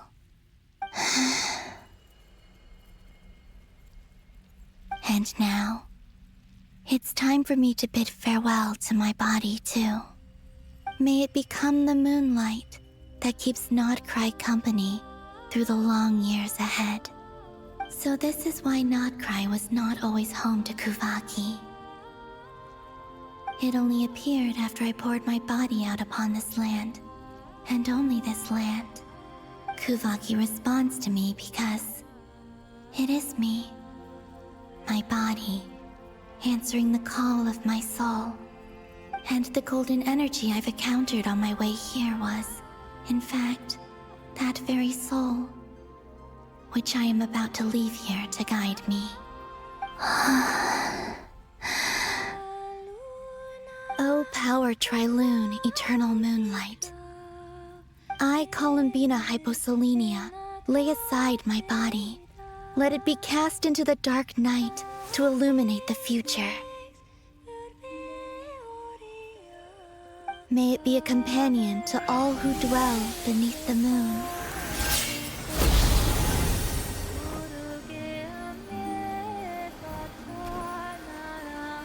Until the time comes for me to return home.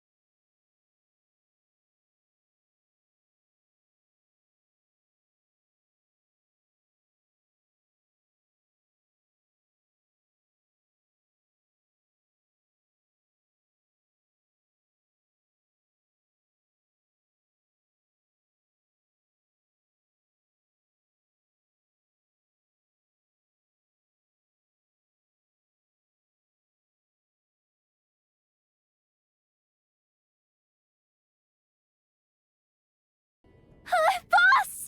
That was crazy! Were we even allowed to see that? Is anyone? Oh, can you still see? How many fingers am I holding up? I see 2 fingers, and a look of sheer terror on your face. Truly astounding, Miss Nefer. Your eyes have glimpsed the very ends of the world, and yet they remain as sharp as ever. Or is the credit for this miracle due to Miss Lauma? It seems that even time itself is no match for your medical skills. Surely you jest, Mr. Flint. I suspect we have Columbina to thank. She must have realized the immense toll that the ritual would take and purposely set aside some of her power in the past to protect Nefer's eyes when this moment arrived. There is always a great price to pay for witnessing the truth, but it seems that this time, Columbina has shouldered that burden on our behalf. She chose the perfect method of getting a message to us. Though her eyes were always shut, she was clearly so perceptive. She knows us well. She knew exactly how we would think and what we would try. Despite being separated by time and space, we're seeing the same possibilities and seizing the same opportunities. We still don't even know if she's okay right now. But as long as there's a chance we can do something, we'll fight to make it happen. We'll get you back somehow, Columbina.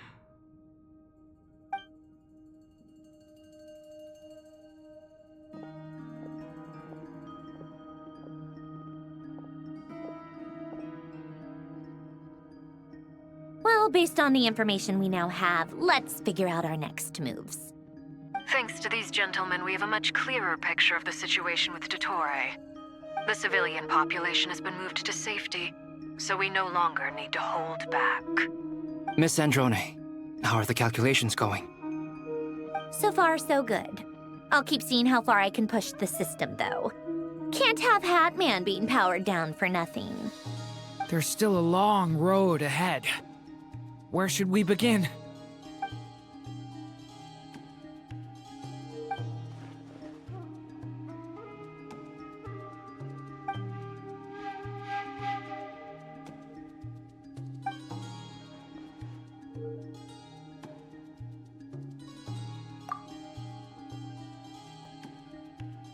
Our plan is clear. Time is short, so let's get moving. There's just never enough time, is there? Time is the bane of my existence. Ugh. Anyway, I'm gonna get back to work. All right, we'll do our part too. Yeah.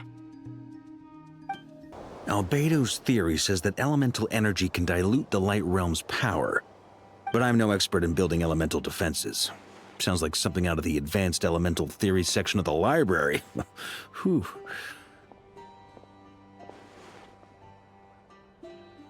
You seem quite troubled. Well, yeah. I mean, who doesn't get a little flustered when they're completely out of their depth? You were the very picture of confidence back when you approached the Hexen Circle. Eh, I could have been faking it through that whole meeting for all you know. Who's to say I'm not just a ball of nerves in a charming and gregarious package? Oh gosh, really? I'm so sorry, I had no idea. Well, you're all the braver for it. Still, I was much more in my comfort zone than I am here. At least in Mondstadt, you can cry for help from a cliff top and actually stand a chance of summoning Barbados himself. Things have never looked bleaker than they do now. If we don't pull this off, Tevat's doomed, isn't it? Oh, you think so? Actually, yes. Yes, it probably is. It's a shame. Don't put too much pressure on yourself. Tevat has faced annihilation many times in the past, but it also gave us you, didn't it? Hey, don't give me that. It's not like I'm anyone special. I disagree. Every human born in this world is special. We angels have always believed that. In that case, this humble human being has a big favor to ask of you. I thought you might say that. I'm sure Alice, in her great wisdom, sent you here precisely to help us in this difficult time, yes? Well, that has less to do with her wisdom and more to do with my power. Of course, of course. Well, the thing is, these elemental defenses we're about to build, I don't think it's a question of if they'll fail, but when. Durin's findings from his patrols make it clear that Dottore is constantly expanding his territory. First it was his lab, then the design bureau, and now this. It's not realistic to completely stop him encroaching on the rest of Nagrai. Rather, our goal should be to stall him for as long as possible. If Miss Sandroni's calculations are correct, well, they're the closest thing to certainty we have in this situation, so let's assume they are. Anyway, her calculations suggest that our best hope for victory lies in Miss Columbina's return. It's up to us to slow Dottore's advance and buy time for her to make a return. Are you asking me to help you with building the defenses? No. I'd like you to prepare for what comes next. When he eventually reaches us, we will have to fight him. You were an angel once and a mage now. I'm asking you to lend us your protection. Oh. Can I take it that you're triggering the terms you fought for during our three-way talks? Well, technically those terms were about protecting Mondstadt. But if you're happy to agree to the change in location, then yes, let's do that. You're cashing in on this much sooner than I'd imagined. Well, yeah. The way things are going, I might not get another chance. Very well. The mages have heard the knight's plea, and we will respond. To tell the truth, Alice and I had already discussed how we might help you all, so I didn't come empty-handed. I always like to be prepared.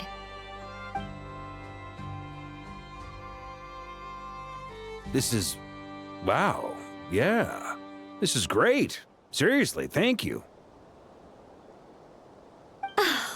It's been many long years since I had a chance to dazzle humanity with a little divine intervention.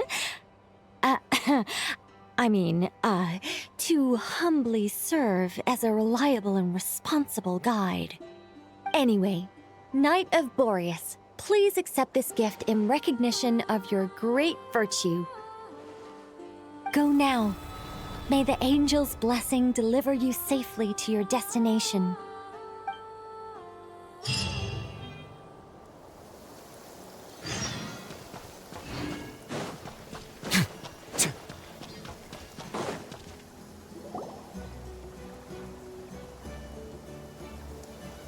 Ah, you're here. Sandroni! How are things going? Glad you asked. You two are about to become the first people to lay eyes upon my masterpiece. Or should that be the first person and the first, specter? Hey! Whatever. Come, feast your eyes on this. Wow! We've never seen something like this before! This meter displays the progress of my formula. Currently, it's still making the most important connections. Once it's finished running, I'll deliver it right to your side. And then, we can finally bring Columbina back. What do you mean, deliver it? Can't you just tell us over the Dodo communication device? It'll just be some numbers, right? Ugh, you're such a greenhorn. This isn't the kind of formula you solve in math class. It's a highly complex algorithm capable of constructing a framework of rules. Ugh, whatever. We'll be here all day if I start trying to explain it. All you need to know is the formula must be completed before we can bring Columbina back. I'll share the data with you. Nicole's agreed to let me use her information channel, so we just need to use the Dodo communication device like so, and... there. Now you can check in on my progress. Wow! Look at that! You're amazing, Sandroni! About time you recognized my genius. Took you long enough. Anyway, that's all for me. You should check on the others if you have time. Make sure we don't have any weak links in the chain. That might sound harsh to you, but close supervision is a common practice in a Fatui. Not looking to catch anyone out. I just care about everything going smoothly. That's all. I'm kinda stuck here while the formula's running, so I need you to be my second pair of eyes in the meantime.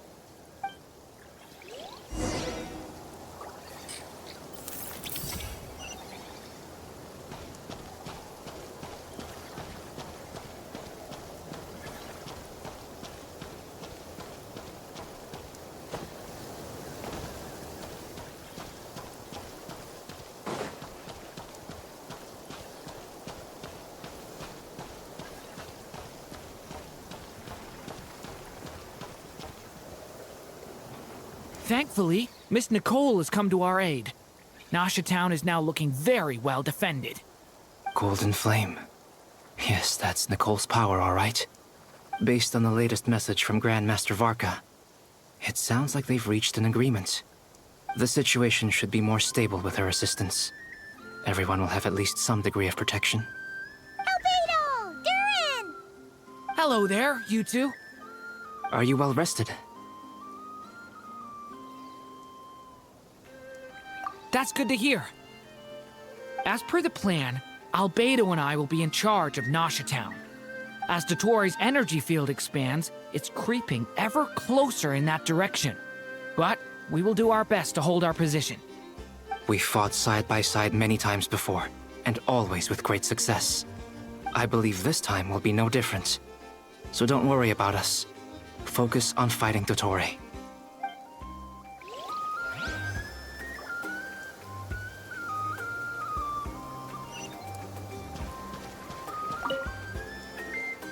Traveler, Paimon, a pleasure to see you both. Plans! How's everything coming along? Fairly well, if I do say so myself.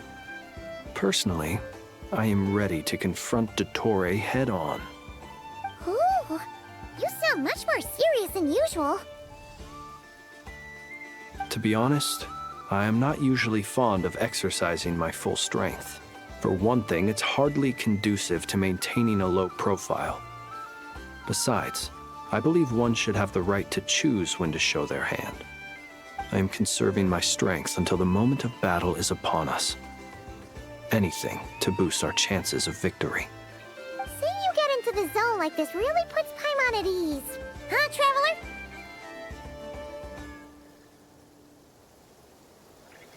I consider it an honor to have your trust. Rest well. I look forward to seeing you both in your element during the battle.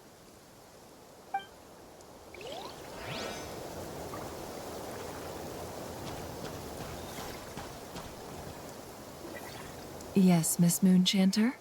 What are you staring at? You always address me in the strangest ways. Lady Moonchanter 1 minute, Miss Moonchanter the next. Yes, and? Are either of those incorrect? Not as such. It's just that I simply call you Nefer nowadays. Uh-huh. That's my name. What's your point? The point is I don't add any honorifics or titles. Meaning what? That maybe we're on friendlier terms now than we used to be. Is that how you see it? And I thought I was the one with eye damage. Never! Wilma! Paimon, Traveler. Just swinging by to check in on you. How are things going? Did you manage to get some rest? Don't worry about me. I won't slow us down. And I give my all to ensure our victory. Ah, yes. Allow me to give you two a quick checkup. All done. You're both in good shape. You're welcome. You'll have your work cut out for you in this battle against Dottore, so make sure to get some rest in first. Paimon will keep an eye on him, don't you worry. I'm glad to hear it. Take good care of yourself too, Paimon. Sure thing!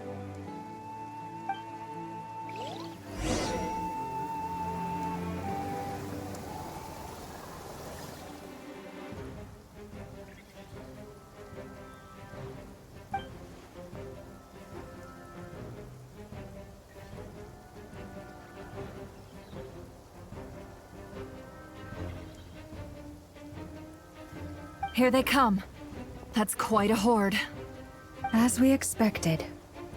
Get ready, everyone! Take your positions, and prepare to engage. Let's begin. I'm at the ready.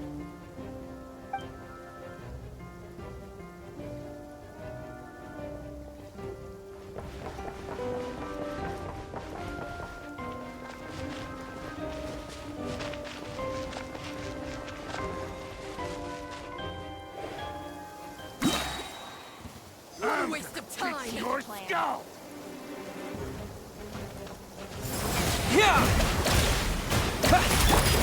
Beware the creatures of the night. Observe. Close your eyes. Night falls.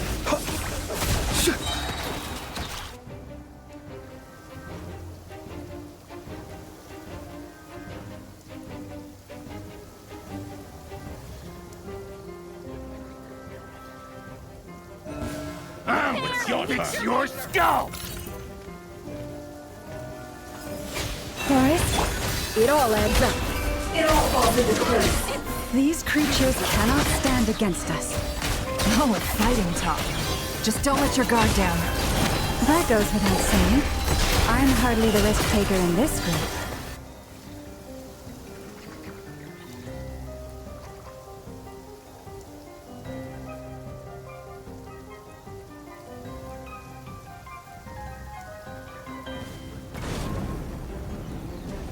Feel this ancient power come into being. A turning point in fate!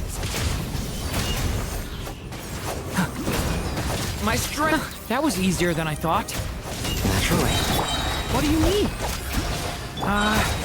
Is it because as created...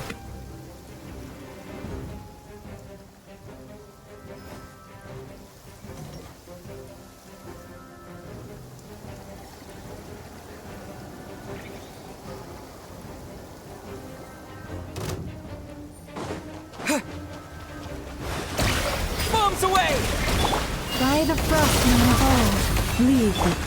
It all adds up. People have always used fire to drive away wild beasts. Wouldn't a lantern work just as well? You read my mind, my dear friend. I was just about...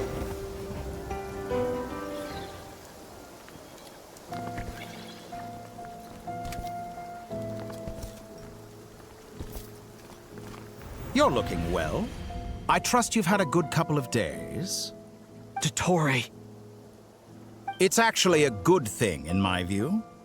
If the subjects of my experiment were to die prematurely, it would throw quite a wrench in the works. And so, I must thank you all for your resilience.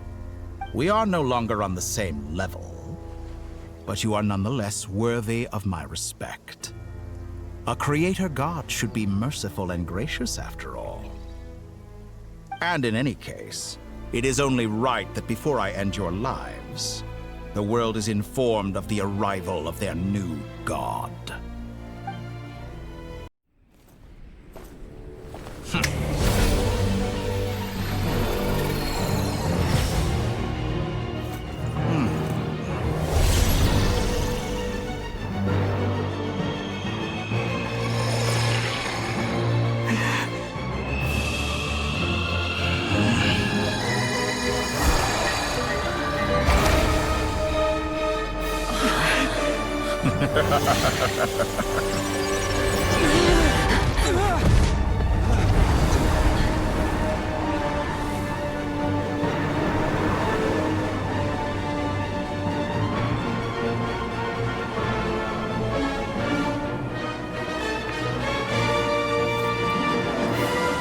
The experiment begins.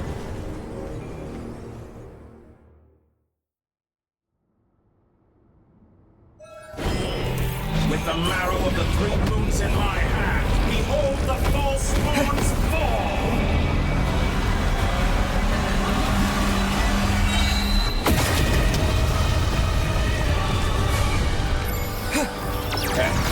Yeah! Water jet!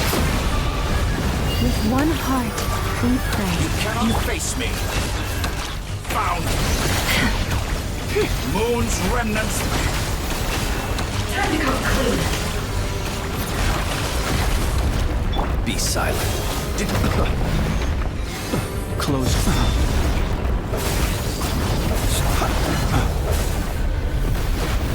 Observe. Water jet! It all adds up. I thought you dodged that. Leave this. A grave transgression. Go! No more lies. Let's see what you're made of. like an ant in my palm. Oh, I've been moved inside another space, and it's sealed off. Looking at the structure of it, it seems like Dottore intends to trap us here. There's no exit. Our endurance is about to be put to the test.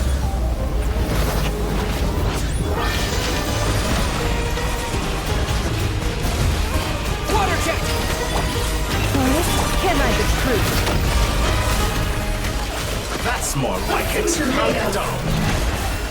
It all adds up. It all falls to the truth. For the everlasting forest. Can I the truth? It all falls to the truth. It all adds up. It all falls to the truth. Bends to me. The mystery unravels. I'm still collecting data. By the frost moon of old, leave this place. Can I the truth? Of the three moons in my hand. Behold the false moon's fall.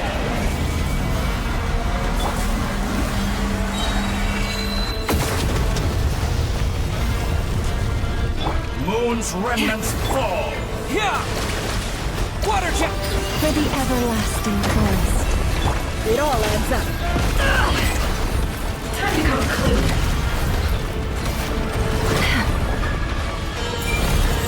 Leaving. Oh, tell me, where will you try scurrying off to next?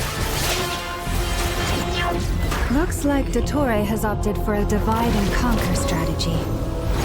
But we will not allow him to triumph. Now, I shall pray for our victory.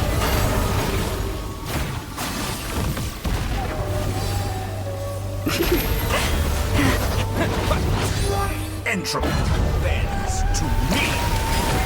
No more lies.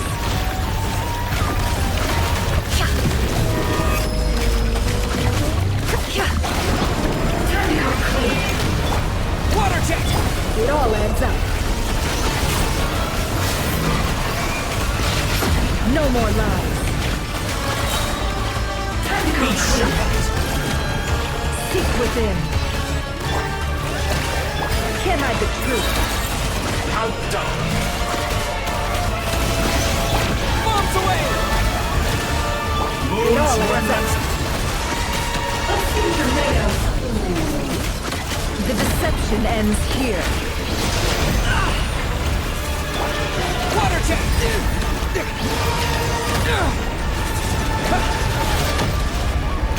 Can I the truth?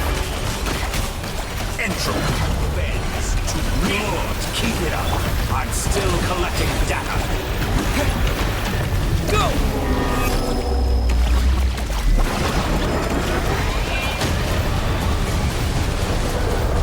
Be annihilated. Water jet! Which cannot stand against me. What's this supposed to be? A knockoff version of the space Columbina got trapped in? There really is no way out. We'll see about that, Dottore.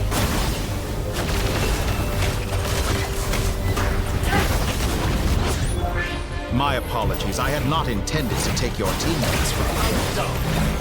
But you have a choice in the matter. Obey, and I can do the same. An excellent deal, if you ask me. Won't you consider it?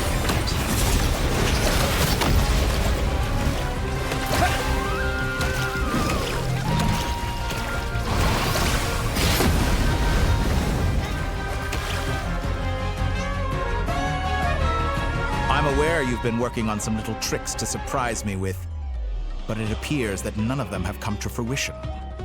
My guess would be that you're trying to bring Columbina back. But then, where is Sandrone? Or are you trying to buy time for her?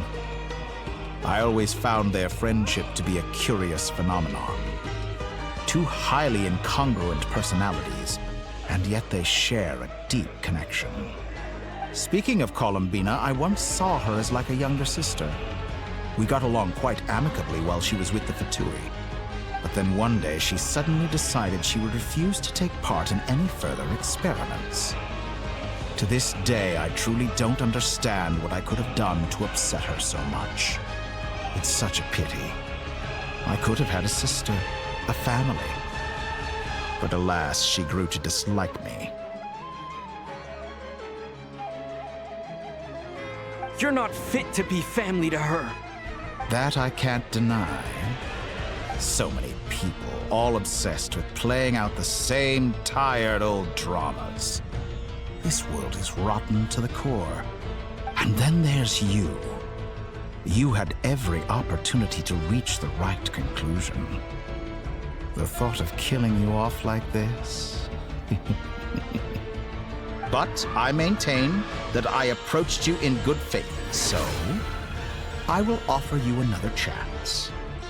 Will you work with me? You have until I count to 10 to make your choice. 1, 2, 3. Not in a million years.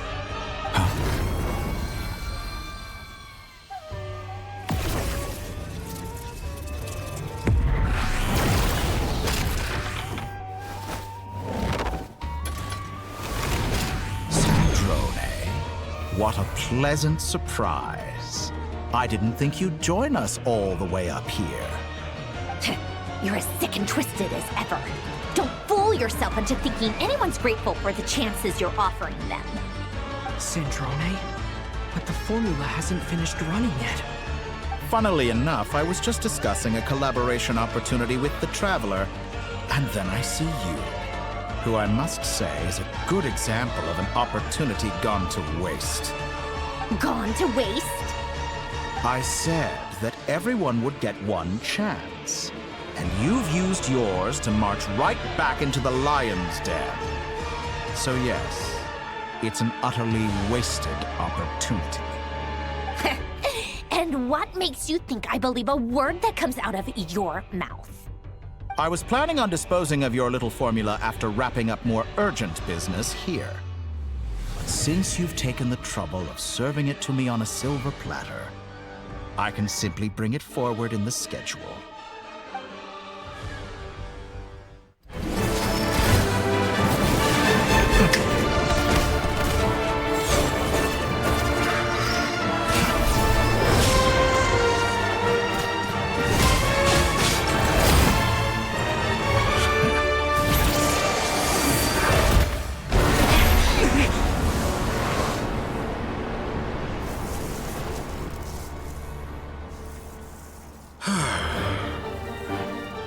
Is this your life's work? This piece of trash?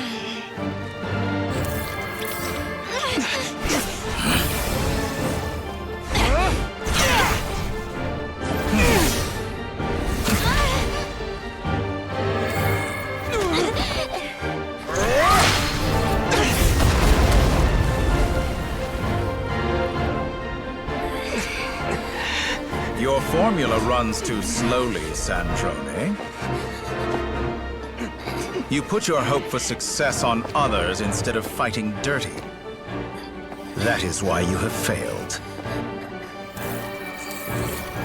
Now, whom should I slay first? Any volunteers? No one? How nice of you to leave the decision to me.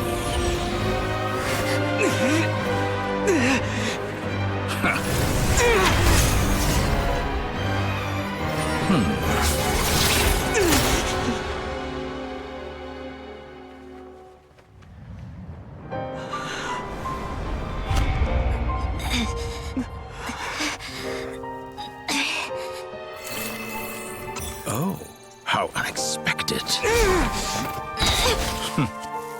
Sandrone, any last words for me, comrade?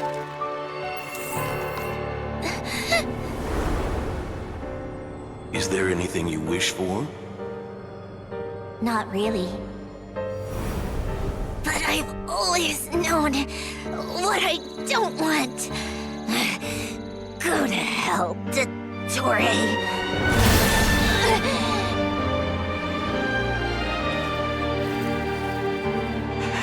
No!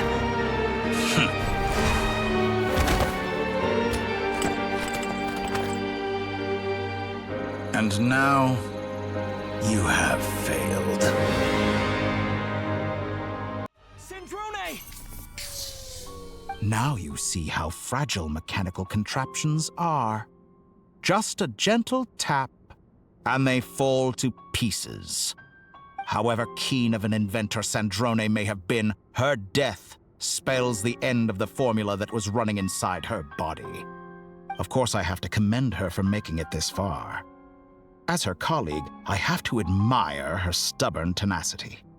Now, it is time for you to take your place by my side. My count was interrupted, but the second chance I extended to you still stands. Once again, you are welcome to join me. By now, I'm sure you have gained a greater appreciation for the power and authority I wield. What is stopping you from embracing a new world of endless possibilities?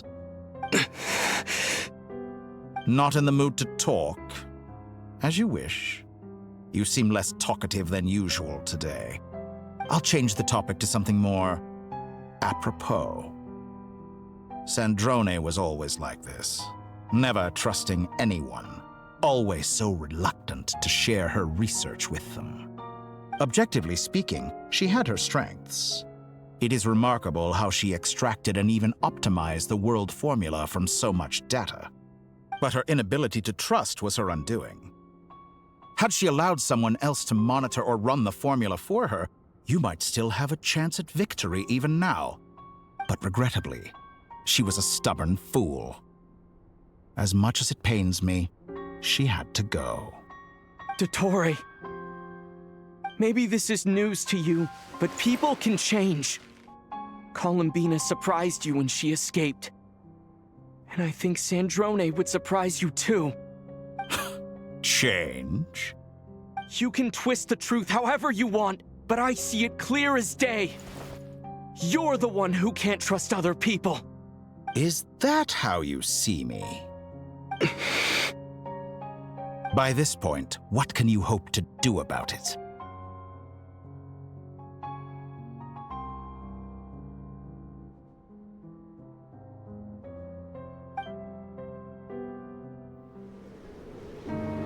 It is pointless to fight on. You've already lost. Wrong. You can't win this, Dottore.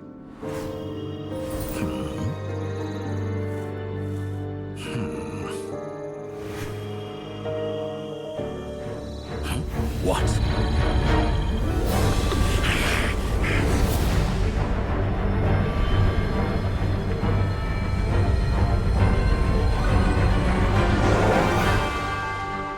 My formula can get us 90% of the way. It will connect you to Columbina. Then, I will bring the formula's output to the Traveler's side. For the last 10%, do whatever it takes. Just bring the moon down.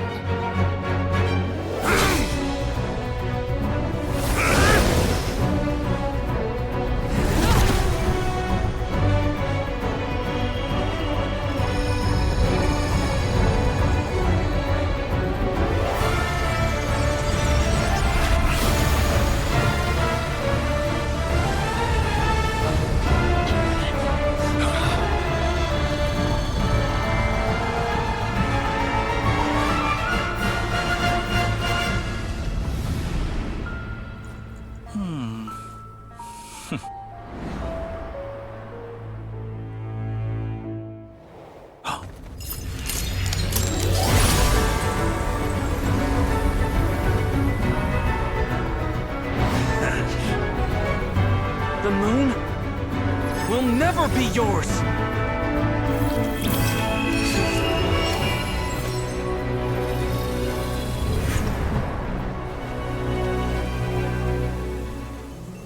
I turn my body into moonlight and pour it over Nodcry. My soul I leave here to inform my future friends. Lastly, I will hide the Trilune Authority within the Frost Moon. And when my body, soul, and authority are reunited. Finally. Columbina!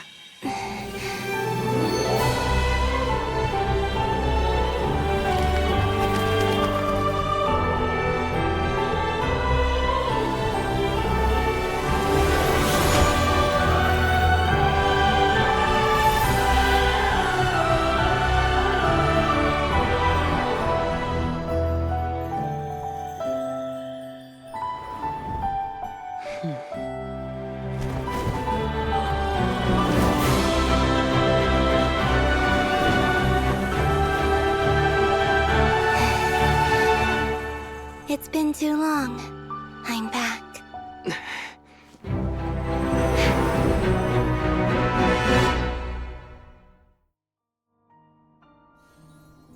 Stay focused on the battle, Traveler. What a touching reunion. Though I personally find myself repulsed by the sight of weaklings huddled together for war. Now, you're quite finished patting yourselves on the back. Show me how long you can struggle before you drown. Watch out, Columbina! He can manipulate space itself! I know. Wait for the right moment. We'll strike together. Moon's remnant. Go! Out.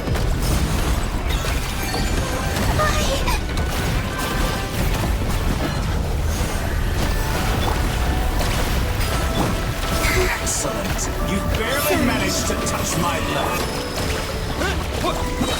Bombs away! Go!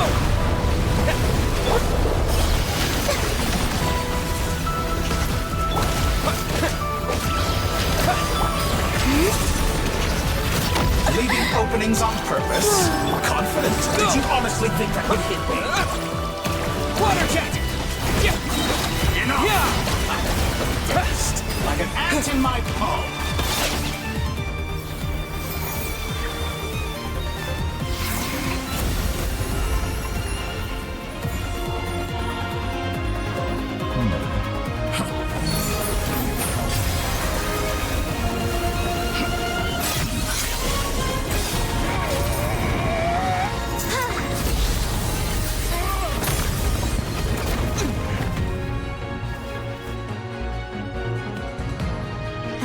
You the new moon's blessing. The new moon shines upon you. I am growing weary of your stubborn... It's over, Dottore!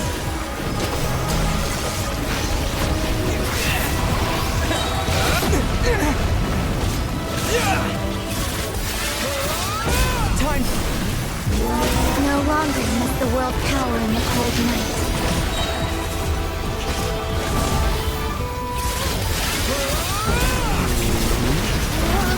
The moonlight dispelled the darkness.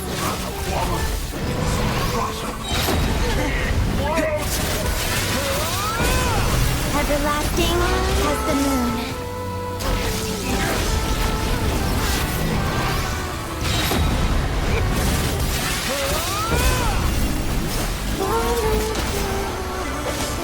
Only I could have shaped the new world.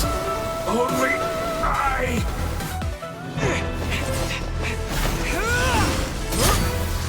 Willfully blind.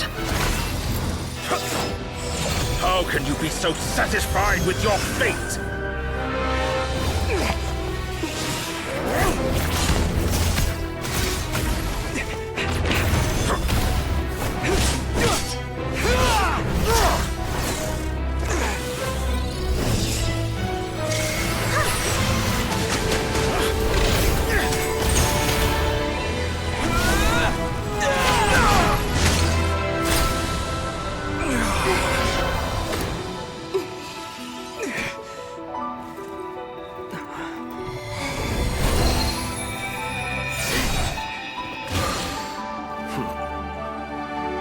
This battle was never about fate. It's about friends, family, and the home you stole from them. So dull. Only the weak rely on each other for comfort. Lucius, Once I transcend fate, you will be nothing but fodder for my grand experiment! That will never happen.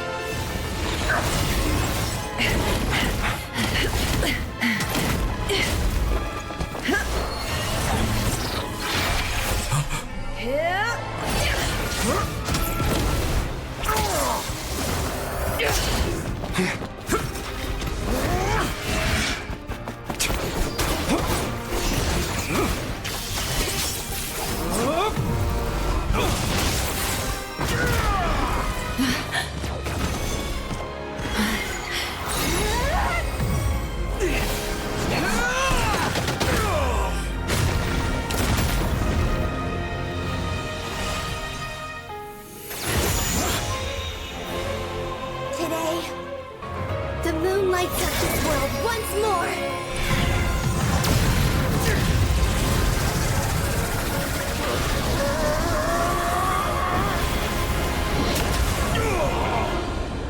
This loathsome world.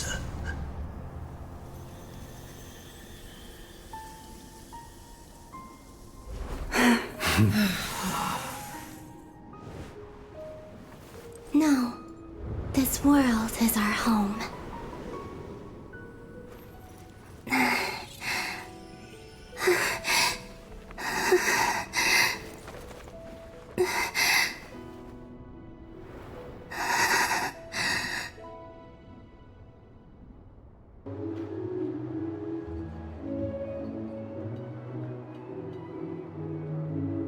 No, you're doing it wrong.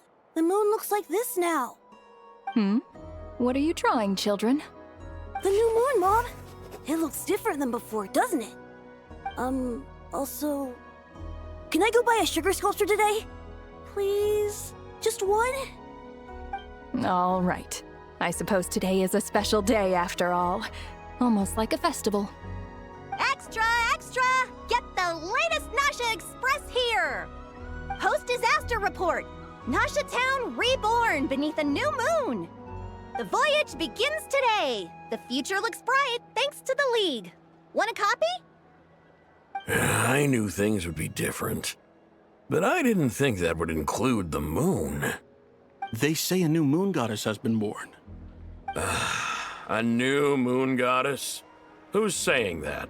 The Frost Moon Scions? I guess so. I'm not too clued up on the details.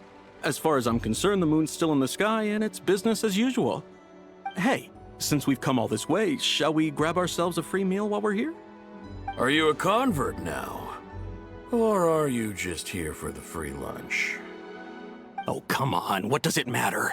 After everything we've all just been through? That smells good. All right, that's it. I'm hungry. Time to eat. Come on! We gotta get there early, or there won't be any good spots left! Shh, keep it down. This is a residential area. What if people are still sleeping? Why is it so noisy outside? It's okay. Paimon was pretty much awake anyway. It's been so long since we last had a chance to relax, huh? Feels like time is moving slower than usual. What about you? Did you rest well?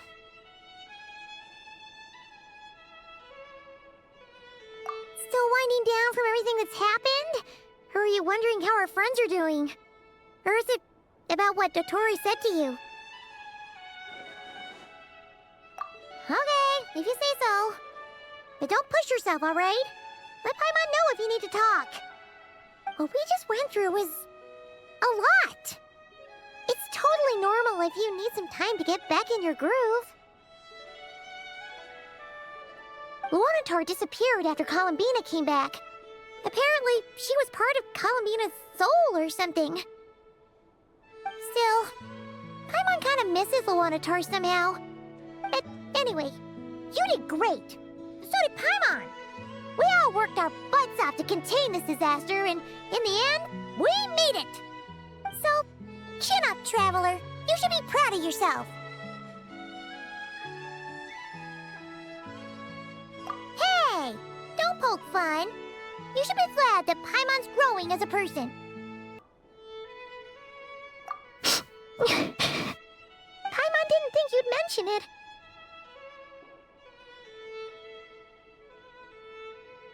You have no idea how anxious Paimon was. She was worried sick about you. Well, if you really want to show Paimon you're sorry, you're gonna need to make it up to her. You better be ready to splash out on a lavish meal.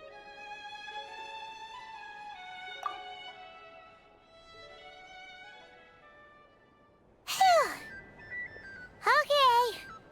Paimon's full now. Huh? Oh, well... Hey there, Traveler and Paimon! Good morning! Morning, Yehuda! Here for some breakfast? Oh, I've already eaten. Just need some water. I was mostly worried you might forget what day it was today. So, I came over to remind you. Careful there, Paimon. Too much food will make you drowsy. Don't let anyone catch you hiding at the back and nodding off during the League meeting. You should probably be saying that to Aino. She's the baby of the group, if anyone. True. You know, I'm surprised that all these competing groups are actually coming together to try to solve things together. Definitely a first for Nodcry. Well, nothing like a region-wide calamity to bring people together. After that, surely even the most self-interested people have to realize that going it alone isn't worth the risk, right? Try telling Boss Neff that. She's not exactly convinced that people are gonna get with the program. Really? But if she's so pessimistic about it, why'd she agree to be the Curatorium's representative in the League? Probably 'cause even though Unity sounds like a pretty far-fetched idea, the benefits it would bring make it worth a shot. I think things will work out, though. I swear, Nodcry feels like one big family now with everything that's happened. More than it used to, anyway. Paimon's with you on that one. And it seems like plenty of other people agree, too. Just listen to the bustling streets. All right. Everyone's been rebuilding these last 2 weeks, and the evacuees have been coming back in droves. Life's slowly returning back to normal. Which means my workload's probably gonna shoot back up. Were you about to head out? There's still some time before the ceremony begins, you know. Yeah, we were gonna take a stroll around the square and say hi to some friends first. Sounds good. See you later then. Please accept today's boon. Have a nice day. Are Paimon's eyes deceiving her? Or is that Inefa handing out food for the Frost Moon Scions? Hello there.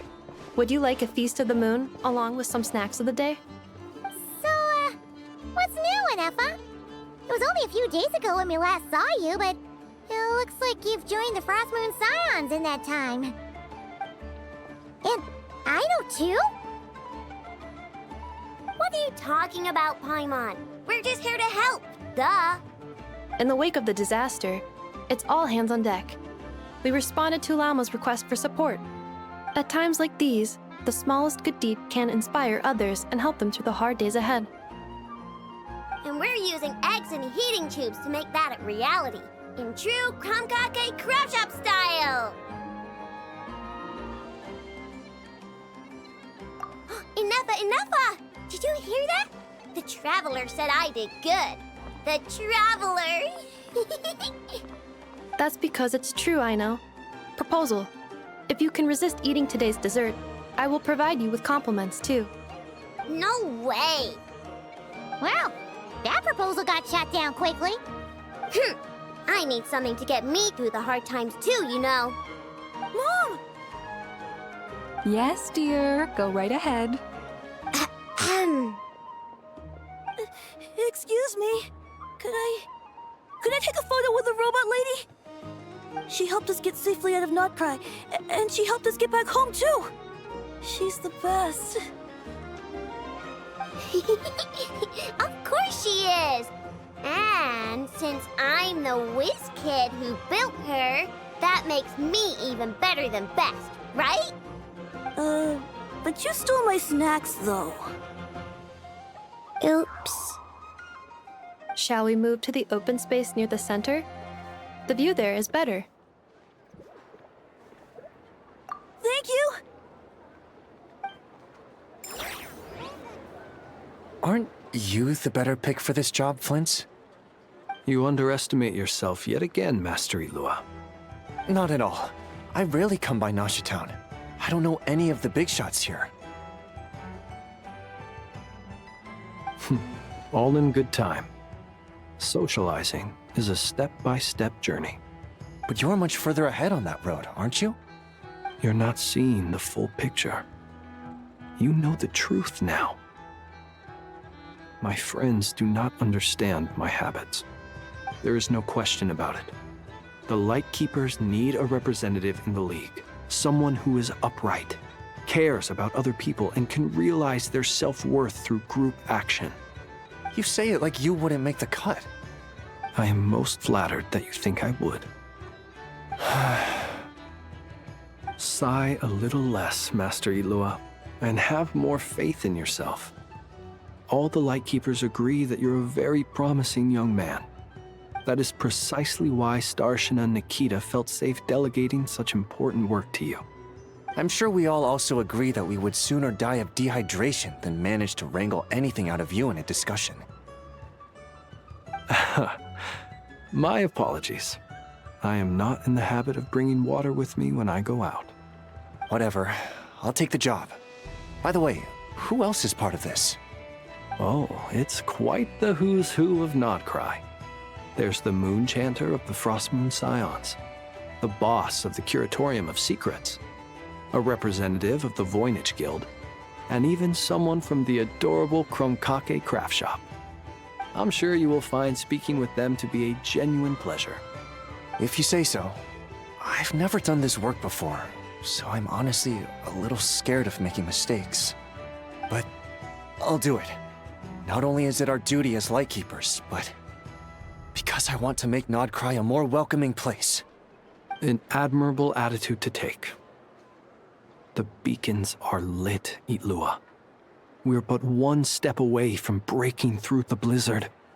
We have the chance to band together and build our shared homeland into an Elysium. This is unprecedented for Notcry. An opportunity not to be missed. Yeah. You're right. I'll do my best. Quite a few familiar faces have arrived. Let's go, shall we?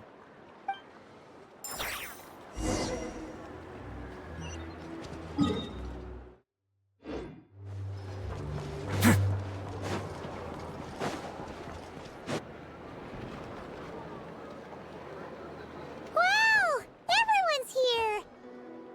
You seem well rested. I know no one's asked, but I'm sure you all want to know, so let me just say, we're doing great. Thanks. Well, great, but not perfect. Starting to lose my mind from boredom. Can't drink a drop of alcohol while I'm waiting for my wounds to heal. I'm sure you had a sneaky swig or two. Wait, how'd you find out? I'm sure you must be missing Mondstadt after all these years away, Grandmaster. Yeah, you could say that again. Every time I get news from Mondstadt, it makes me want to go back and see the place for myself. Honestly, once things are wrapped up here, I think it'll be time to head back home. Hey, looks like someone's taking the stage. Can everyone see okay? Anyone need a boost? I'll just listen from the back. It's fine. You're taking this pretty seriously, huh, Durin? Well, it's not every day that I get the chance to see how people speak in official settings. Soak it up like a sponge. I'll make sure you get a chance to practice for yourself later down the line. Actually, I know just the thing. You can debrief the Knights of Favonius for me. Mr. Varka, are you forgetting that I'm not a Knight of Favonius? I can knight you. Any particular title you'd like? Is he joking? I really can't tell. You'll have to figure this one out for yourself. It'll be a good learning experience. It is my honor to host the opening ceremony for the League, and to have this opportunity to speak to you all in my capacity as Voynich Guild representative. Could this person also have been pushed onto the big stage by the real big shots? Guess I'm not the only one then. We come here today, having weathered the trials and hardships of yesterday, and having learned from them the importance of unity and cooperation.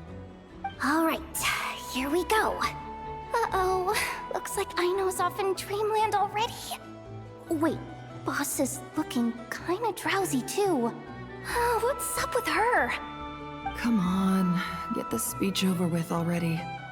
Nodcry is our home, the land we rely on for survival. And as we chart a course for the future, may we persevere through the storms ahead as we sail towards a new era of prosperity, freedom, and hope.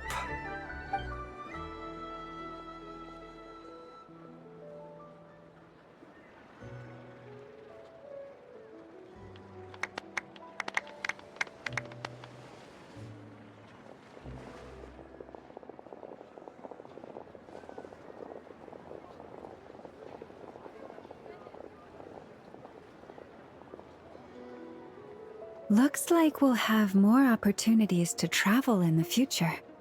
I'm sure you'll cope, Lady Moonchanter, given how fleet of foot you are. Unfortunately, I suspect I'll be too busy at the Curatorium to act as your host. We have a busy schedule, not to mention an international network of contacts to manage. It'll be all right. I'll just check your schedule with Yehoda well in advance. And if she's not available, I can simply ask Ashru. So giving my employees extra workload isn't enough for you? You're really going to drag my cat into this too? I thought you'd approve. Aren't you forever increasing your employees' workloads? That's a bold statement. Are all the Frostmoon Scions feeling more audacious now that your moon goddess has returned? Columbina's return has brought joy to all who care about her. That includes both you and me. As for the Frostmoon Scions, we are learning how to thrive independently, without relying on the moon goddess. It is up to us to make our home a more livable place.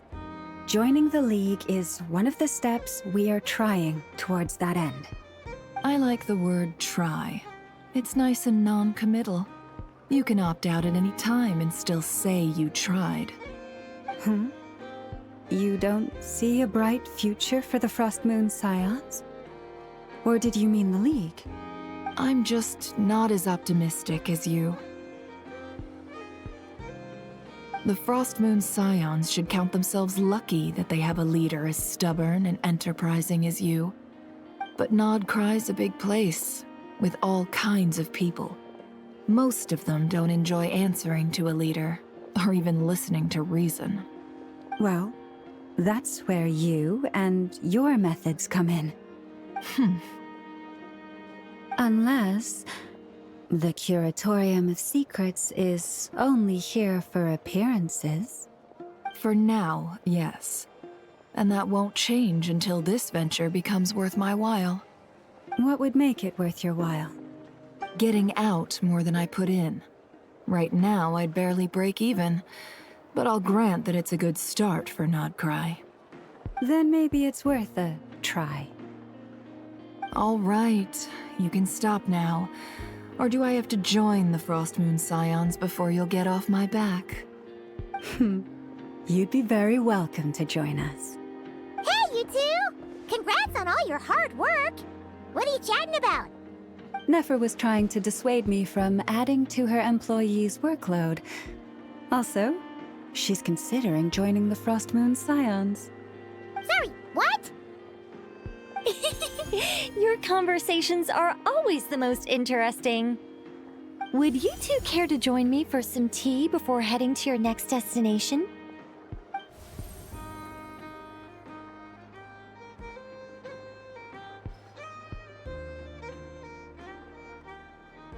Nicole? Wait, where are you? Aren't you gonna show up today? Sadly not. I'm otherwise occupied right now. I'm sorry, Paimon. I can hear how disappointed you are. If it's any consolation, let me say that how things appear on the surface is a far cry from what they are at their core. Perhaps you'll feel better if you focus on the fact you have a special line of communication with the great mage herself. Okay? Has something happened? No, or not yet, anyway. Well, that's not ominous at all. Not for the time being. Just think of this as a general check-in to make sure this communication system is still running smoothly. Besides, it's good to chat once in a while if we want to maintain our friendship. You could have just said so. Paimon got all worked up for nothing. Still, the best friendships are built through face-to-face interaction, you know. It's never gonna stop being weird having tea with you when you're not there and just talking to thin air. All right, fair point. I'll bear that in mind for next time. Yeah. Any update on that crisis at the world's borders? Alice just informed me that they had their work cut out for them. And now everyone's thoroughly exhausted. But they did finally get things back under control. Still, we can't let our guard down yet. The disruption caused by this disaster has made Teyvat easier to detect from the outside universe. She plans to wait for things to stabilize, then reschedule her Mondstadt vacation plans. As for me, I agree with Hat Guy's perspective. This is a time when many new variables are emerging, and the situation is changing constantly. Plus, most of this change is for the worse. We have to remain vigilant and ensure that the embers of chaos are not rekindled. I did notice that the energy in Nodcry changed somewhat after the War of Funerary Flame, but since it was still aligned with the Light Realm, I never gave it a second thought. It looks like I'll have to examine the connections between phenomena I observe more closely in the future. Just doing my duty. It's more or less second nature by now. Of course. To give you the full picture, I'd have to start with the substance from which angels were formed. Never mind. Paimon's right. Showing off my knowledge would be much more satisfying in person. By the way, you did receive the gifts from the Hexen Circle, yes? I'm not trying to claim credit or anything, but my pride demands that I at least mention it. They're quite similar to the protective talisman that Alice gave Dory, but with some very special enhancements. Oh! So that's what kept our friends safe when Dotori trapped them. Indeed. We went to great lengths to make sure they were invisible to his eyes. I'm so happy they came in handy. Still, not fishing for gratitude, by the way. I just want you to be aware that sometimes your friends may be protecting you in ways you cannot perceive. Anyway, I'll contact you if anything else crops up. If not, you know what they say, no news is good news. Oh, my angelic instincts are tingling. They say you should head to the docks next. Your friends are about to board their ship home.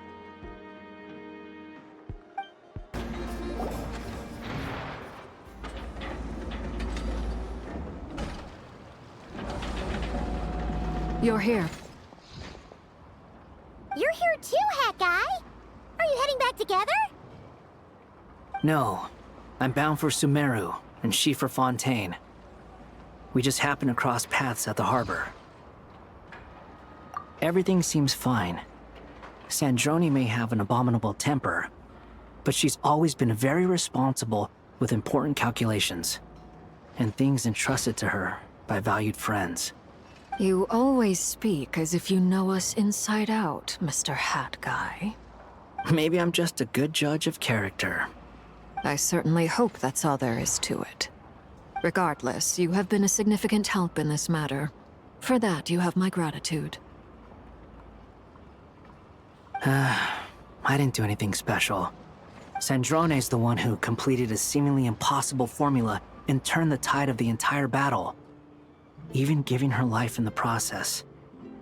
She's the one we should be thanking. Even we were unaware that Sandrone had hidden the real formula inside Polonia's body.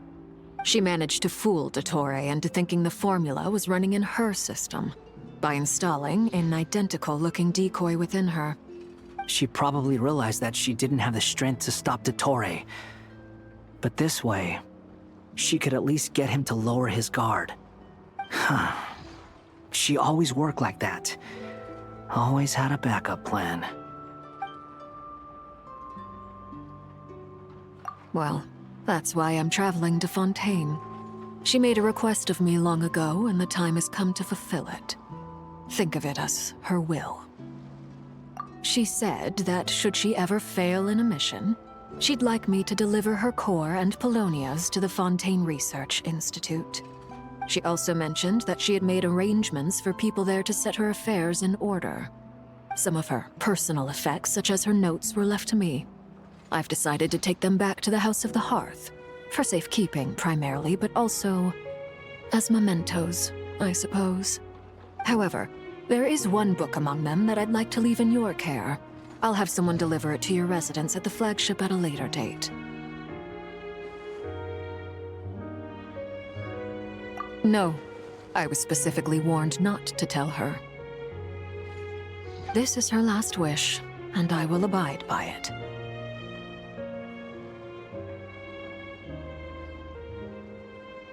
I can only hope so, but none of us here can know for certain. I bade farewell to Columbina earlier today.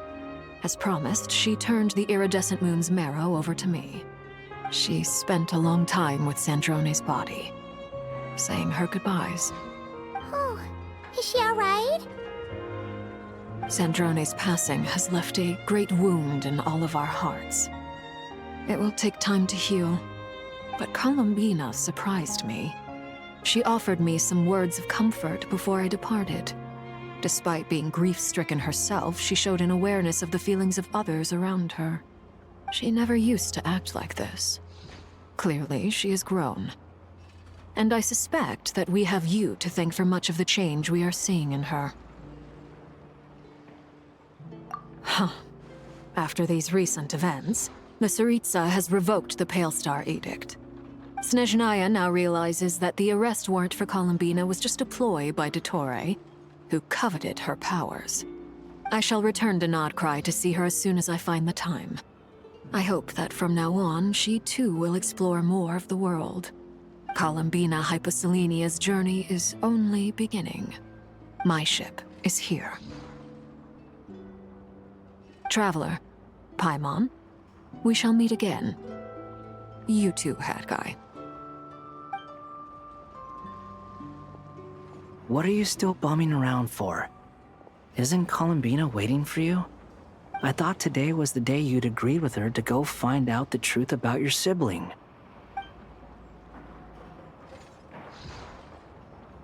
You're afraid you won't like the truth when you see it. Well, this is new. I was starting to think that nothing could scare you. Don't say that! Wouldn't you be if you were in this situation? Fair point. But I'd say I have more experience facing up to unpleasant truths than the Traveler. They say blood's thicker than water. I know how much you need your family back. More than you need any of your friends. And I'm sure that all your real friends understand that too. No matter what the truth turns out to be, they will stick by you and support you, whatever decision you make. Finding the truth is important. But more important still is what you choose to do once you've found it. At least, that's the life lesson I've learned from my experience, grappling with the truth. What? Now that Dottore's dead and gone? A little, I guess. But it hasn't solved everything. Maybe I regret not getting to end his life with my own hands. Or maybe it's something else. But for whatever reason, I still feel like I have a chip on my shoulder. Either way, I'm going back to Sumeru.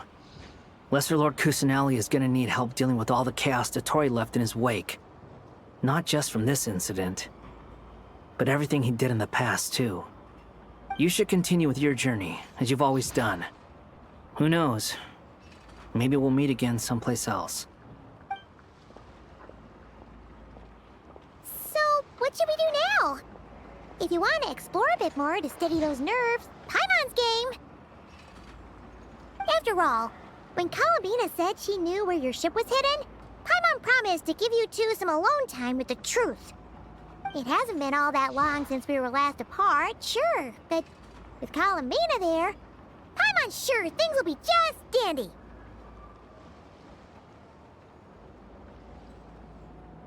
Ain't no biggie. Paimon might be all about that food and fun, but she knows how to do right by people. Paimon's sure you'd prefer to digest the news about your sister in peace.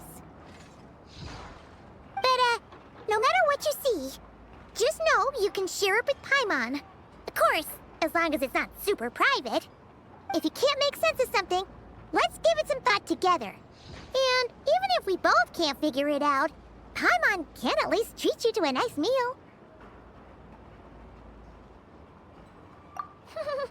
Glad to hear it. Feel better now?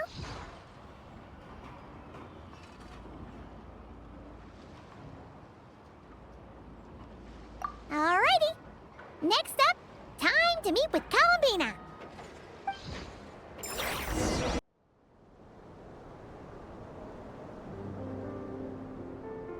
Columbina, we're here! Can't quite believe we're meeting out here. We've gotten used to walking over to Silver Moon Hall whenever we go see you. Well, you're still welcome to go there whenever you want to see me. It's just, now that it's all over, I've decided to make some changes. Try and fit in with the Frost Moon Scions, like Lama suggested.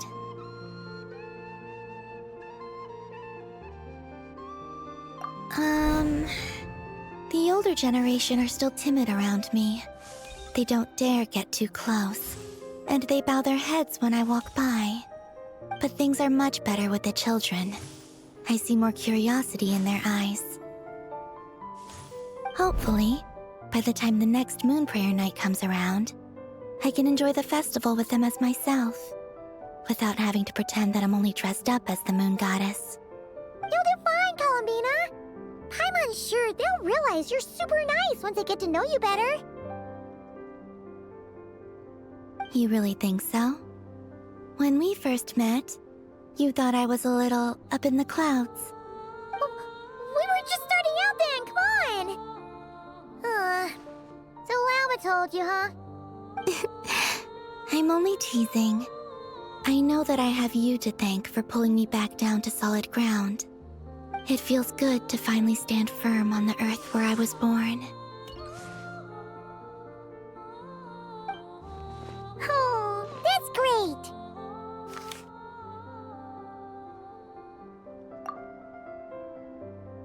Thank you. I'll make sure not to lose it this time. Well then, are you ready? Lumine, what happened to our spaceship back then? Why did you leave? It's time to learn the truth at last. Ready as I'll ever be. Good.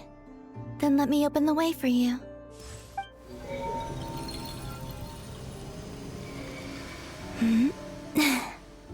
Where does this lead? To our shared destination. Huh? Do you remember me telling you about my missing prologue back when we just met?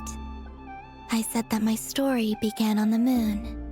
But while I was inside the moon's reflection, I realized that my prologue was really hidden in the future. I just had yet to discover it at that point.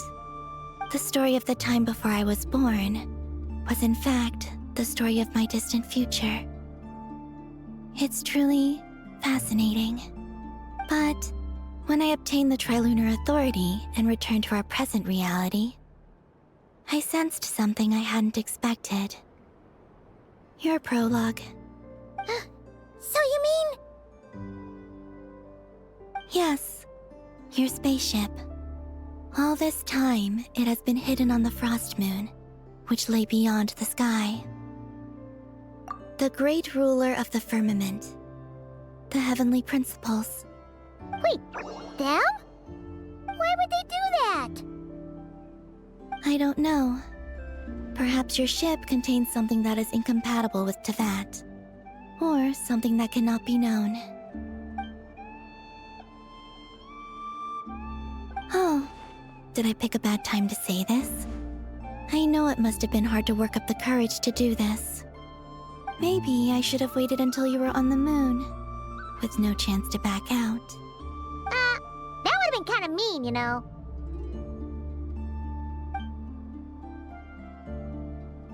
Take me there. Oh? Whatever is hiding in that ship, it belongs to me and Lumine. Those memories belong to us. No one else has the right to decide whether I should or shouldn't know about it. Not even the heavenly principles. Very well. Then let's go. You two take care, alright? And don't forget to come back soon! Rest assured, Paimon. We will. Traveler, after you. Thinking about the story that we'll find hidden on the moon? Yes, and hoping that it has a happy ending. Stories like that don't exist, you know? You don't believe in happy endings? I don't believe in endings.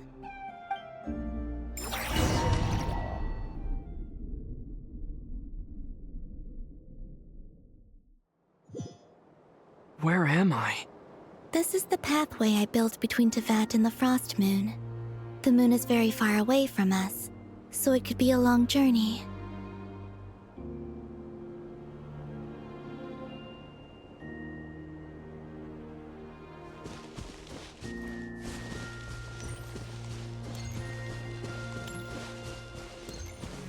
After I obtained the Trilunar Authority, I unwittingly saw past events from many of my friends' lives.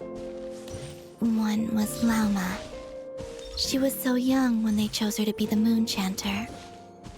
From then on, the Frost Moon Scions looked to her to bring messages from their goddess.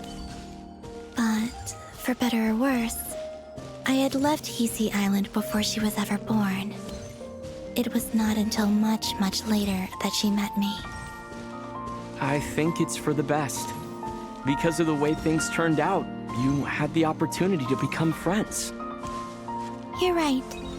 In that sense, I think we were both very lucky.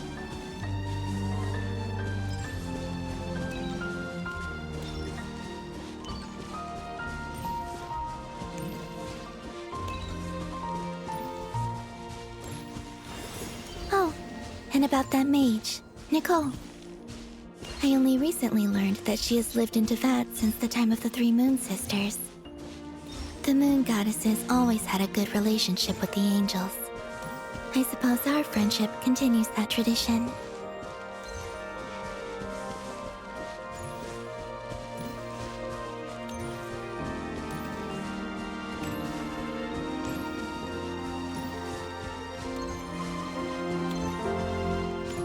And then, there's Zandrone. I never knew that much about her, beyond the fact that she was created by someone called the Lord Artificer. She, too, suffered for a long time before joining the Fatui.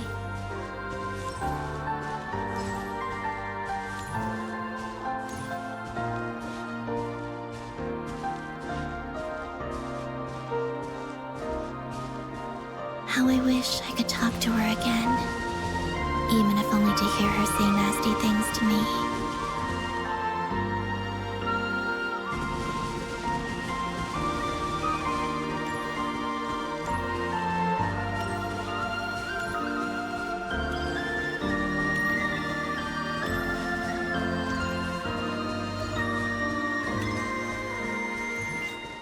Also, I saw your sibling's story. I'm afraid I didn't see much. It seems that she rarely came to the surface, where the moonlight shines. But I did notice that back when you first set out on your journey, she would often appear nearby, gazing at you from afar with a guilty look in her eyes. Lumine.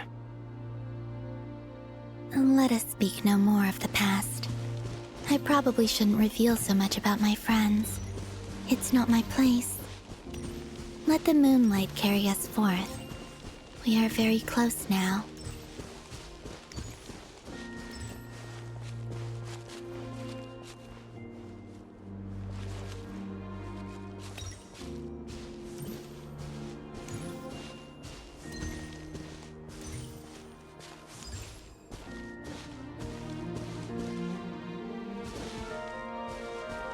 After this, I'd like to bring some kuhenki to the moon as well. If they're willing, of course. What about your other friends? Will you bring them to visit too? Certainly. But I'll need to tidy the place up first. This home hasn't received any guests in a long, long time.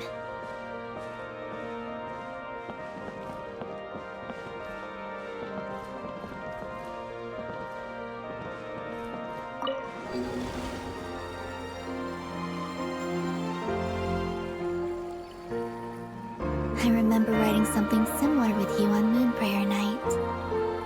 I believe it was called... Dodoko's whirligig.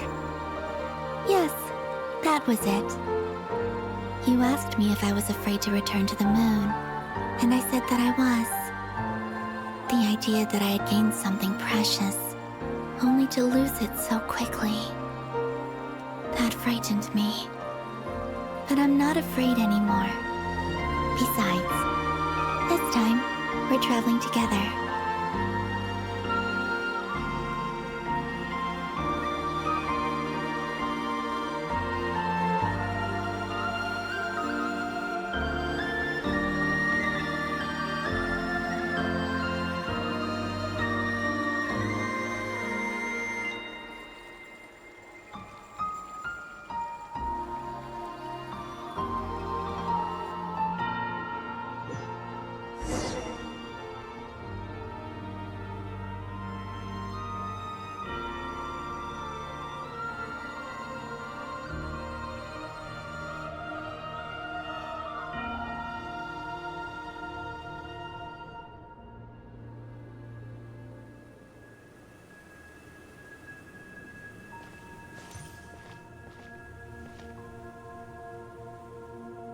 We're here.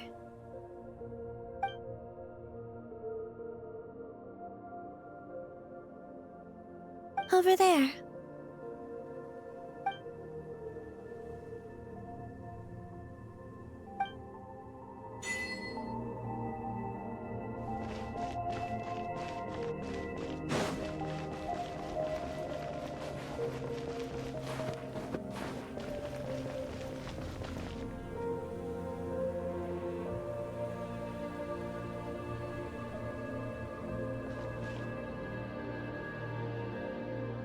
Our spaceship. It's huge.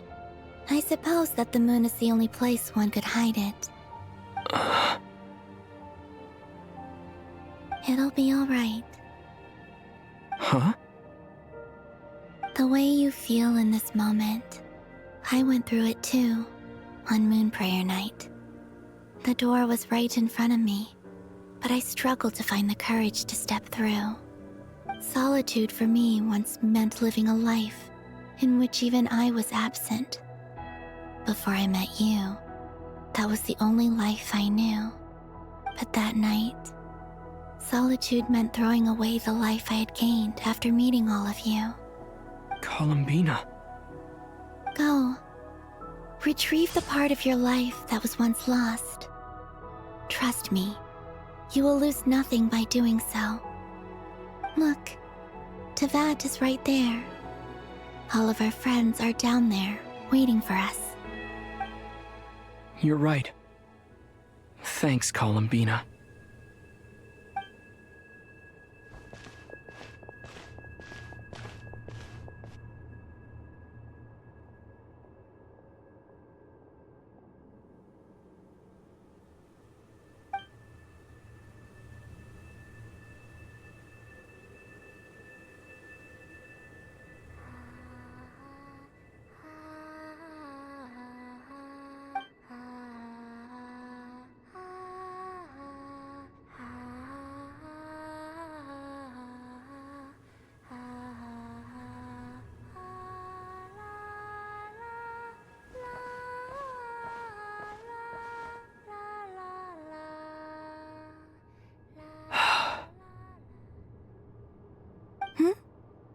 Finished? Yeah. Why did you take your eye mask off? Well, since my return, I've decided to take more opportunities to see the world with my own eyes. Besides, I've always wondered how Tevat looks from the moon. And what do you think? It's beautiful. I could spend a whole day here just gazing at it. What about you? What do you think of the truth you found? I haven't looked at another person's expression in a long time, but I think yours is saying it was neither good nor bad. Keep this up, and it won't be long before you give Nephra a run for her money. Oh, I don't think that's going to happen. I'm much more used to sensing what's going on around me with Kuvaki. I think I'll save my eyes for seeing special moments I really want to remember. I read the spaceship's flight logs. I always assumed that this was my first time in Tevat. I thought that Lumine and I must have been hibernating in space for centuries on end. But the logs show that our spaceship flew over the skies of Tevat once before. A long, long time ago. Flew over? So you didn't land? No, the ship barely came to a stop before flying on again. After that, it continued traveling through space for a long time. Some of the data is corrupted, but I suspect that it kept flying for thousands of years. It was only after that that the ship made a forced landing in Nodcry. When Lumine found me, she came from outside the ship. Could this mean that she left the ship long before I did? Maybe even during our first pass over Tevat. Are you alright? Yes, I can feel that the truth is coming together, one small piece at a time. I remember Lumine telling me that when she first arrived in Conria, she could not recall the past. So this might be something that even she doesn't know. Here, I made some space for you. Your mind must be racing, and this seems like the perfect place to relax and clear your head. Oh, wait, there's one more thing. What is it? Wait here a moment.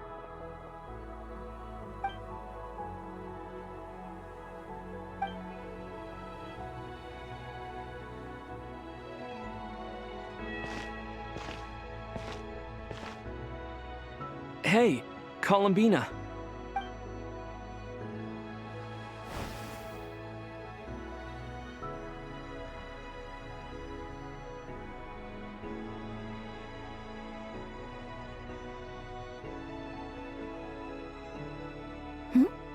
Is that a new outfit? An old one, technically. It's been in a cabinet inside the ship this whole time. It's a matching pair with Lumine's. She always liked this set more. Huh. I don't think there's a huge difference. Really? Yes. It's still the same you. You're the same person, no matter what clothes you wear. Only Columbina would make an observation like that. Traveler, do you consider Tevat your home? Home is wherever Lumine is. But then after all the time I've spent here, and everything I've been through, yes, I'd say it's my home. Would you change your answer if Tevat changed appearance? I mean, if the truth about Tevat turned out to be different than what you thought. I don't know, but I don't think so. The truth is not what matters most to me about Tevat. When I was first born, I longed for a home. And when you get something before you're mature enough to understand the world, you just take it at face value. I thought that a home was a transaction. You give me what I want, and I'll do the same for you. But you and your friends taught me what a true home should look like. You never asked for anything, yet you gave so generously to me. That's because your friendship matters to us. It was worth it. In the past, I thought that my birth in Nodcry must have been a mistake. But after journeying to the distant past where the story began, I realized that it was I who chose Nodcry to be my future home. Now, I am glad that I made that choice. I'm sure your friends are just as glad. In fact, I intend to make the same choice today as I did back then. What do you mean? Well, I've given the Eternal Moon's Marrow to Lauma, and the Iridescent Moon's Marrow to Arlecchino. And now, I shall return my Kuvagi to Nodcry again, that it may continue to protect my chosen home. Wait, but what about your body? Oh, are you worried that I'll disappear again? I won't. Not this time. The Frost Moon has now entered the fall sky, and I am the Trilune Goddess. I am only returning to Nodcry the part of me that it needs. I am giving what I can, because my home is worth it. Oh, and I have something for you, too. For me? Yes. Come closer.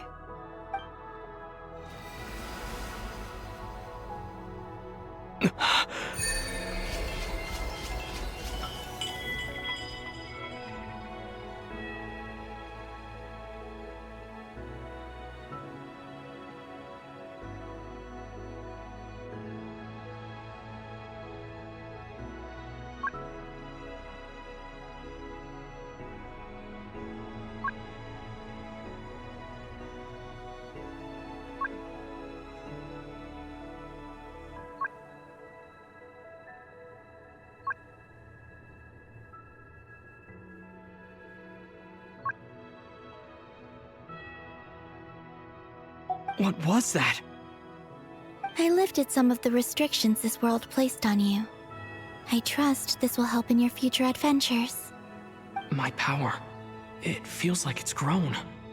I can use the elements more freely now. Thank you. This will be a great help. You're welcome. I see you as family, and after everything you've done for me, In fact, no. It's not because I owe you. It's because you're worth it. Here, this flower is for you.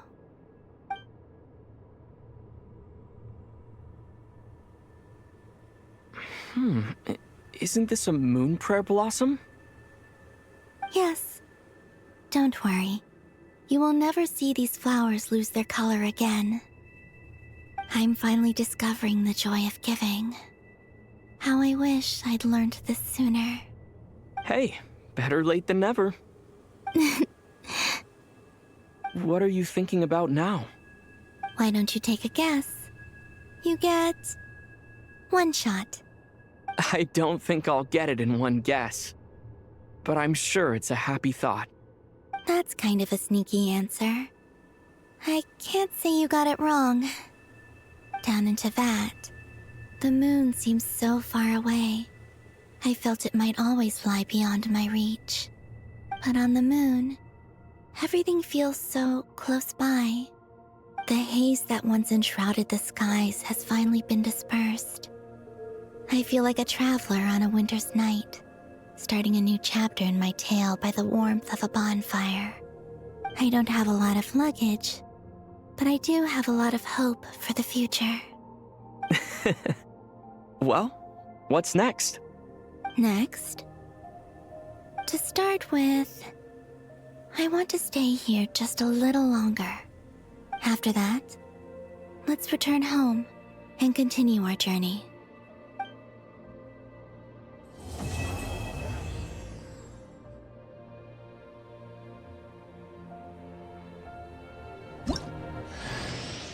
These clothes bring back so many memories.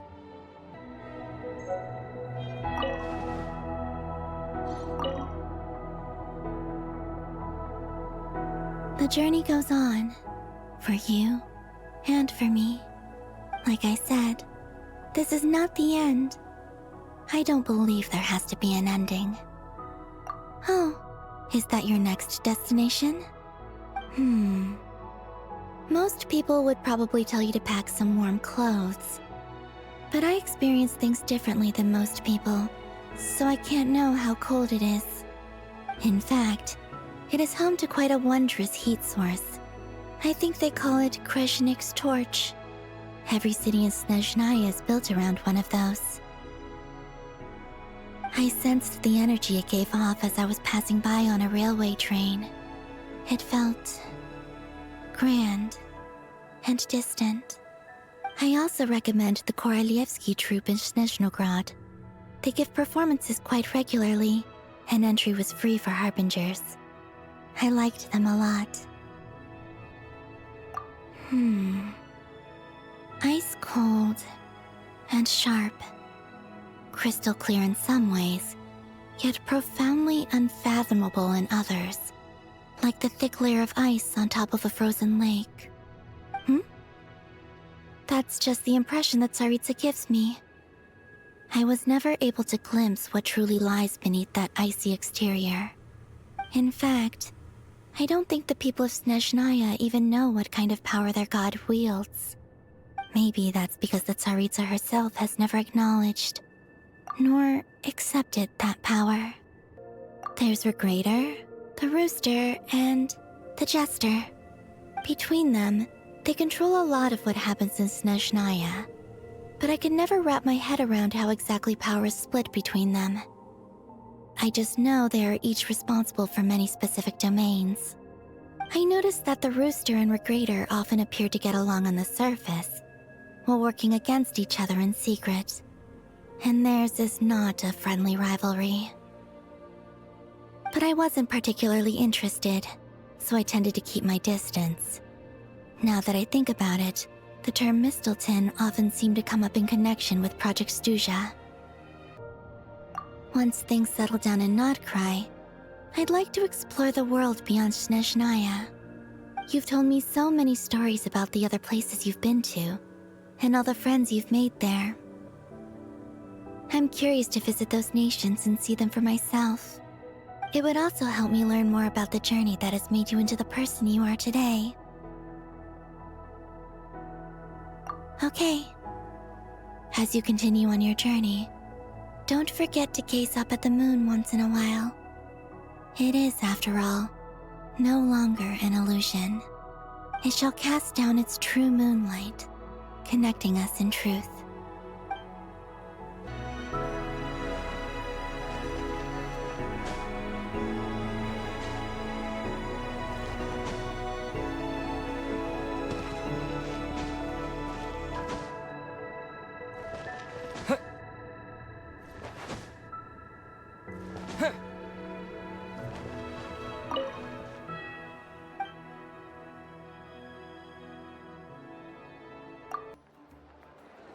To Jean, Acting Grand Master of the Knights of Favonius. This preamble is such a pain to write. It's probably high time we got rid of this acting business. I trust that Dern has updated you all on recent events. Hope we didn't worry you too much. The good news is, we managed to come together and put a stop to the Doctor's evil schemes. With that, I think it's safe to say that Nodcry is finally out of the woods. As for the Fatui, not counting the Damselette, aka the Moon Goddess, who has left their organization, we found ourselves allied in this instance with both the Knave and Marionette. May she rest in peace. As ever, we find ourselves better off for making friends rather than enemies. But until we can ascertain the Tsaritsa's true intentions, the future remains uncertain. In a short while... Wait... How am I meant to surprise everyone if I tell them in the letter that I'm heading home? Well, that would be a huge waste. Okay, got it. I will begin sending the expeditionary team back home in waves. I'm sure they'll be able to answer any questions you still have.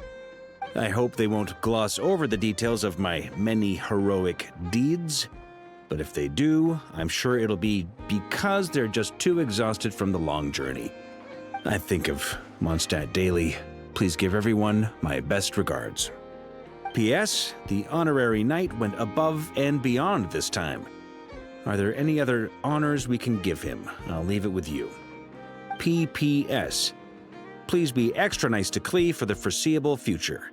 I cashed in on the last favor that the Hexen Circle owed us, so we need to earn some more goodwill. If there's any serious problems, feel free to stick me in solitary confinement when I get back. I'll do the time for her.